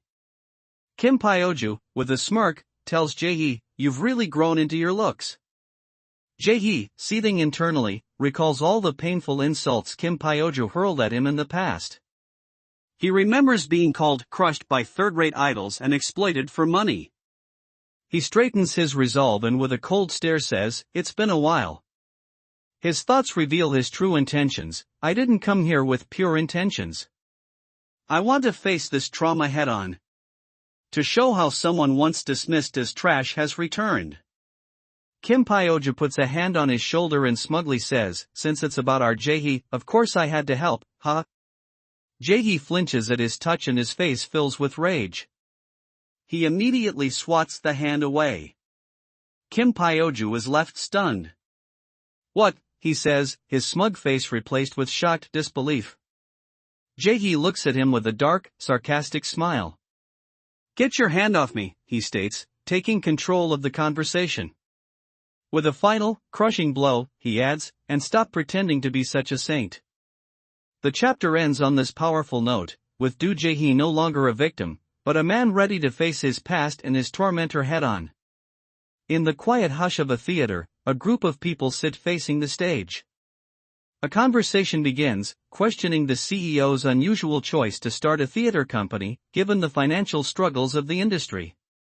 Why did you decide to start a theater company? One voice asks. After all, it's hard to make a lot of money with theater. The CEO, however, smiles and responds with a genuine heart.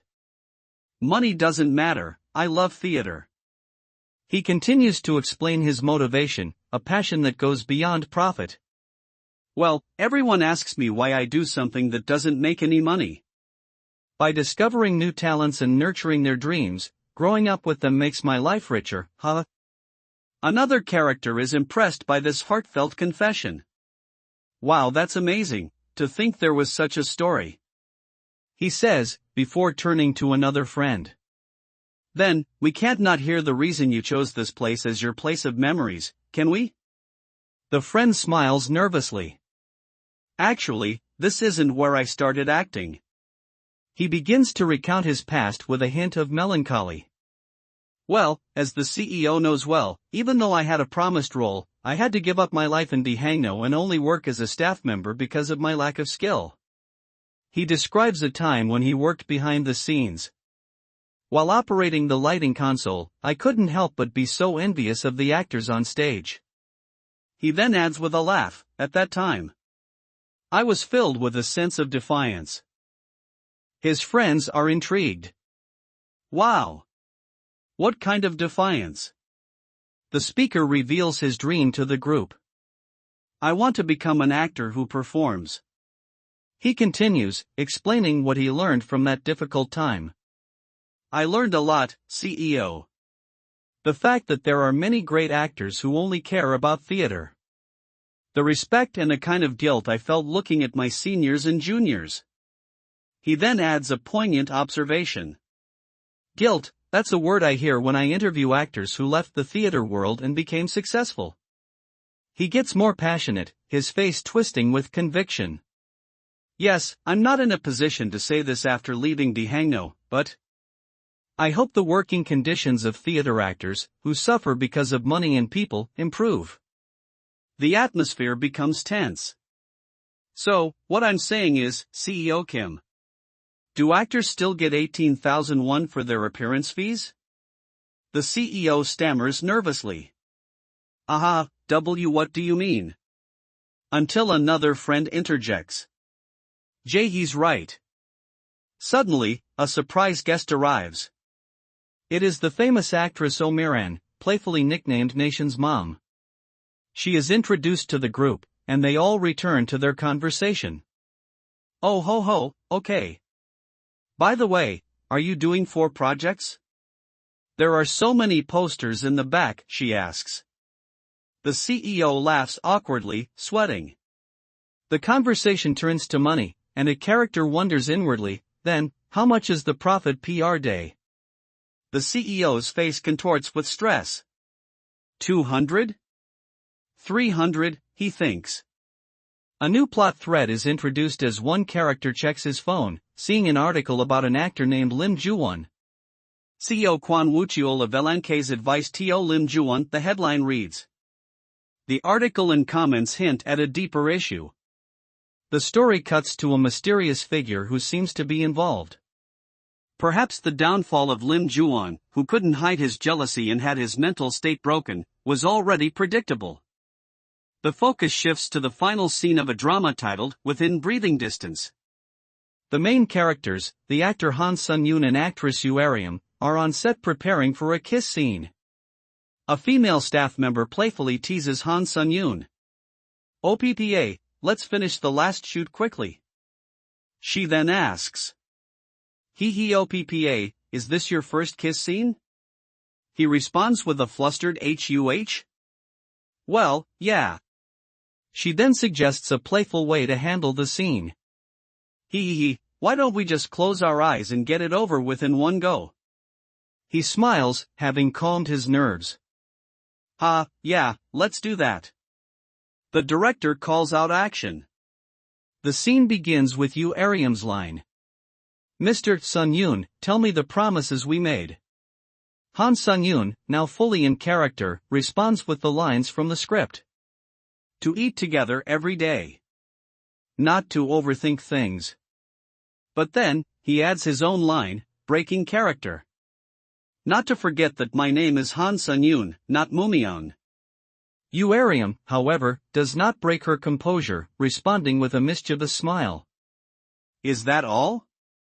You missed the most important one. She then reveals the final promise as they lean in for a kiss. Never to be more than a breath's distance apart. The director yells, cut. Okay. The scene is a resounding success. After the drama's final broadcast, the narrator explains that Yoo Arim became a versatile actress who perfectly conquered both films and dramas, and I, too, took on a much busier schedule than before. The story then follows Do Jae-hee, now a successful actor, and his manager, who is on the phone. Yes, this is Hwang Jae-ak from LNK, yes, director. I'm near the premiere venue, I'll be there soon. As they get ready to leave, the manager says to Do Jae-hee. Okay, let's go out now.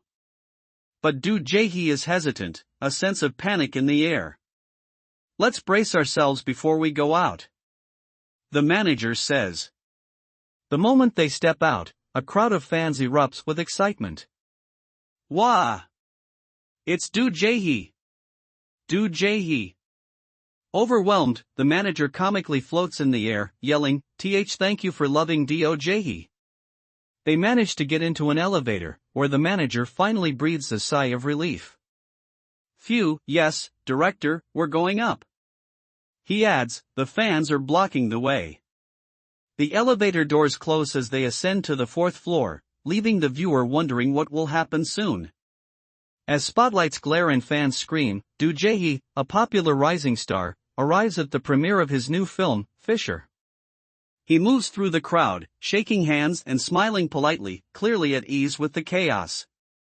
His manager, a balding man, approaches him with an almost absurd amount of praise, declaring, wow, you really are the trend these days, and adding that even the famous Mr. Sun-hee didn't get this much attention.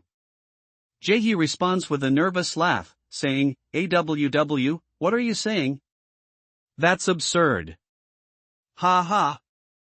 As they make their way inside. Once inside the theater, Jae-hee's calm demeanor is tested. He is met with a sea of fans, all holding up huge signs with witty and outlandish messages like, Do Jae-hee is insane, and Jae-hee, come and marry me. The sheer intensity of the crowd leaves him stunned.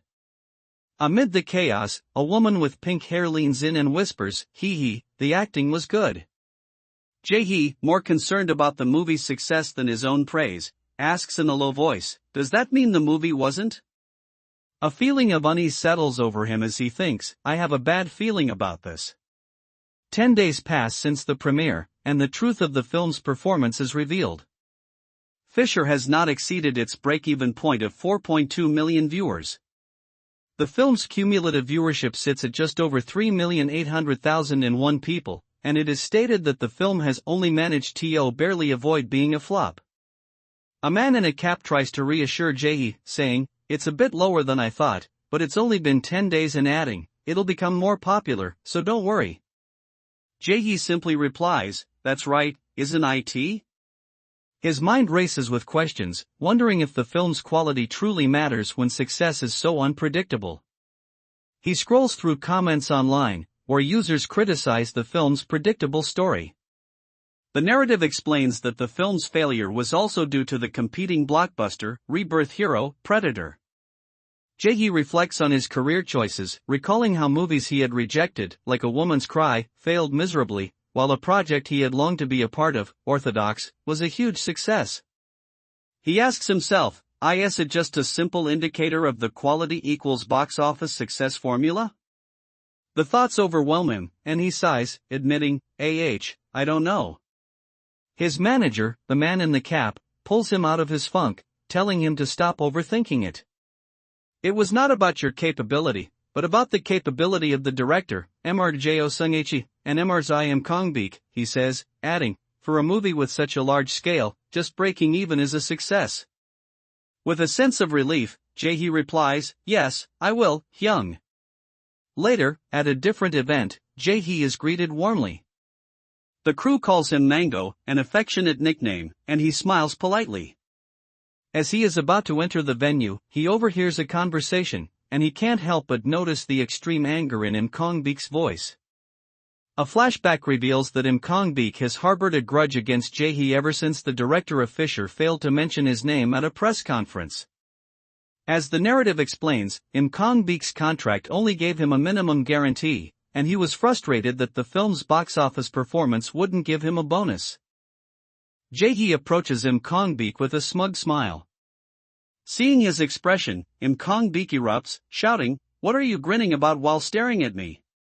He gets in Jaehui's face and yells, "Are you getting cozy just because you're getting some attention these days?" Jaehui, however, remains calm, stating, "I want to get along well with you, senior." This only enrages Kong-beek further. He lunges at Jaehui, but the man in the cap intervenes, telling Jaehui to step back. But Jaehui has a plan. He stands his ground and says, "Why are you doing this, senior?" With a subtle smirk, he feigns innocence. The moment Kong-beek sees Jaehui's frightened expression, he completely loses it. That FKER. That hypocritical bastard. He screams, before launching into a full-blown public tantrum.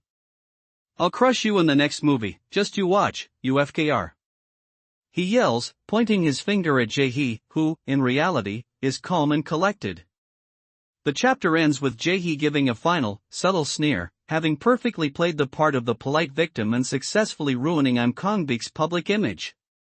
As the crowd roars, a dazzling star makes her entrance onto the red carpet.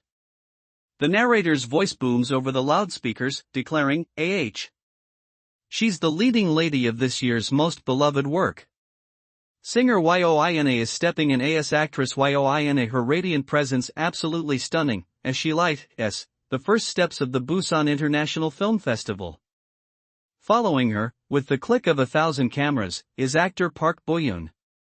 He performed brilliantly alongside Yoina, who played 3 roles. They showcased perfect chemistry and gave outstanding performances. The narrator emphasizes the scale of the event, where every year, over 100,000 people attend, and the fame of the numerous actors attending is almost too much to describe. Director Park Jin-woo is there too, but his mind is elsewhere. Ugh. Maybe I drank too much water.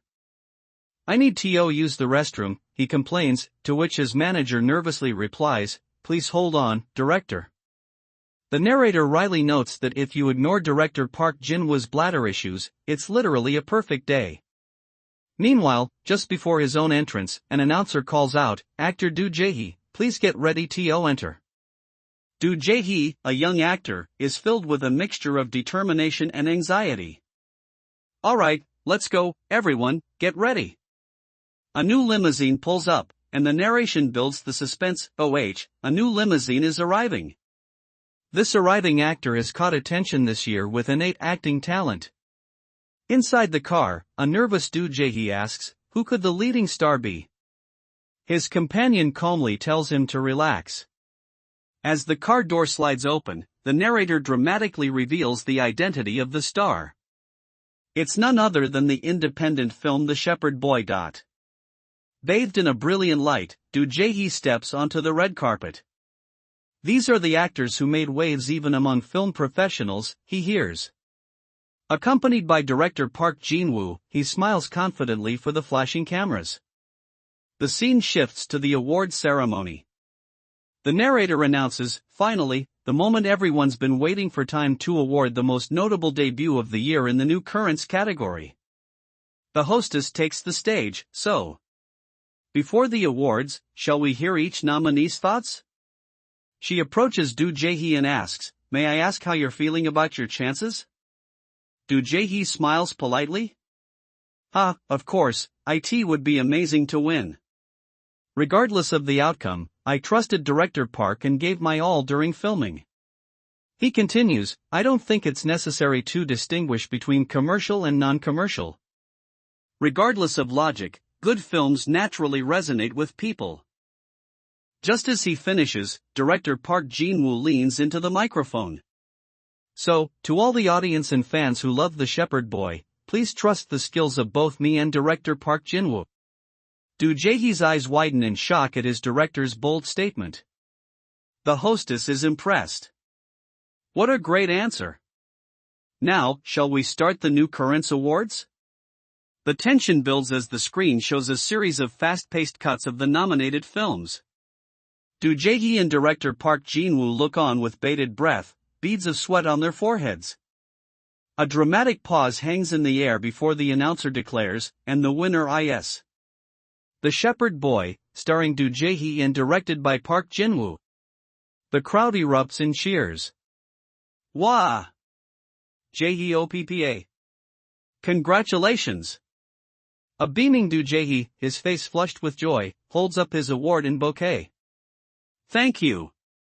The narrator adds, The Shepherd Boy, experimental and socially progressive, yet entertaining as a film, captivated filmmakers' attention and became the overwhelming top contender in the competition category, and won the grand prize unanimously. After the ceremony, the festival concludes spectacularly, with the guests heading to an outdoor screening. The narrator remarks, fittingly living up to the title of the hottest festival for domestic and international filmmakers. Do Jaehui, still overwhelmed by congratulations, happily greets his fans. Director Park Jin-woo, however, is a nervous wreck despite his forced smile, and timidly says, actor Do? He's been approached by none other than the prestigious chairman Im Hak-do. Director Park Jin-woo excitedly exclaims, hello, Chairman I am Hak-do, to which the chairman replies, you recognize me? The narrator explains that it's impossible not to, as the chairman is a true master representing Korean cinema. Chairman Im Hak-do congratulates both of them on their wins, and then, in a quieter moment, asks to speak with Do Jaehui. More importantly, I have something to discuss briefly, do you have time? With me? Do Jaehui is stunned. Inside an elevator, the chairman asks if he is currently working on any projects. No, not at all, Do Jaehui replies. Really? That's perfect, the chairman responds excitedly before revealing his true purpose. Actually, I'd like to cast you, actor Do. Do Jaehui, completely taken aback, asks, by casting, you mean? The chairman elaborates. I was deeply impressed by your performance at the previous film festival. Without relying on editing or music, leading the scene purely through expression and breath. I was amazed by the power of your acting. Do Jaehui is speechless, his face a mix of shock and wonder. Wait. Are you preparing a film yourself? He asks. Both he and the chairman instantly panic and deny it. The chairman then reveals the full weight of the opportunity. You know director I am Changti, right? Do Jaehi's eyes widen? Director I am Changti. The chairman reveals that this is to be the retirement film marking the finale of his 37-year career. The chairman explains that for a master's retirement film, the entire film community is pitching IN. He then reveals the most important detail: I recommended you, actor Do, to the director. The chairman's words land like a thunderbolt. He continues, the script has already been delivered to the company, so I can say this. The film will include musical elements. The working title is Crown Prince Sato.